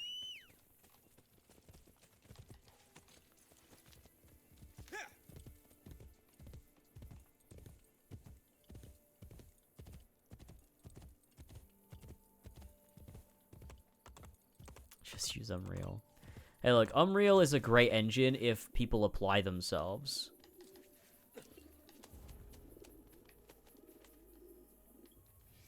KCD2 does, like, they have optimized KCD2 really well. Don't get me wrong. But I think that the game, it's still CPU bound because of CryEngine, and it's also... I think it also suffers from pop-in and shadow draw distance being very low.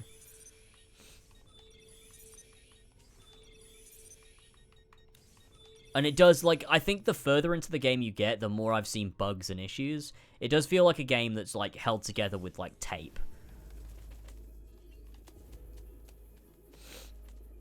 I never played Fable. I was planning to play the new game, though. I've heard that if I want to play the older games, I could skip Fable 1, try Fable 2 first. What's the thoughts here? You can play any you want in any order, because they're not actually connected. They're like, vaguely connected. Because the first one I played was Fable 3. And if you play... If you play Fable 3 first, and then you go back and play the older ones, you see connections that you didn't realize would have been connections had you played those ones first. So, like, there are little bits there. Like, the world, it's the same world you're playing in. But you can start with whichever you want to start with. But honestly, I think Fable 1's probably the best, so... It's the most, like, RPG of all of them, anyway.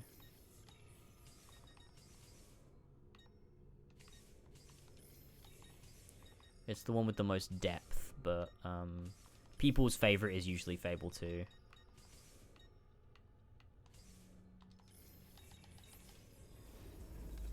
Actually, you know what I'm going to do before we do anything else is I'm going to leave the Animus because we've got more conversations.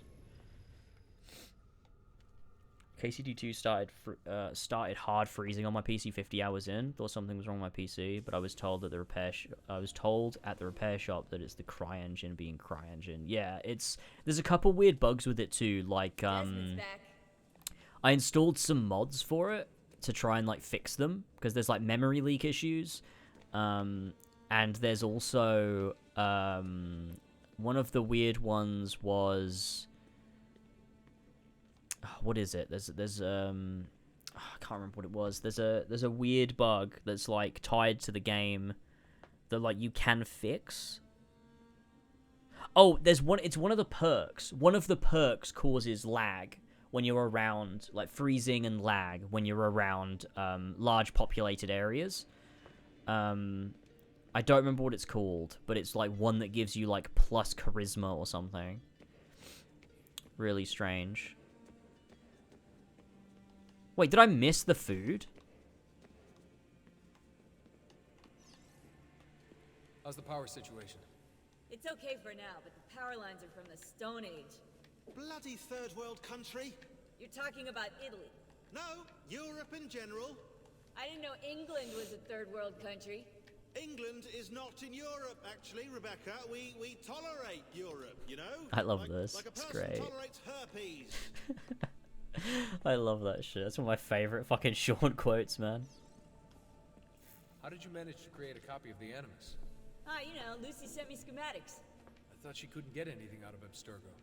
She had her ways. I improvised on the rest. Huh.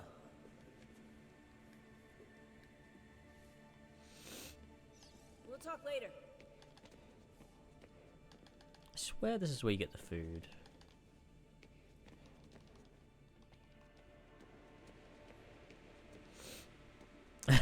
Sean was pro-Brexit before it was a thing.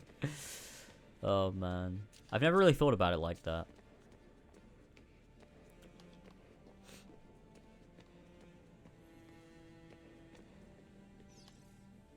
What happened to Caterina Sforza? She went back to Florence and petitioned unsuccessfully for the return of her lands. Then she died of pneumonia. That's sad. That's life. Well, that's death, technically, but you take my point. We ever gonna visit the head assassins? I heard about this meeting place when I was younger. Apparently it exists, though I'm not sure, because I've never been. You'll get to see it once we have the apple. Well, I expect amazing things. A private espresso bar, for example. That's a bat chest, because You obviously aren't an espresso drinker. he has that one in Black Flag. I'm busy right now. We gonna get any food? Oh, here? this is how you trigger the food. I People thought who it was the don't work table. Don't eat. I'm kidding. You knew I was kidding, right? Right. Smile and nod. Someone just volunteered to get the food. It was worth it.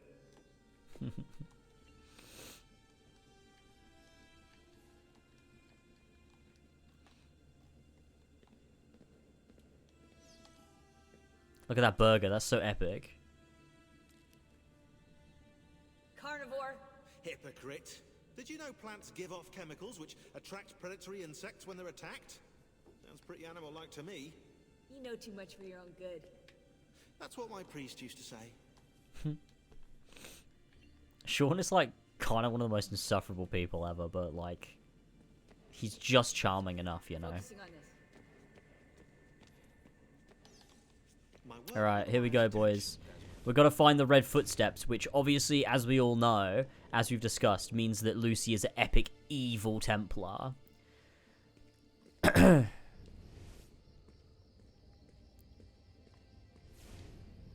Oh my... Wait. Why did... Wait, she's just I thought she was supposed to be round the corner.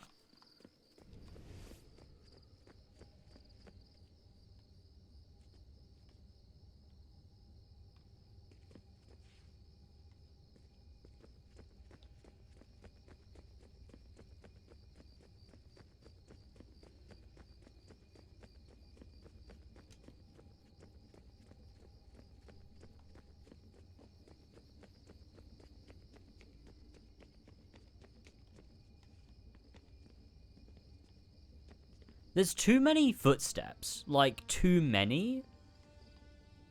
What does this mean? Because I thought it was just, oh, it's a trail to show you where Lucy is, and it's just a coincidence that they're red. It's not, doesn't mean anything. But actually, they're not even a trail to Lucy. What the fuck are they?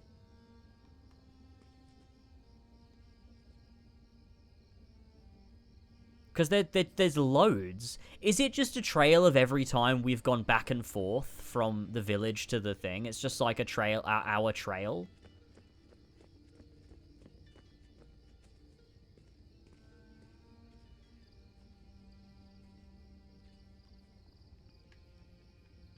They look bugged. Are they not supposed to look like this?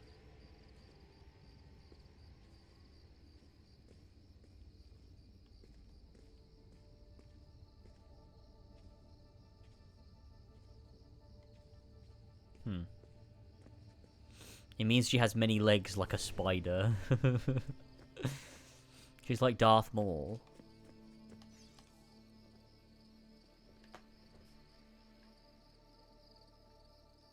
Sometimes I feel so disconnected from everything out there. Nearly a decade of my life gone, searching for those pieces of Eden. Think how great you'll feel when we finally stop the Templars. I'm not sure it will ever end, Desmond. I can't do this forever. I don't buy it. The Lucy I know brought me here and taught me how to see. She would never give up. I guess I trained you pretty well, huh? You did all right. All the conversations in this game are genuinely just so good. I love the way this modern day is structured. The vibe is just so fucking immaculate. The way that they make the modern day feel different to when you're with Ezio is so good, man. It's in a way that AC2 just didn't. Just feels great. I thought that, well, the obvious thing was for Lucy. In actuality, one of the devs mentioned it was for the traitor with the eye patch during the siege. Was it really? I thought it was that it just wasn't even... There was no intent behind... I don't know, actually. Maybe it is.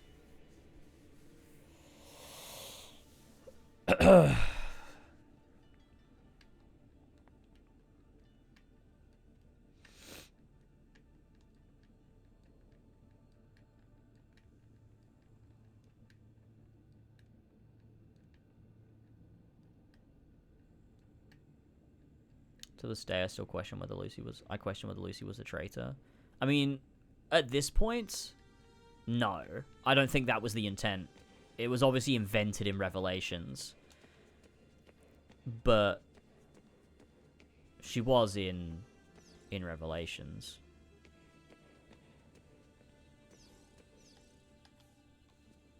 There's no time to talk. Baby's all ready for you.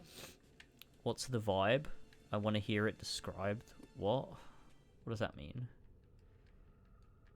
Lasers, you play KCD2? Oh yeah, man, I've been playing it non-stop, kind of. I think I'm about 85 hours now. I think I'm getting close to the end, though. Which, I kind of need to finish it so I can get back to my life. Of the modern day. Oh, wait, you mean of Brotherhood? Said you love the vibe of the modern day. It's the grounding sense that it has. That AC1 also had. It's not as, like, palpable as AC1, but I think it's got this sense of it really grounds you in a world that feels reflective of our own. Whereas Ezio's feels more fantastical and slightly exaggerated and a bit, like, whimsical in certain areas.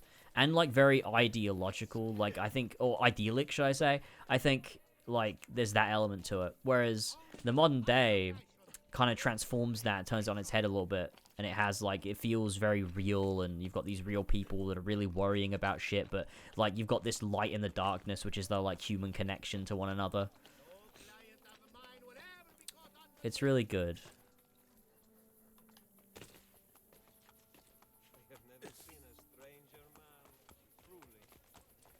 Money.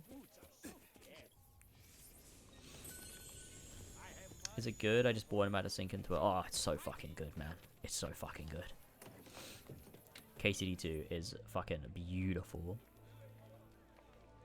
Such a fantastic game. Oh, it's so good. I think it's so underrated, honestly, how they build their game, like the game to be so, like, refined and, like, well balanced in its progression, and its, like, its perk system is so rewarding and fun. Its gear system is so good. The economy is so compelling and engaging. Like the, oh man, when you first get to Kuttenberg for the first time and you go through those gates and it's just this bustling city, the atmosphere is so strong, and, like, you know, you walk into a shop and, like, you sell your stuff, and, like, oh, like the crime system as well, like the crime and punishment system is ramped up in the second game to, like, allow for, like, oh, you can get clapped in the stocks, or, like, if you commit too many crimes and get caught, you can be executed. It's like, that's crazy. It's so fucking cool, man. And, like, it feels like every quest has, like, a million different routes you can take. And, like I said this about the first game, too, is that it rewards creativity in the way that you play. Like, it, if you're clever about things and you interact with the right people and you learn the right information, like, the way you can deal with quests is just so, like, endlessly, like, up to you. It's so fucking good, man. I love it. Buongiorno, Ezio. It is time to pay a visit to Lucrezia's lover, Pietro. I've sent my men out to find him. Molto bene. Ezio, if I may. What is it? Someone warned Rodrigo to stay away from the castello. Machiavelli? Do you have proof? No. We must not be split apart by mere suspicion. The Borgia know the locations of our spies. Who told them? Maestro Machiavelli asked about our search for Pietro earlier today. Ezio? Oh, man. Patching the leak. Remember commenting on Joraptor's Twitter that if Assassin's Creed Shadows came out on its original date, Kingdom Come 2 would have buried it, and all of his fans are attacking me whilst I was kind of praising Ubisoft for pushing the release date forward. I honestly think... Don't click accept yet. Ah, too late. I honestly think it, like, I just think the fan, like, I think they're so different at this point. I just don't think there would have been any sort of real competition there.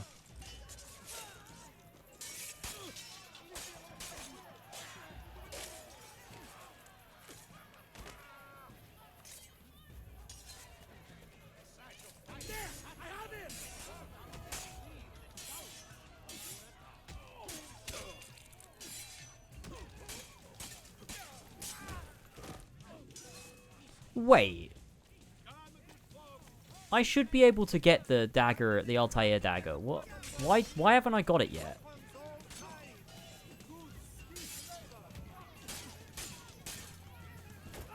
I need to check the mod page to see what weapon it replaces it with.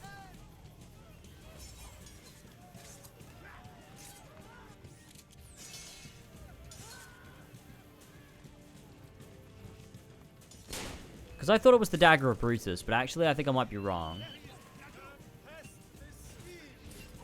Hang on, let me check.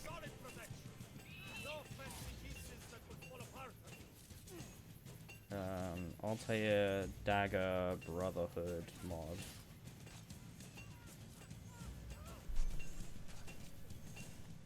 Oh, replaces Brutus's dagger.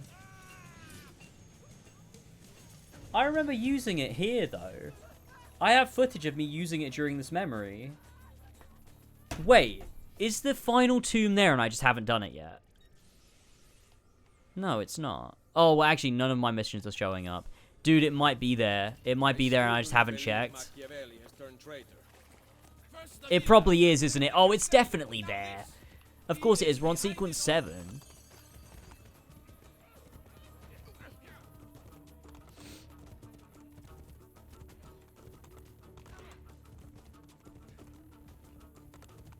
It's good that KCD2 has become a big streamer game now. I think it's really nice that it's like finally got its dues a little bit, because the first game was really good, but also at the same time, I genuinely still think it's underrated. I don't think people really appreciate it as much as they should. It should be a game as big as, like, I think it should be as big as The Witcher 3. Honestly, I think it should be one of those kinds of games, but it's just like not. No, it doesn't show up till sequence 8.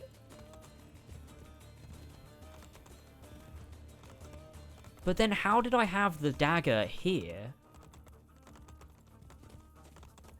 I don't understand. I'm so glad I got past my hate for the KCD combat system to be able to experience it, because damn, what an experience. Yeah, I think a lot of people find it difficult to push past it, but I think, like, one of the things about KCD that's so cool is that it doesn't really care, like, if you don't get it. It's not trying to be appealing, necessarily. It's just trying to be an experience. And I really like that about it.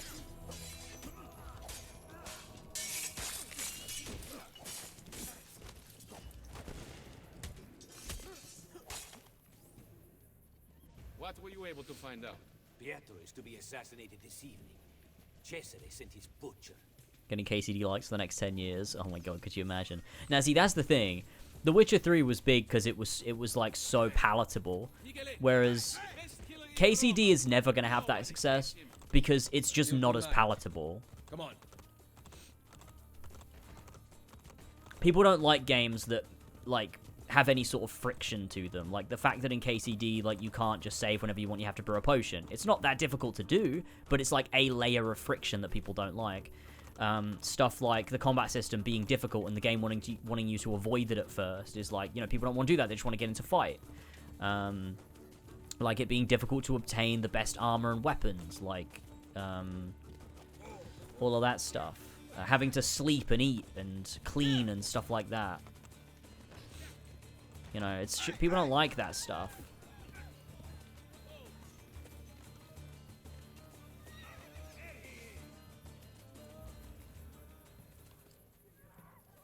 Did I not do? Oh.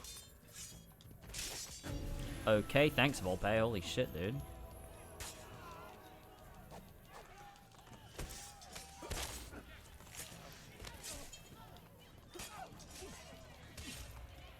I see him.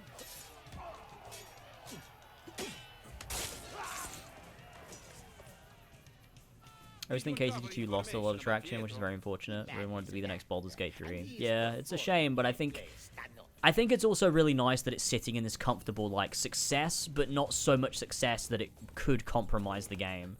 Because you never know, like, that could happen, you know, with something that gets super successful. Sometimes it can be, like, it can go to their heads and, like, they're like, oh, God, we've got to appeal to all these people and, like, make sure, like, and then they just kind of get stuck in this, like, end up making something bad.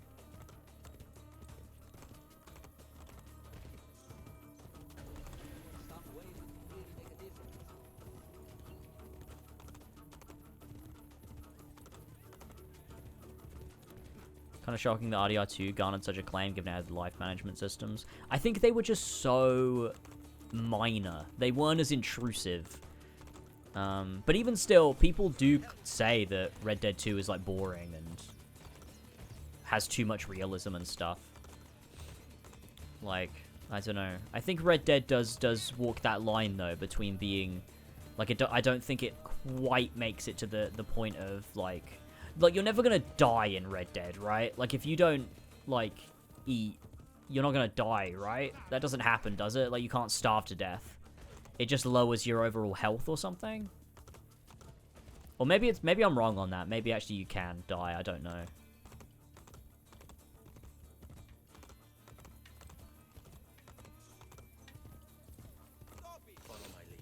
I don't really remember Red Dead 2's systems and how they work. But it's also like as well, like you don't get into dialogue in Red Dead and your cleanliness doesn't affect how people perceive you within dialogues and skill checks and stuff. So like it's not that obtrusive.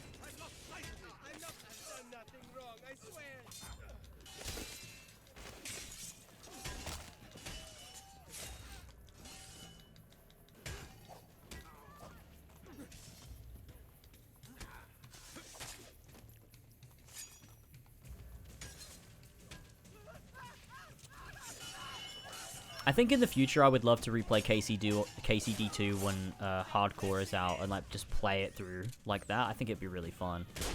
I think it's a game that really lends itself to being played that way. Kind of wish I'd done my replay of KCD1 on Hardcore. What did you find out about Pietro? He is to be suspended from a cross. Micheletto will come for him with a spear.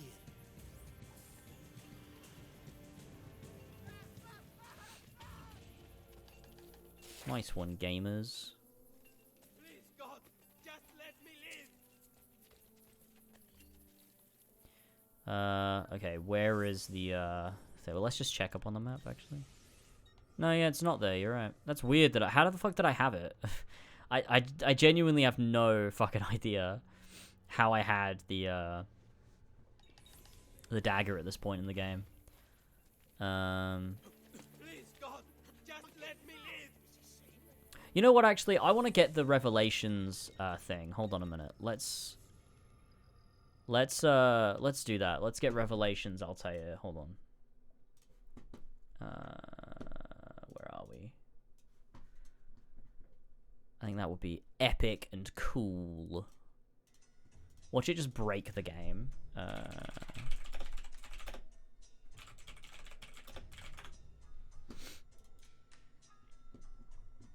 Here we go.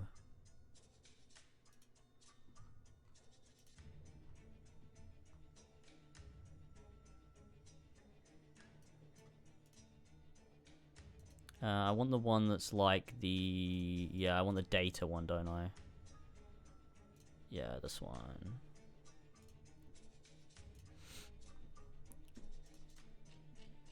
This is really tense music.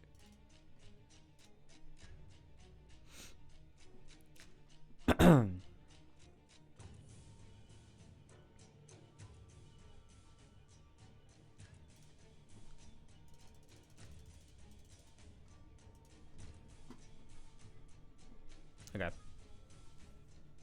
The Invincible Spain back. The fucking Spain mod that broke the game. What other, like, outfit mods do they have here? Let's... Hang on, I can bring it up on the screen, actually. What do they have? Like, something that would be, like, really stupid. Wounded Altair. AC Identity Cryptbriar outfit. What? Cypriot? What? It's just the armor of Brutus, like, reskinned. What is that?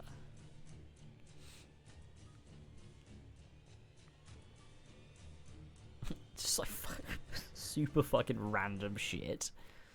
Female assassin recruit playable. Okay, that's epic, guys. That's epic. Desmond without bag.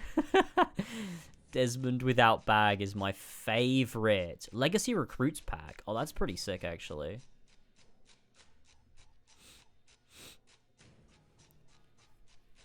Is it only those two? Why is it only those two? Why isn't there more epic variations?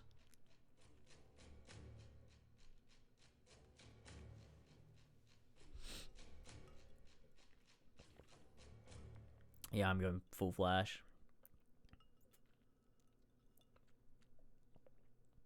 Followers of Romulus. White Draken armor. Dude, that's kind of fucking sick. That's sick. Let's get that. Is this going to be just like the data files? It totally is. Sweet.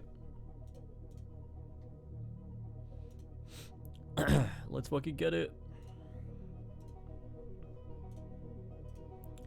We'll do some epic modding, fellas. This is epic. Oh my god, you can play as Lucrezia. You sure can play as Lucrezia. I don't want to, but if you wanted to, you totally could do that. The ultimate ACB mod? What? What? What? Oh, that's funny. Oh, that's so epic. Wow. Brute. Okay, I think we're good on that front. Okay.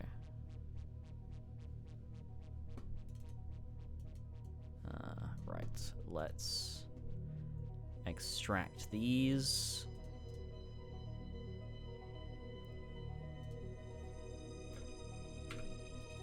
Okay, hold on. Okay, where do I put the... Why is this so loud? Holy shit, calm down. Okay, where do I put these? Read me. Go on, tell me where to put it, buddy. Put it in... Oh, it's just PC Forge. Replace... I've got to replace it. Okay, that's fine. Okay.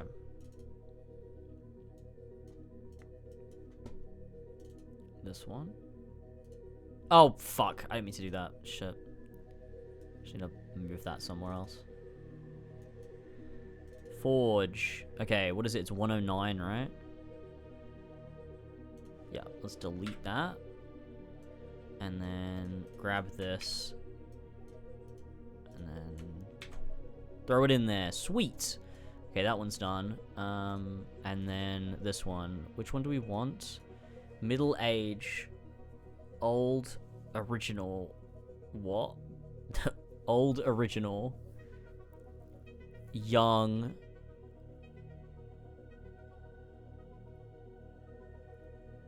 Which one is which?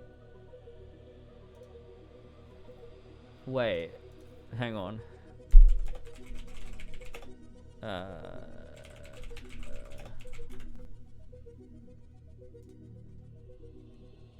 No, wait, that's not it.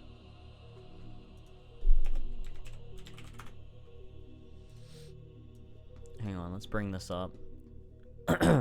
What? Wait, does it say on, like, the post screen? Classic, old. Right, which is, which one? Original, old original?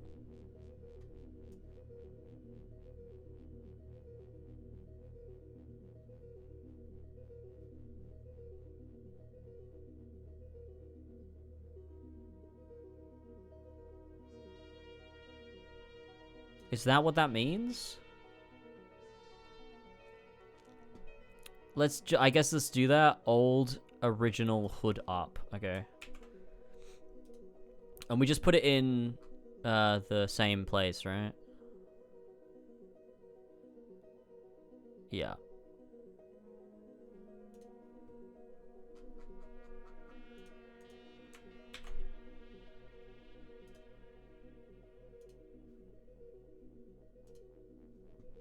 Okay, there we go.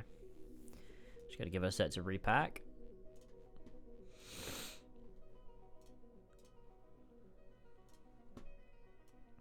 Okay. Yay! Success. Okay, I gotta get ready to do this fucking thing. Yeah.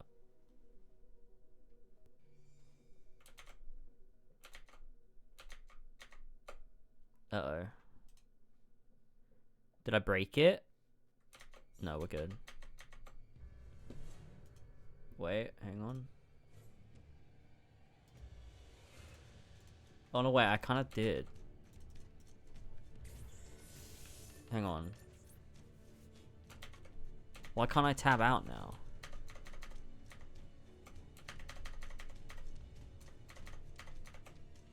Okay, I'm gonna have to quit. Exit to Windows and do that again. I fucked that up. I should let it load. Did they dropped the Metaphori Fantasio character popularity vote results? Heismay is number 8. Really? Who's number 1?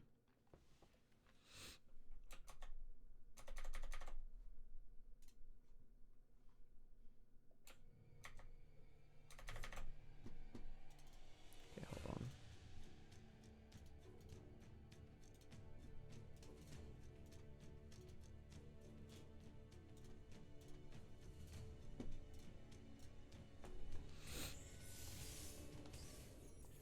Back in we go. Let's see if it worked, shall we? Stroll? Second is Luis, third is Will. Basilio is 4th, Youth are 5th. Which is wild, the Basilio is that high up. That is crazy. That's wild. Okay, Draken Armor, let's see, did it work? Oh, it worked! Yo, let's go! We got the white Draken Armor. That looks fucking sick. I love that. That looks awesome, man.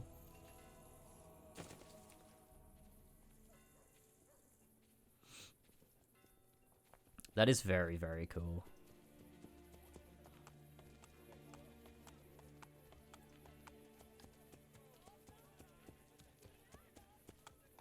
Big fan. Big, big fan. Big, big fan. I made that. Wait, did you really?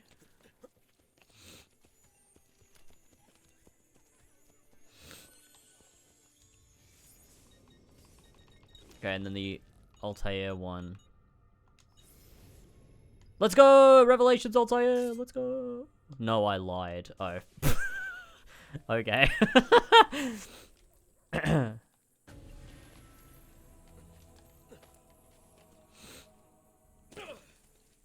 This looks great. I wish he had the knife in his back though. That would be good. Have you tasted this new concoction from the east? Cap, I believe they call it. We pride ourselves on delivering good quality at...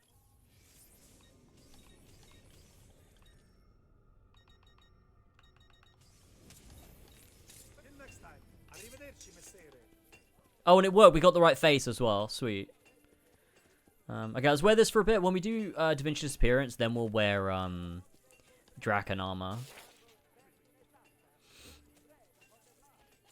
Oh, you're a big Revelations Altair guy? You like the version of the character, huh? Absolutely not. But I do like the robes. So, checkmate, libtard. Thought you got me there, but you didn't. Where is Pietro? I cannot tell you. But Micheletto waits at the city gate east of the Terme di Traiano. He intends to disguise his men to make the killing look like an accident. He will lead me to Lucrezia's lover. Ezio, Machiavelli has betrayed us. We would both wish to deny it, but the truth is now clear. I don't think you'd wish to deny it at all, to be honest. I think you'd wish to insinuate it's true. Without Volpe's thieves, I may require the help of my recruits.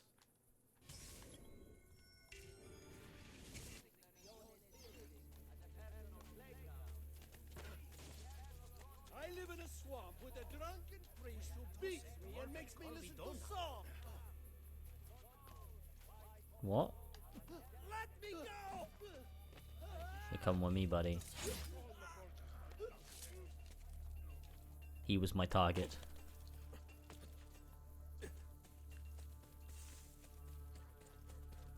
Whereas naked Ezio.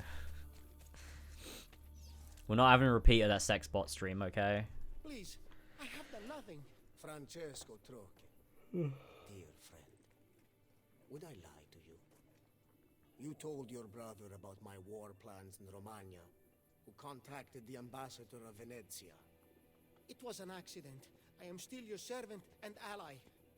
Are you demanding that I discount your actions and rely on friendship? I am asking, not demanding. To unite Italia, I must have every institution under my control. And if the church does not fall in line, I will eliminate it entirely. Holy shit, just got a new producer on Patreon. That's crazy. Haven't had a new producer in ages. You intend to kill me? Your most loyal friend? Big shout out to Of Johnny course Nelson. not. Are you letting me go? Thank you, Cesare. You will not regret. What is winning the poll for the March's Patreon video? Oh, yeah. I should have known. Of course, it's the Odyssey Broke Me retrospective. That'll be fun. That'll be fun. I can't wait. Sure it is done correctly. I obey, Cesare. Can we get a Cesare armor mod? It is kind of cool, isn't it? It kind of like, it's kind of got like vampire vibes, but like Skyrim vampire.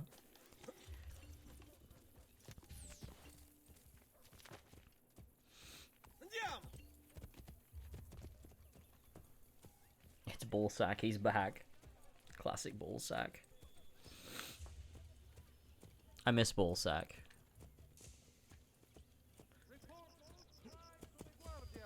What the fuck? Okay, you're dead now.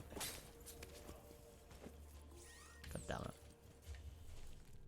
No Master Assassins. Nah, I haven't had a new Master Assassin for a long time. But I think I have... I feel like I have more Master Assassins than I have,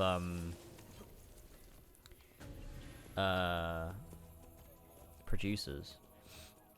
What is AC Wiki Randomizer? Yeah, I thought about including a description of it in the thing, but I didn't really want to do it yet, so I thought, nah, I won't bother describing it. I'll just maybe do that another month. I wanted to save it. I want it in the wings. But the idea is, right, I talk about it... Yeah, I talk about it in my AC2 video. I don't know if it's been in one of the previews yet. Maybe it hasn't, but if you do a particular search query, like in the URL bar, you can get to any... What the fuck? You can get to any random page on the AC Wiki. And my idea was I'd play a game where I click it, it'll take me to a random page, which in of itself is funny because there's some really random shit. But I'll like pick a topic, like something we know, like Ezio, for example. And I'm like, okay, I have to navigate through like links on the wiki page until we can land on Ezio's wiki page. So I would click the random button, I get something fucking totally fucking random, and then I have to use the links included in that page and keep clicking through different pages until I can link it back to Ezio. Or whatever thing I decide is our goal for that round or something. That would be what we do. And in the process, we'd find some funny wiki pages, and there'd be a challenge aspect to it as well. Yeah, it's why does this keep happening? Yeah, it's a game that people do play with real Wikipedia, but I thought it would be funny to do it with Assassin's Creed Wiki specifically. But I'm sure it will be fun. Okay, I'm just gonna hang back. I'm gonna hang right back so that doesn't happen again.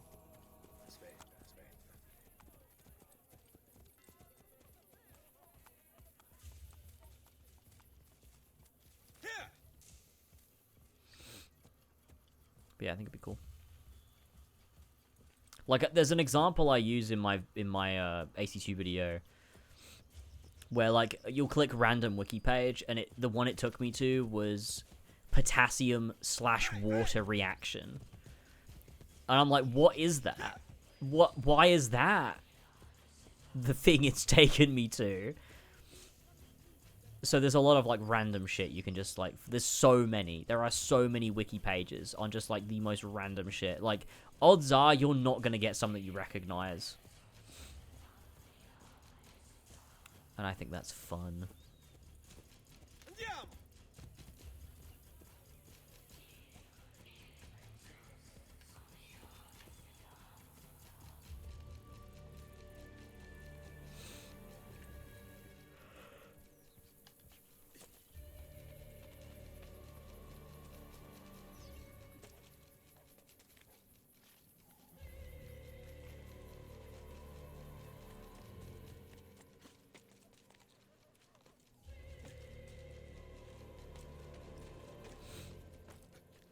There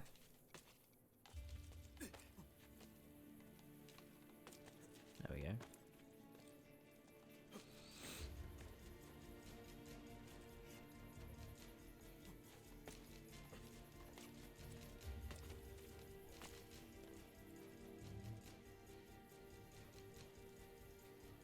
Altair's robes, man, are so good. Honestly, do you know what? I think the Revelations robes look better here modded into Brotherhood than they do in Revelations. Once you get dressed, you follow me to the play. Capito? Tieni.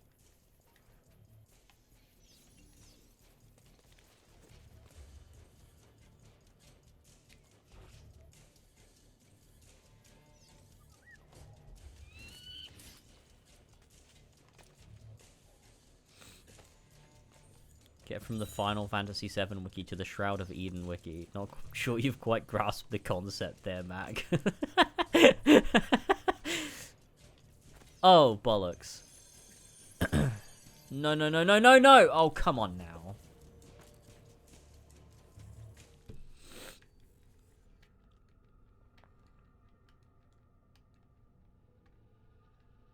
Okay, we probably won't beat the game today, but we can probably do it tomorrow.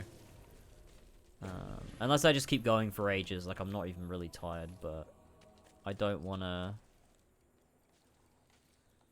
to keep going while everyone's probably going to go to sleep. Okay. I need help. Also, to be fair, it's good that I fucked my sleep pattern up because Elva's coming home late on Sunday. So I'm going to have to go to the airport late. Like, I think our flight comes in at like midnight or something. Which means, you know, I'm going to have to be leaving at night time. And then, oh, shit. And then we won't get home until, like, you know, early hours of the morning, so. I'll be heading off soon. Gotta have breakfast. Man. That's crazy. I don't know why I said it like that, or at all, to be honest. God, I want to kill myself.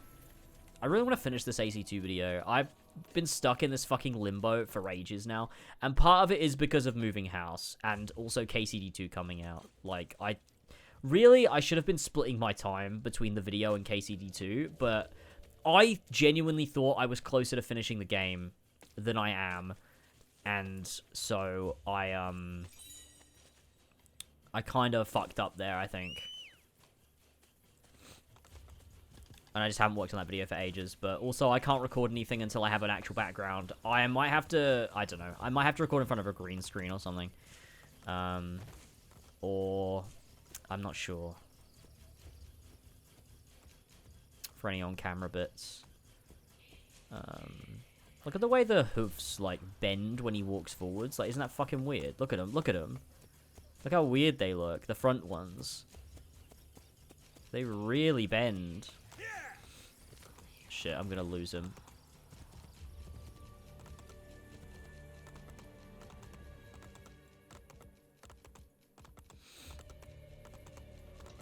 Had to take a bus yesterday, but this place doesn't have roads, so the entire journey was like driving down driveways. You had to take a bus. That's crazy, man. That doesn't sound like you.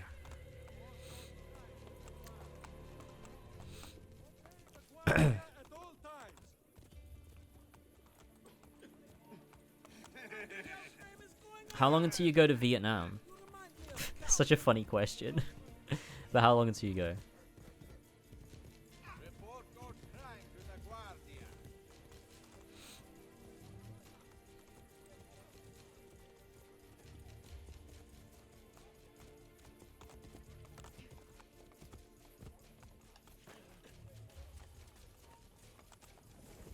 Ooh.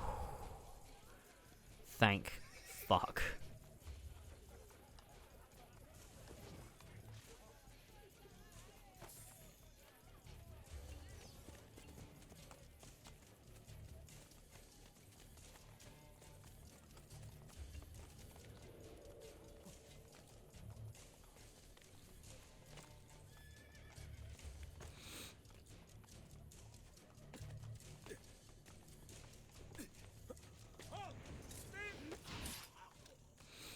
Probably like 2 weeks.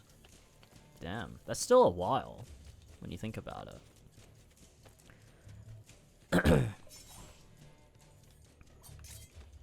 Nil's girlfriend is from there, so he's given us loads of stuff to do, which is neat. Oh, that's cool.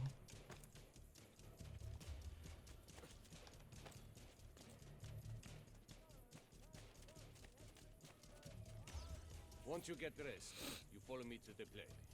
Capito? This is for you.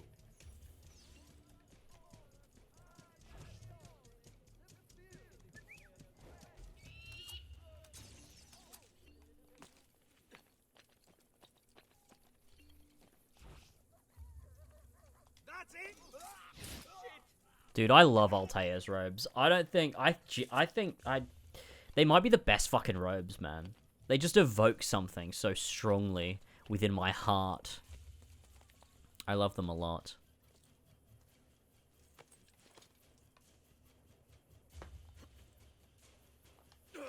Oh, that was close, but it didn't quite make it.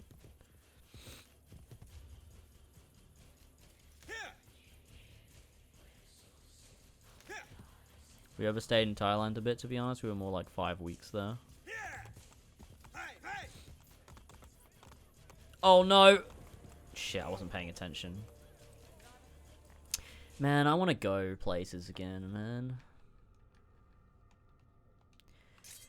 Kind of in like a weird spot, though, currently.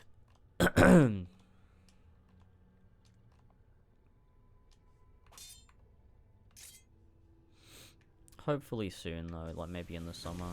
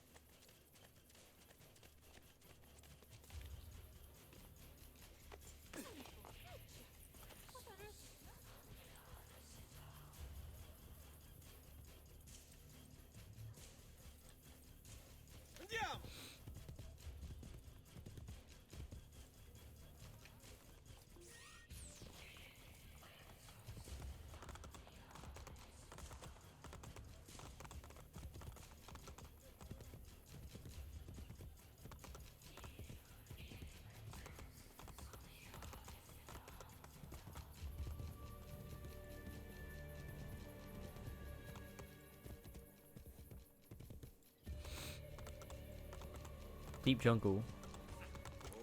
Holy shit, guys. Deep Jungle mentioned.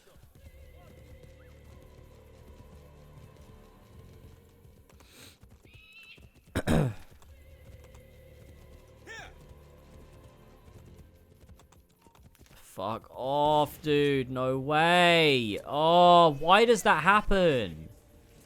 This mission feels like a Black Flag mission. You think so?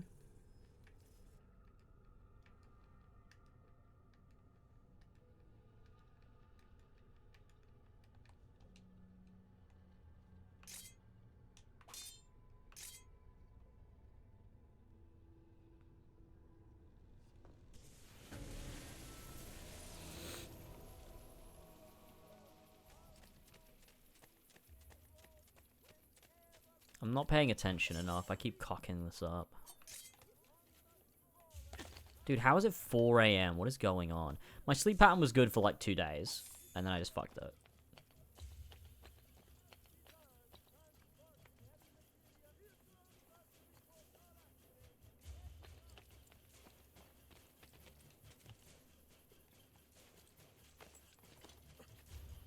Fuck.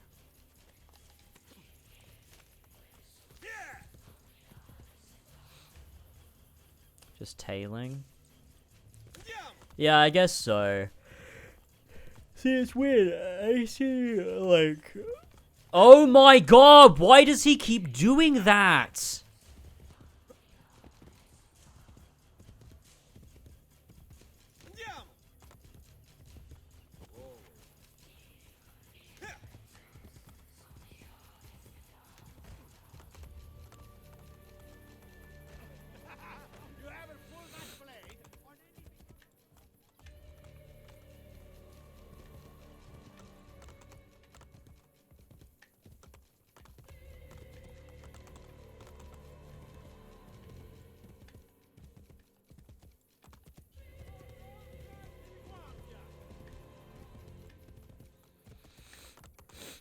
Oh god, I need to stay away. I need to pay attention. Sorry, I'm like half trying to read chat, and I'm like not reading anything you're saying, but I'm like glancing at it and then like try to focus on the game, so I don't fuck it up again. Okay, I think we did it. I got that Ramadan sleep schedule, so I'm up till 5 to 6 every day. That's insane. I say, while doing the same thing. Will we ever cover the new Sonic Unleashed recomp? Maybe. I don't think I'll make, like, a video on it. Like, to be fair, I don't actually know what I would even say about it. Because, like, it's basically just Unleashed, but now it, like, runs well. So I don't actually know what I would say about it. But maybe I'd play it on stream or something. I think as well, like, oh, he keeps turning around. What the fuck? What the fuck is he doing in the corner?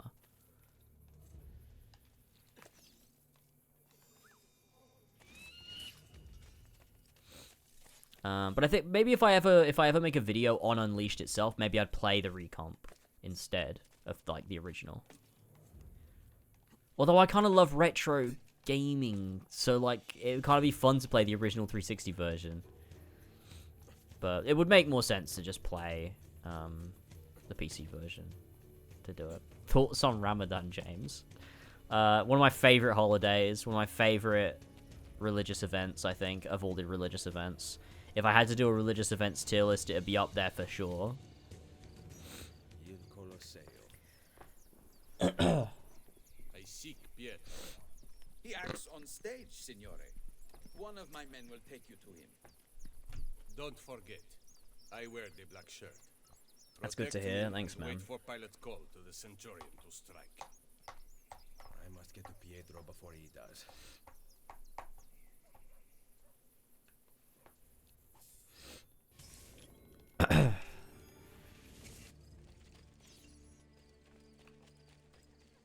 Ooh, the lighting looked really weird there. I'm getting awful deja vu because in your Ezio marathon, you're talking about Sonic Bright, this exact bit. Really? That's wild that you remember that, but second of all, what were we talking about at that exact bit? Someone should make a hook blade mod for the old games. I just think it'd be kind of like funny, like a little novelty maybe.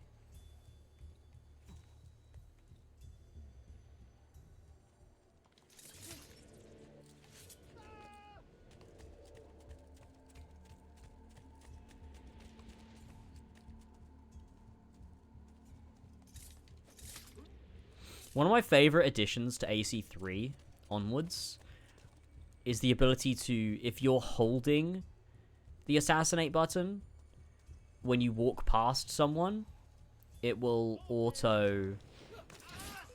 What? Yeah, I don't know why that fucking happened. It will auto assassinate them, whereas in these games, you have to press it next to them. You can't be holding it. Like, I like that.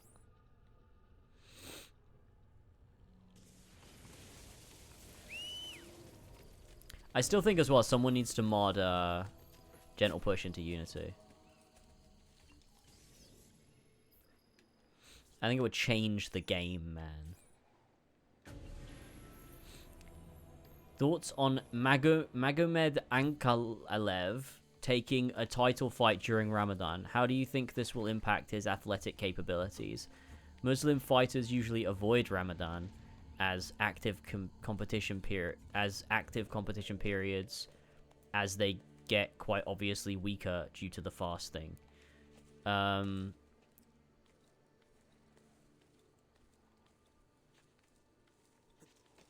I don't know, man. I think he'll be fine.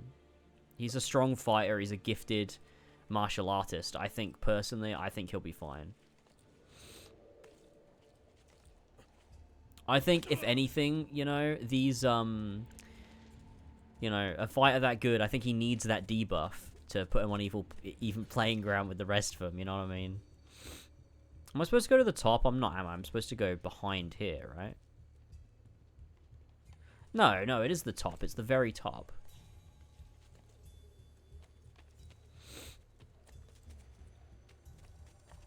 Nah, man, he's my favorite fighter. My #1 fighter in the whole world is that guy you just said.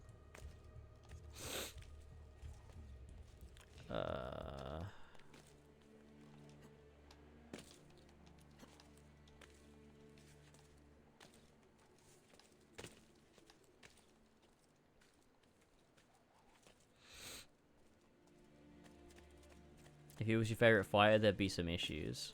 Wait, really? What's wrong with him?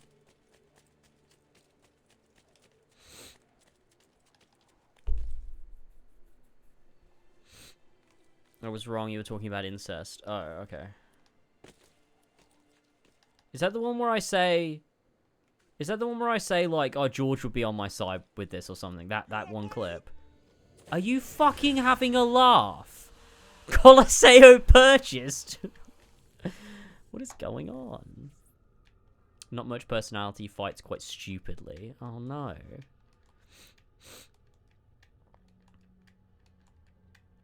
Yeah, it is. Ah, see, I remember it. I remember it.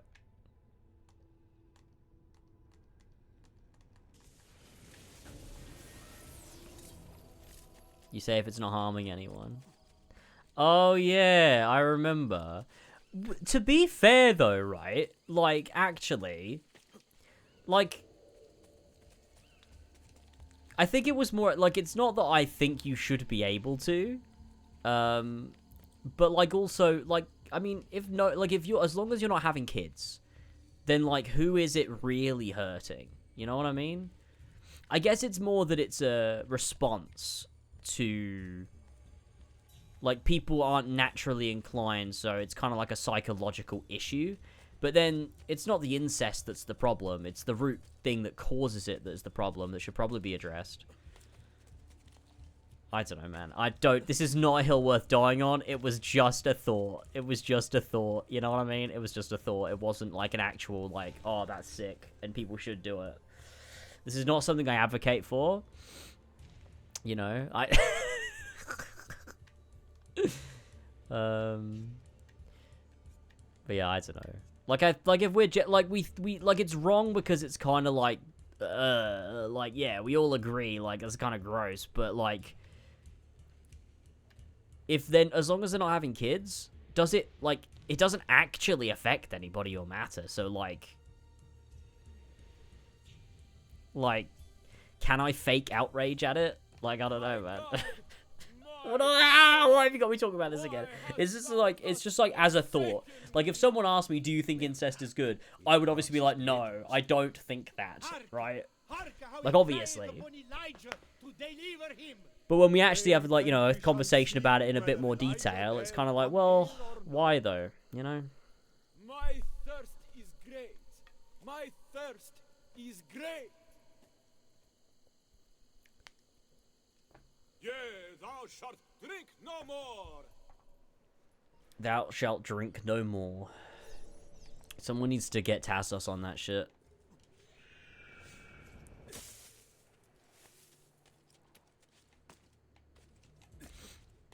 Okay, here we go. Let's take out these gamers.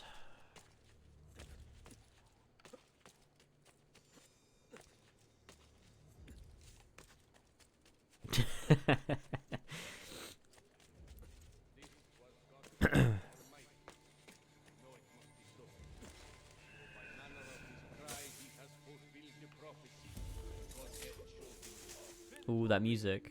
That's the one that sounds like the Red Dead music, I'm telling you, man. Thou cannot read. When thou seest his heart beat, let us see what thou wilt say. Now, know this. Take this spear in hand. Yes, have this spear, and then you could Oh, it was that one. Okay, she's leaving. Alright, see you later. If you had a clone of yourself, is that incest? I mean, yes. I guess, like, not really, but, like, it's still weird, isn't it? Like, it's weird in the same way. Wait, is the Altair outfit gonna override? Yes, it totally is, because it's an outfit.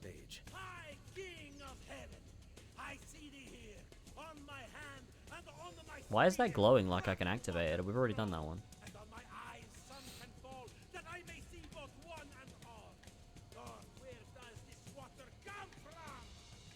I'd love a clone of myself, not for sexual reasons, but just because I could get so much more work done. Imagine how sick that'd be, dude. I could just have a clone of me that only makes its Lasboy videos. That'd be so fucking cool.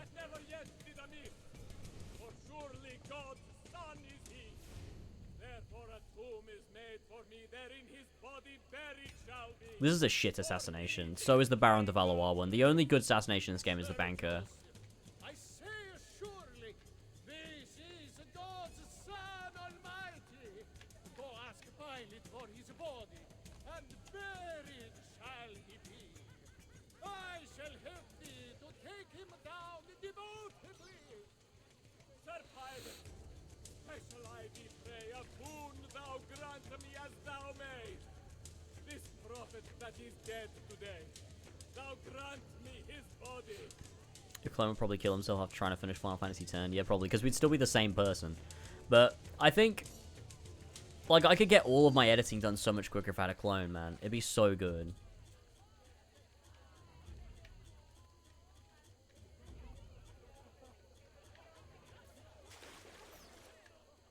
Joseph, all ready, in good faith. He didn't kill him, though, guys. Okay, he didn't kill him.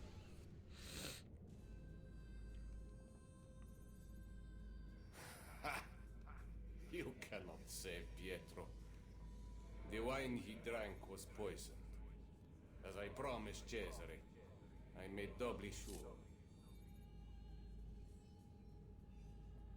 I am not yet dead. I did not come here to kill you. He who is the cause of someone else becoming powerful is the agent of his own destruction. That's a fucking awesome line. That's a fucking awesome line, man. I love that. Cut him down. This was in rehearsal.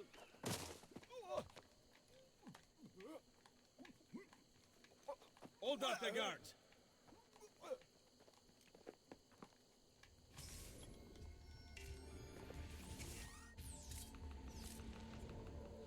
I wouldn't know what to do with my other clone, probably take my... I wouldn't know what to do with my other clone, probably take my place, and then I could go under the radar. Oh, right, yeah, I didn't think about that. That would actually be kind of useful, too.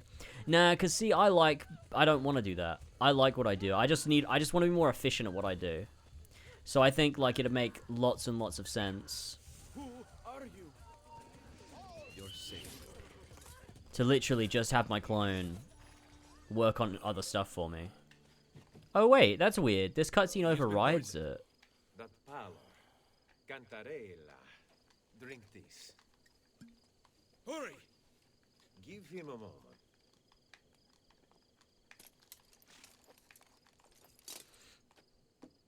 I feel slightly better.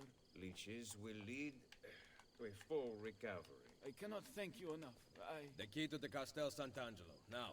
What are you talking about? I'm simply a poor actor. Cesare knows. See, me and my clone would be the same person, though. So we both do the same thing. Like, we'd have the same inclination. So it's not... I would always know. Like, there would be no reality where me and my clone wouldn't be on the same page, you would think. Because we'd be, like, exactly the same. To the north, outside the walls. Let me through. I must go help the troops. Un momento. You were at the Villa Auditore during the attack.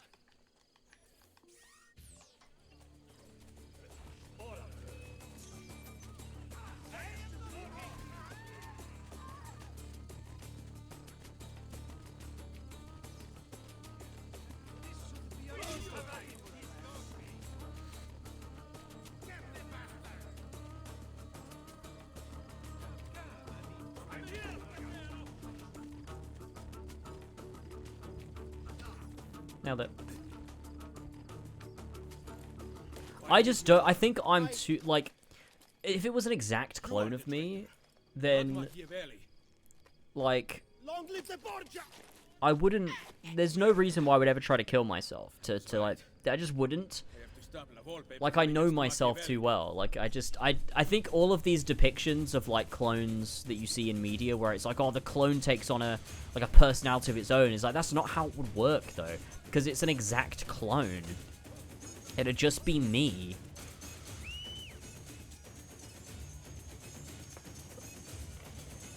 Some of the full syncs in this game don't make sense, and I think I've talked about this before, but, like, the full sync literally here is, like, do not swim.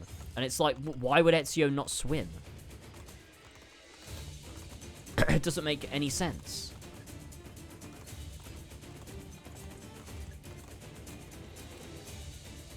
Obviously he'd swim, it's the quickest way.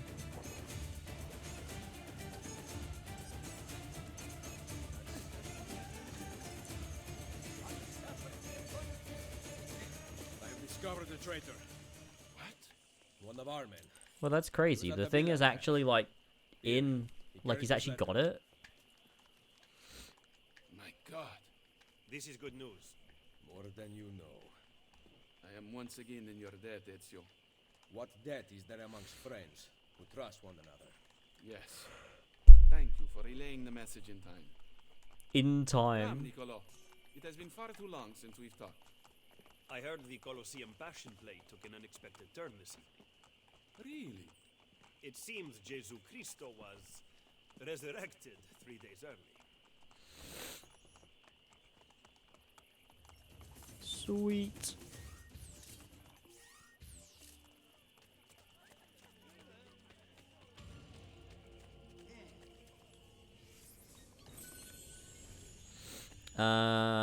Right. I want to finish.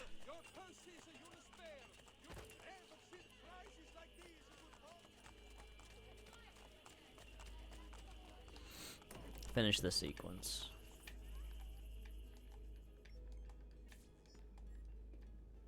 Volpe, how goes Roma?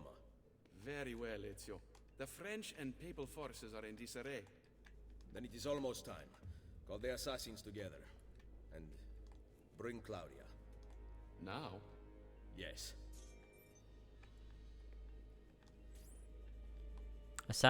Claudia is an assassin, though, so obviously you bring Claudia. If Bartolomeo is going to be that and La Volpe, why wouldn't Claudia? Dude, that outfit. I'll tell you, those look so good, those robes, man. Holy shit. Like, actually fucking gorgeous. To serve the light. We are assassins. Claudia, we here dedicate our lives to protecting the freedom of humanity. Mario, our father, and our brother, once stood around this fire, fighting off the darkness. Now, I offer the choice to you. Join us.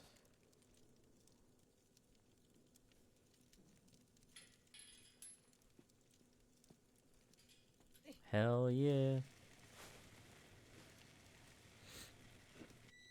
Claudia's robes are pretty shit.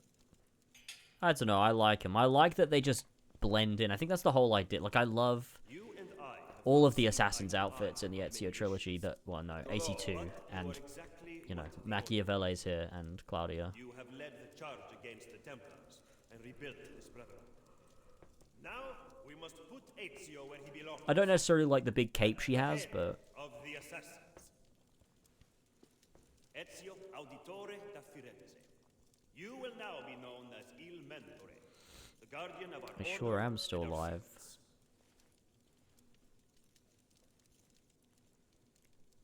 Where other men blindly follow the truth, remember, nothing is true. Where other men are limited by morality and law, remember. How much of the game left? Well, we're right near the end now, so realistically like an hour. But I'm gonna do Leonardo War Machine's Da Vinci Disappearance and finish renovating Rome. I have always stood by you. I was the one who brought you to Roma, and the one who caused the explosion as you fled the Castello. The mercenari who protected you at Il Colosseo were mine as well. You just did not know it. Maestro Machiavelli! What? Cesare has returned to Why? Roma What alone. is that? He rides for the Castel Sant'Angelo. Grazie. Well? That's wild. The decision is yours. Gotta go back to work in 6 hours? That's crazy. Hello. You better not stop telling me what you think. Why else would I seek the opinion of my most trusted advisor? Go kill them, Mentore. Finish what you started. Good advice. I intend to write a book about you one day. If you do, make it short. Epic. Unlike you have a real job. Fair enough. Okay. I think what we'll do for the rest of the stream is finish renovating Rome at least.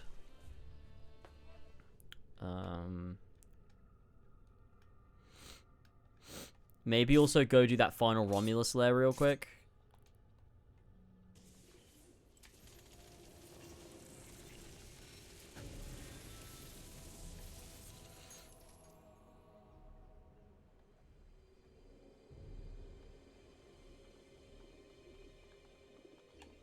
Okay.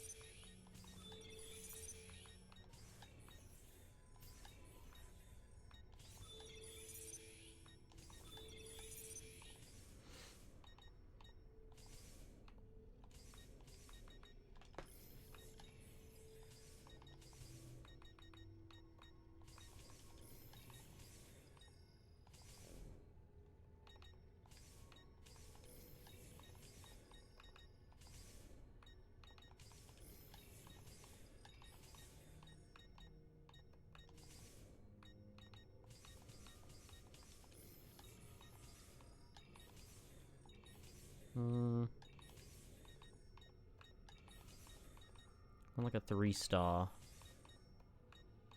Maybe this one? Yeah. Sweet. No moldy leather or rusty mail. Mine is true.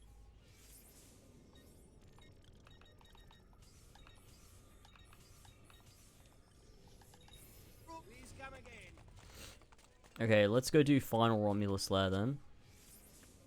I think that's a good shout. And also, while we're here, let's just grab like final pouches and stuff because we've got a shit ton of money. Maybe we could also grab all the paintings too, because that'll increase our revenue as well.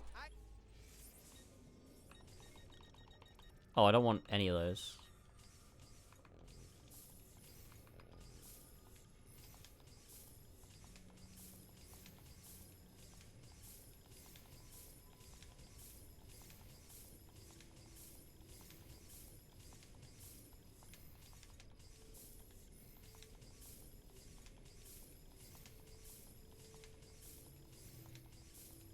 Sweet. Let's see, paintings.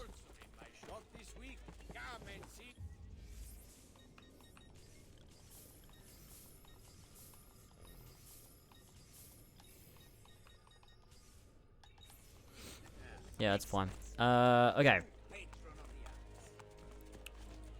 So the final one is in Vatican City, so let's go inside and go to the fast travel point.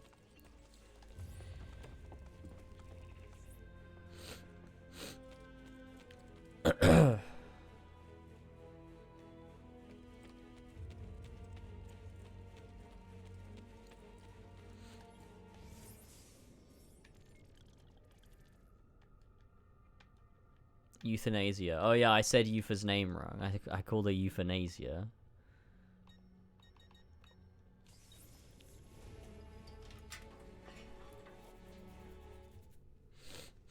No, he remembers it because I put it in my clip compilation that I posted.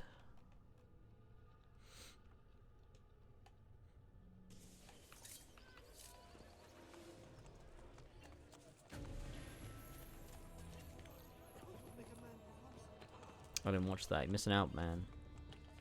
There were some epic clips in there. Some really epic clips. People are saying the best clips. Not me, just people, you know. Right, let's go.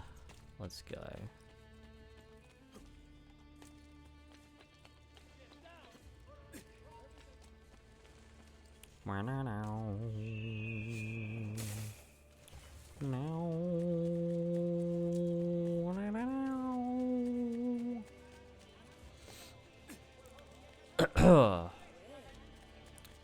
let's make our way over. This would be a cool one to do in this outfit, I think. This is gonna be epic.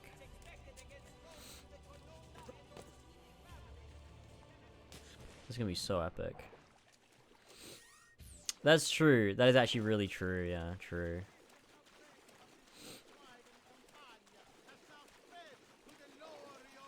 Oh, fuck's sake. The stupid bug. Wait, why are his hands red? What the hell? Is it just the way the water interacts with the outfit? That's odd. I like that the Vatican City always remains that harsh white color. Because this is like the seat of, you know, the Borgia. This is where their rule is the strongest. It looks fucking sick too. Oh, look at that. Oh man. This game honestly looks really good. This game has such solid art direction that it just kind of like... It's kind of timeless.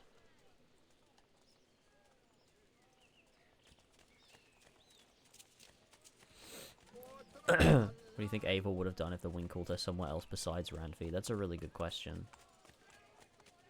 It's a really good question.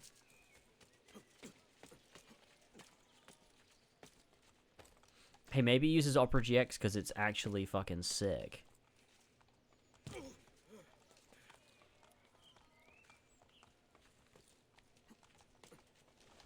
I had to use Chrome the other day to install something and it's so fucking slow.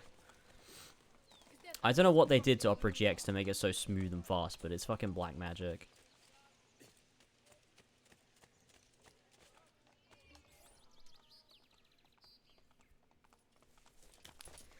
Drake probably uses Opera GX? Nah, he definitely does not. He definitely uses Edge. Did you see that white knight? Hey, why does it matter? If he uses it because I said it was good, just spreading the love.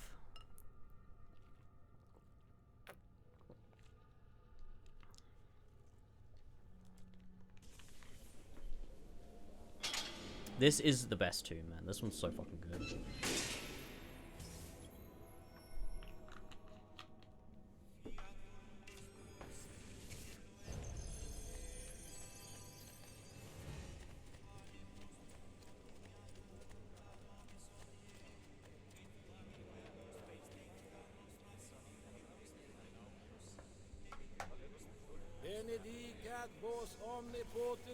Brave browser.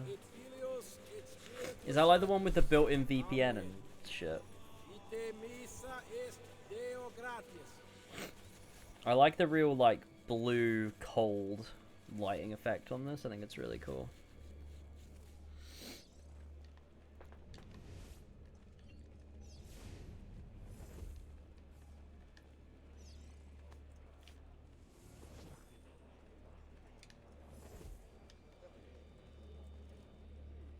Did you hear? The Baron de Valois is dead. No. Now Bartolomeo D'Armiano is sure to rise up against the Pope. Cesare's campaign will be in trouble. Is that such a bad thing? Perhaps not.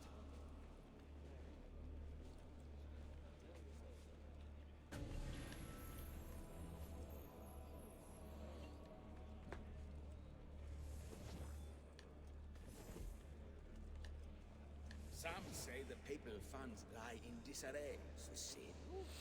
The Pope's treasury is never empty. His Holiness will simply kill another wealthy cardinal if he requires funds. Disgusting.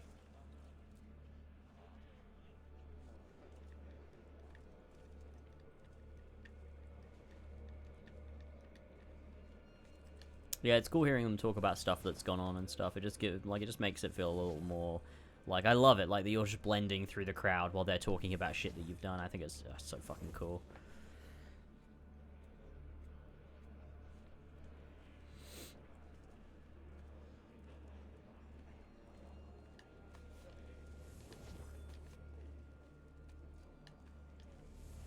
His name is Ezio Auditore.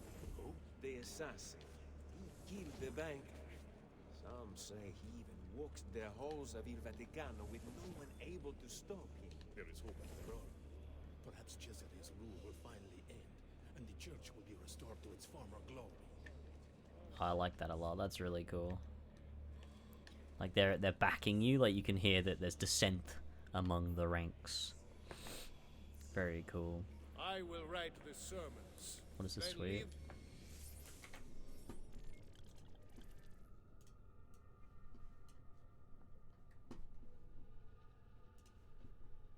Oh yeah, I did see this. Someone posted it in music chat. Dude, that's so fucking funny. What the hell's he doing? Them for you within the shrine. Make sure you deliver them convincingly, with passion. The followers will do anything we tell them to, Padrone. They believe their god commands them. Bene. Do you have the key? Yes, Padrone. May the Lord be with you. And also with you, Padrone. Padrone. Oh, hi, V-Quid.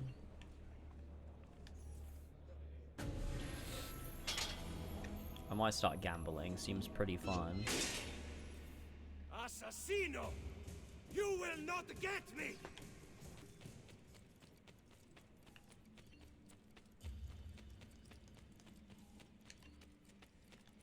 My ascension takes me closer to God and away from you, Assassino!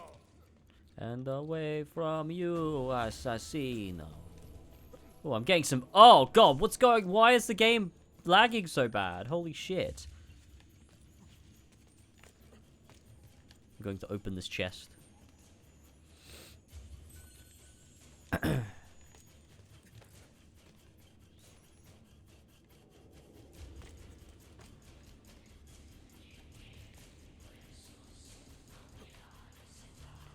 What the fuck? I've never fell down here before.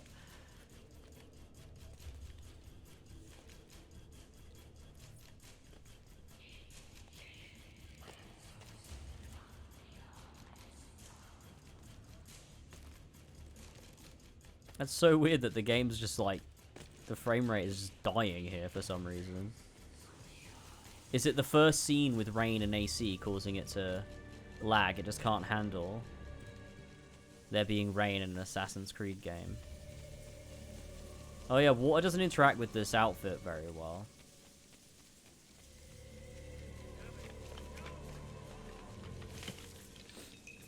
Yeah, if this game had ray tracing, like, yeah, it would absolutely explode.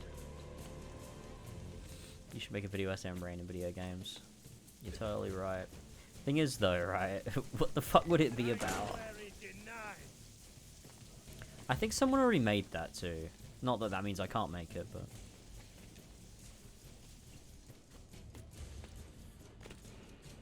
I think I'd have to find, like, a reason to talk about rain, and then I could do it. Otherwise, it would be me just going, like... Rain is cool vibe, man. Here's example of rain being cool vibe. I think I'd need to find a way that rain, like... is a major component of the game.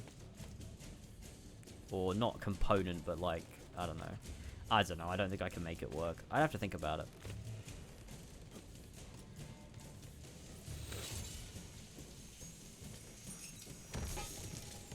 Very rarely do video games do rain right, in my opinion. My side, Assassino! I think... I don't know if I agree. I think it's usually pretty good.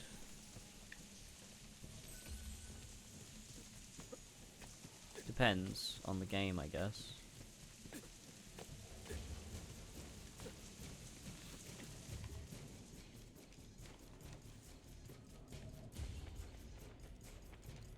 I like rain in Red Dead 2. I like rain in The Last of Us Part 2. I think rain is used to fucking great effect in that game.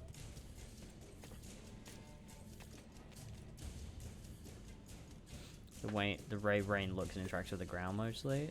Oh right, I see what you're saying. Rain looks really fucked in KCD2. I don't like that. Followers of Romulus work for the Pope's gain. Of course. They are ignorant. We are enlightened. Their savagery will lead the people to the light of the I'm trying to think of other games with like really good rain. Godspeed. I think GTA 5 has pretty good rain.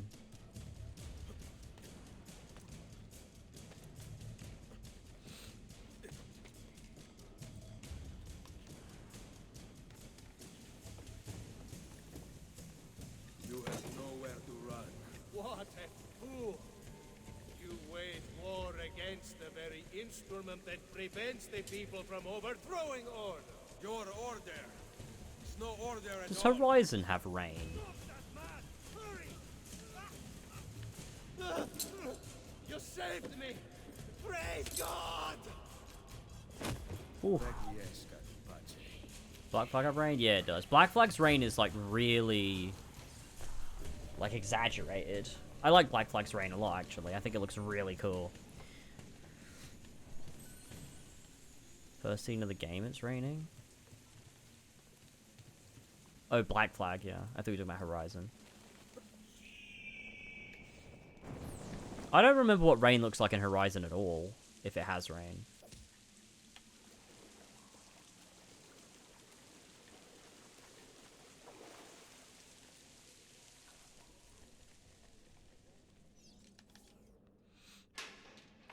That should work. Is that Black Flag or is that Horizon? Oh, wait, no, that's just something else entirely. Hold on.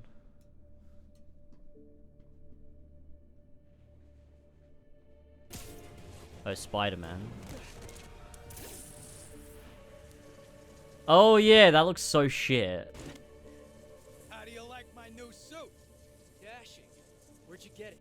I think rain looks best when when the rain on the ground is like a texture that just has like a ripple effect that normally like you can't, like if you look up close you can tell it's a texture on the floor, but if it's like a nice like parallax texture where it just has like a ripple effect that keeps like repeating in like various patterns, I think that can look quite nice.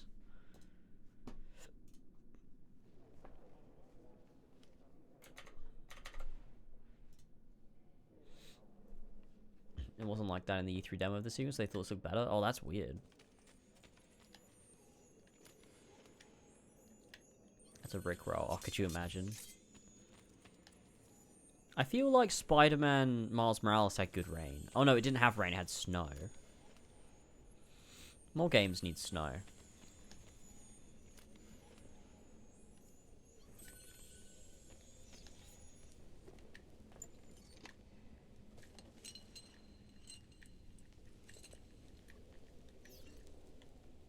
We did it, boys. We got the armor of Romulus.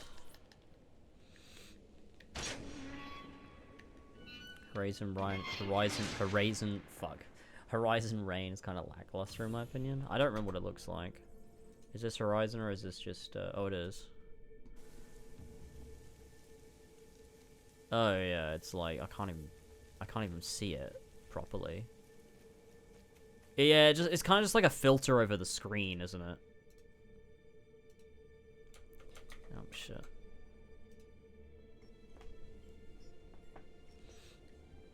Yeah.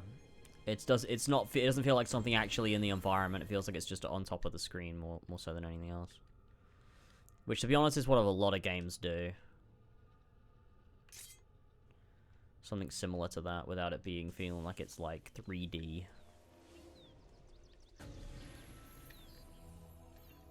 There he goes again.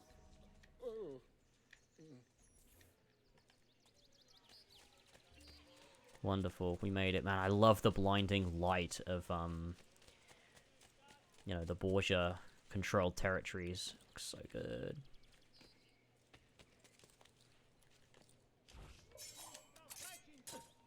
The fuck? Okay, we can go get the Dagger of Brutus now as well. Which will be the Dagger of Altair.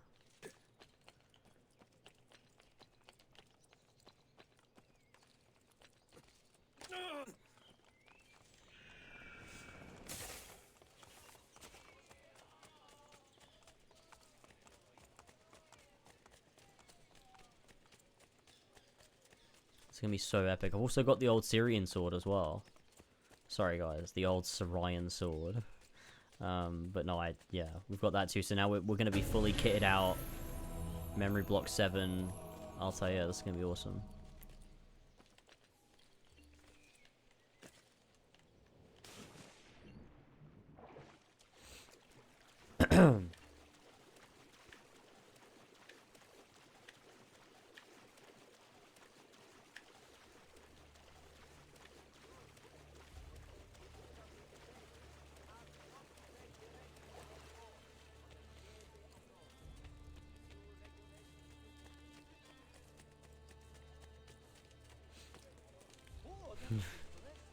These predators move in packs. It's flocks, man.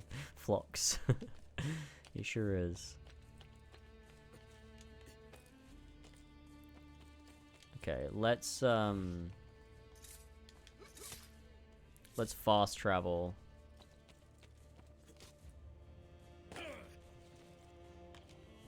We'll go to the Rose in Fiore and we'll fast travel from there. Is this going to be the same paintings we already have? Yeah, it totally is.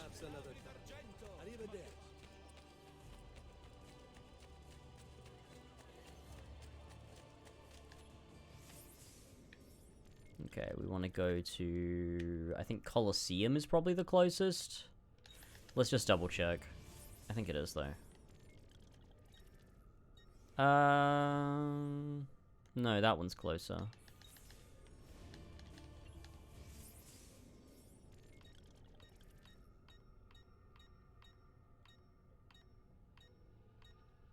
Why are they, like, so weirdly, like, out of order? Like, I don't even know what the organization of them is. It's just random. Unless it's, like, alphabetical. No, it's not, because Tiber Island is at the top. So I have no idea.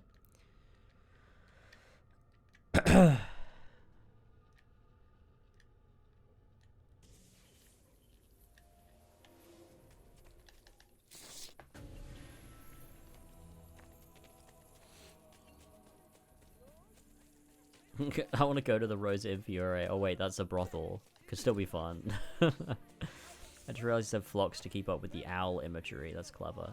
Is it called a flock of owls? I guess it is like a flock of birds, isn't it? That's pretty clever.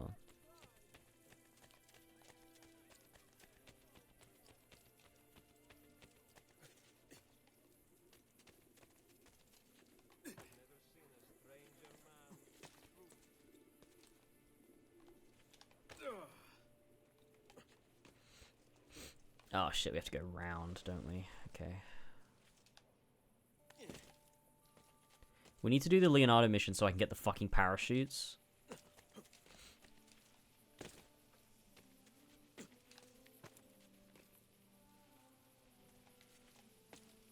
The parachutes are very cool, the way they're implemented, because for someone who's never played... Actually, I'm going to go a different way because I think it's quicker.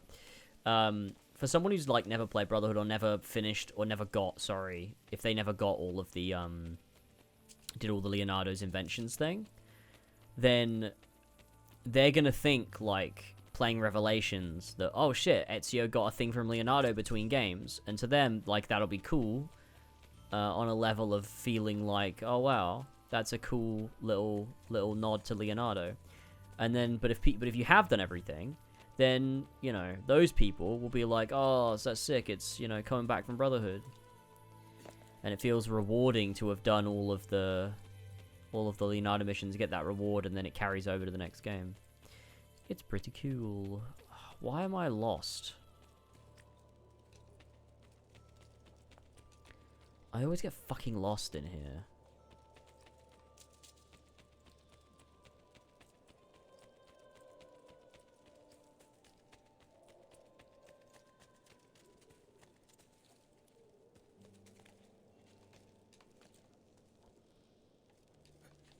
Is it this way? I think it might be this way. Yeah, it's this way.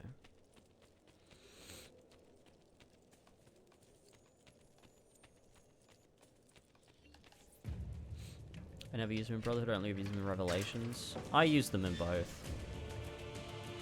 Shit armor!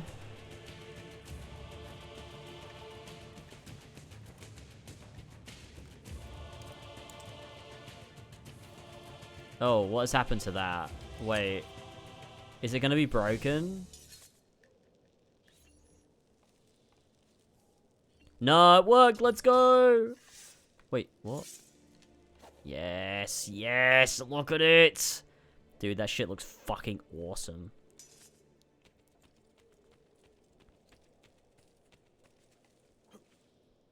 Looks cool, man. No, it does not. Use the armor Brutus for the rest of the stream. Ah, go on then. Fine.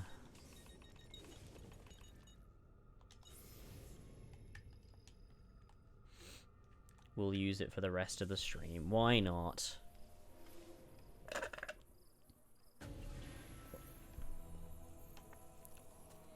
Look, I'll be honest, it's not even that the design is particularly bad.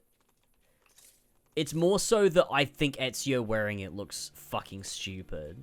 If Brutus wore this in Origins, I think it would probably look quite cool.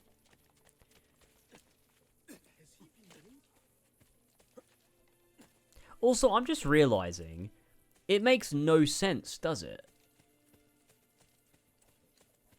Like, why... Brutus existed before the Assassins. Why would he have robes? They must be like, it must be the armor, right? The armor is Brutus's armor. The robes are not, like the hood and cape and shit is Ezio stuff, right? It's also, but it's got an assassin symbol on the back. Wait, dude. This doesn't make any sense.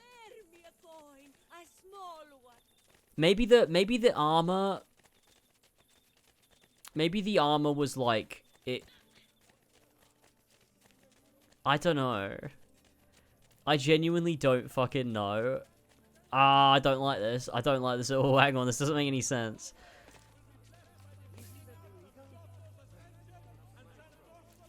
It has an assassin symbol on the back.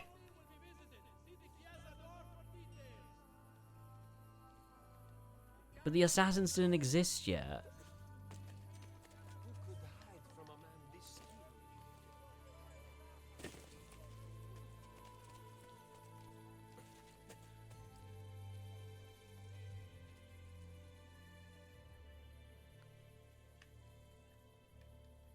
It's like the assassins paying homage to Brutus, same we did with Darius. Same explanation, it's like ceremonial more than anything. Oh, maybe. I just assumed it was actually his armor, though. Because doesn't it say somewhere in the database? I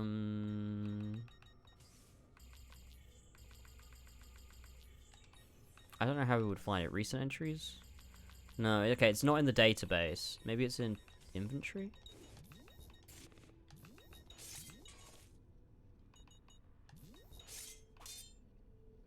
The dagger was definitely used to kill Caesar. We know that for sure, so that was definitely his dagger. Although, it wasn't, because it's not even in Origins, so... I don't know. Let's go to the Isola Tipperina and see what it says. Obviously it was originally his armor, we're doing post-Origins. No, but it also doesn't make sense in this game, though. Because the assassins didn't exist yet. Like, so why would his armor have an assassin symbol on it?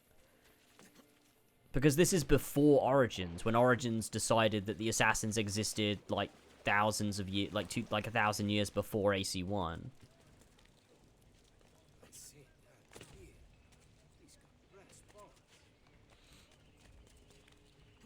No, because the assassins, see, that's the thing. In old Assassin's Creed, like, the assassins started in Masyaf.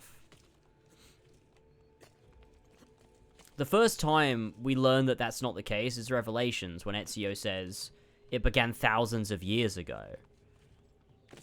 Which isn't true. But they changed it then. Because before that, Masyaf was where it started. Like it was the same history. Like it was created by Hassani Saba.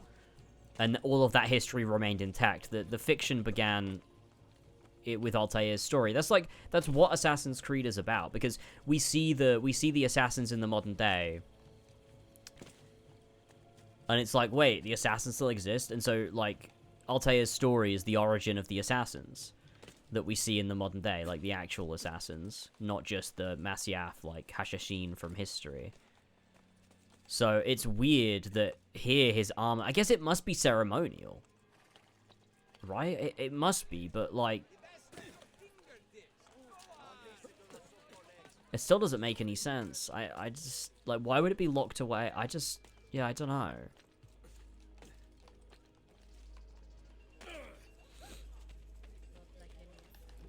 Let's see if we can see the description in here. I guess this game is when they started taking those statues literally. This game must have assumed they were literal too. Like the same way, you know, all the other games assume that. Oh no, it doesn't have a description. Can we check the dagger though? The dagger has a description, right?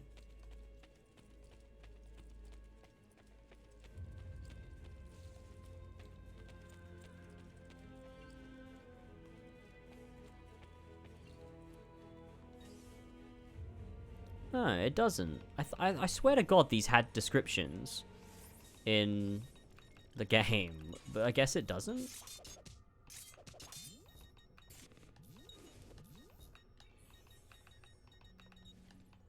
No, it wouldn't be in DNA. It would be in database, if anywhere.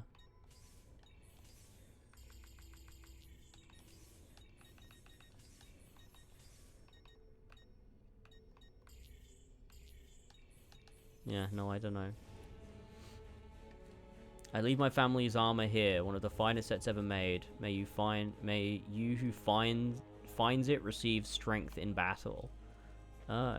The armor Brutus, named after its initial possessor, Marcus Junius Brutus, one of the hidden ones responsible for killing Julius Caesar. It was an heirloom of his family, but it was unclear exactly when the armor was forged or by whom. But it has an assassin symbol on the back.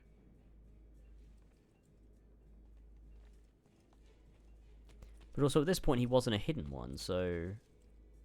This game implies the existence of the assassins prior to Altair and that. But it doesn't make sense because the assassins stood for different things. The whole point of Altair is that the Brotherhood wasn't good. Like, they weren't fighting for the right things.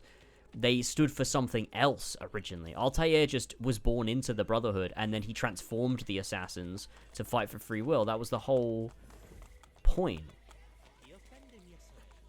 So the idea that Brutus existed and was actually an assassin is weird. Is Brotherhood actually bad? Maybe. That's really bizarre. Wait, can we check? Let's read all of the, We have taken it and set it back behind the iron door. 6 keys unlock it, spread amongst our brothers. It shall be said to come from Romulus, and they will worship it. I have dropped to my knees, breath catching in my throat as I try to grasp the spectacle before me. This same cavern has haunted my dreams. I spent countless nights exploring it in my sleep.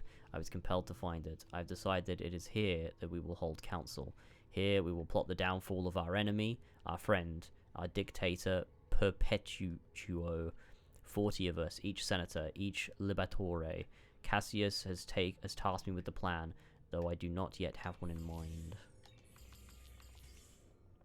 First council has ended. Our problem is clear, our response undetermined. Caesar moves away from the Senate, placing his trust in foreign rulers, adopting the ego and pomp of his Egyptian whore. He refuses to rise, and when he addresses us and scoffs at our concerns, He has created his own private senate, filled with deceivers, manipulators, people who have no business in Roman affairs. My brothers are eager for blood, but I am not certain I can spill it. After my brothers left, I continued to explore the cavern. I found traces of whatever pulled me towards this place. Whispers, lights flickering through the cracks in the earth, a doorway that is also a puzzle. I must find the solution. And that's the Temple of Juno. The door is opened. What lies inside has altered my perception and left me shaken. The very pillars of my beliefs toppled. Every event is a link in a chain forged by something long dead. Or does it still live? I calm myself and venture into the light. The ghosts howl inside my head, calling me forward. I've never seen architecture built to such grand scale, lit by phantom radiance. Something lies at the center of the chamber, something powerful that I cannot reach. Surely gods must have had a hand in its design, but which gods? A pedestal has emerged from the ground. I consider fleeing this madness, but I know it will draw me back. I rest my palm upon it, and I am blinded, filled by prophecy. I see Roman flames, and I'm driven to action. And that's the temple from the end of the game. So he found the Temple of Juno all the way inside it. Oh, that's the armor of Brutus. That looks way fucking cooler than how it looks in the game. See, it must have been modified then. Because, yeah, that looks way different, to be honest. That one doesn't have one. Does this one have one? No. And that's the pedestal, the little podium thing. We meet in the cavern again, but I've hidden my discovery from my brothers. I relay my plans, some details on my own, but others driven by my visions. My contributions are practical. We will attack as a group to prevent escape and to ensure each of us is committed to this task. We'll lure him to the Senate, where none of his allies may enter. The visions have shown me that we must strike on this day of Mars. That today my resolve will be tested. That I must not falter. I'm not a violent man, but I'm ready. I ready my family's heirloom dagger. I pull my toga up to my cowl and leave for the celebration. See, it doesn't sound like he's an assassin. To me, anyway.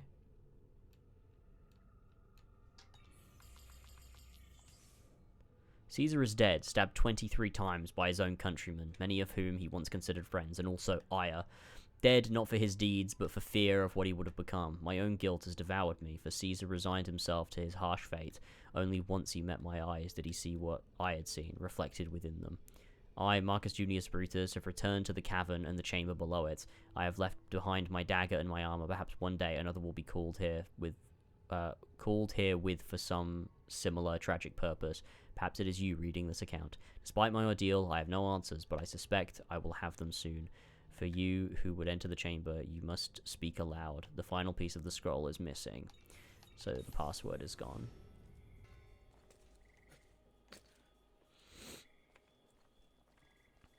Pull my toga up to a cowl. The toga is what he was wearing in Origins. So I guess he didn't wear the armor? So that kind of confirms he didn't wear the armor, yeah.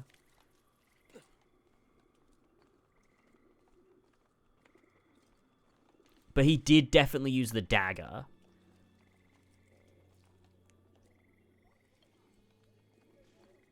But see, he hid the thing, so the assassin symbol is there, and we can't. Do you know what? I've got to assume, and I don't think this is like the intent.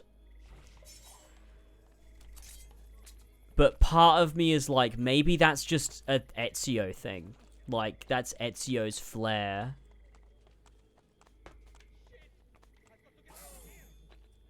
That is added to the armor. It, like, maybe wasn't originally there. And Ezio added it or something. Because, obviously, the robes and shit, like the cape and stuff, also wasn't there. He's also added that too. And the pouches around the back. It's just the armor. The armor is Brutus's, right? It's the same as Altair's armor. Like, he added, like... there's a bunch of parts of that outfit that Ezio added himself. The only parts that are actually Altair's is the armor.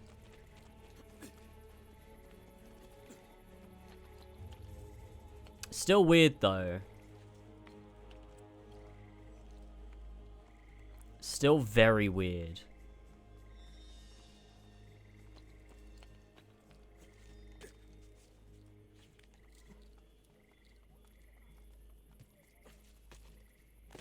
I think realistically, what they probably did is added the assassin symbol because they thought it looked really cool for an outfit that Ezio would be wearing. I think that's probably, like, realistically what happened. It's, like, probably no deeper than that, really. But they still did it, you know? I got a How Gamers? Yeah, no worries. I think I'll wrap up now, to be honest, because I don't really want to start the DLC or start doing a bunch of Leonardo missions. I think I'm ready to call it a day, and then tomorrow night we'll hop back in. I'll hopefully start a little earlier, and we'll run through the Leonardo missions, the DLC, and then wrap up the game.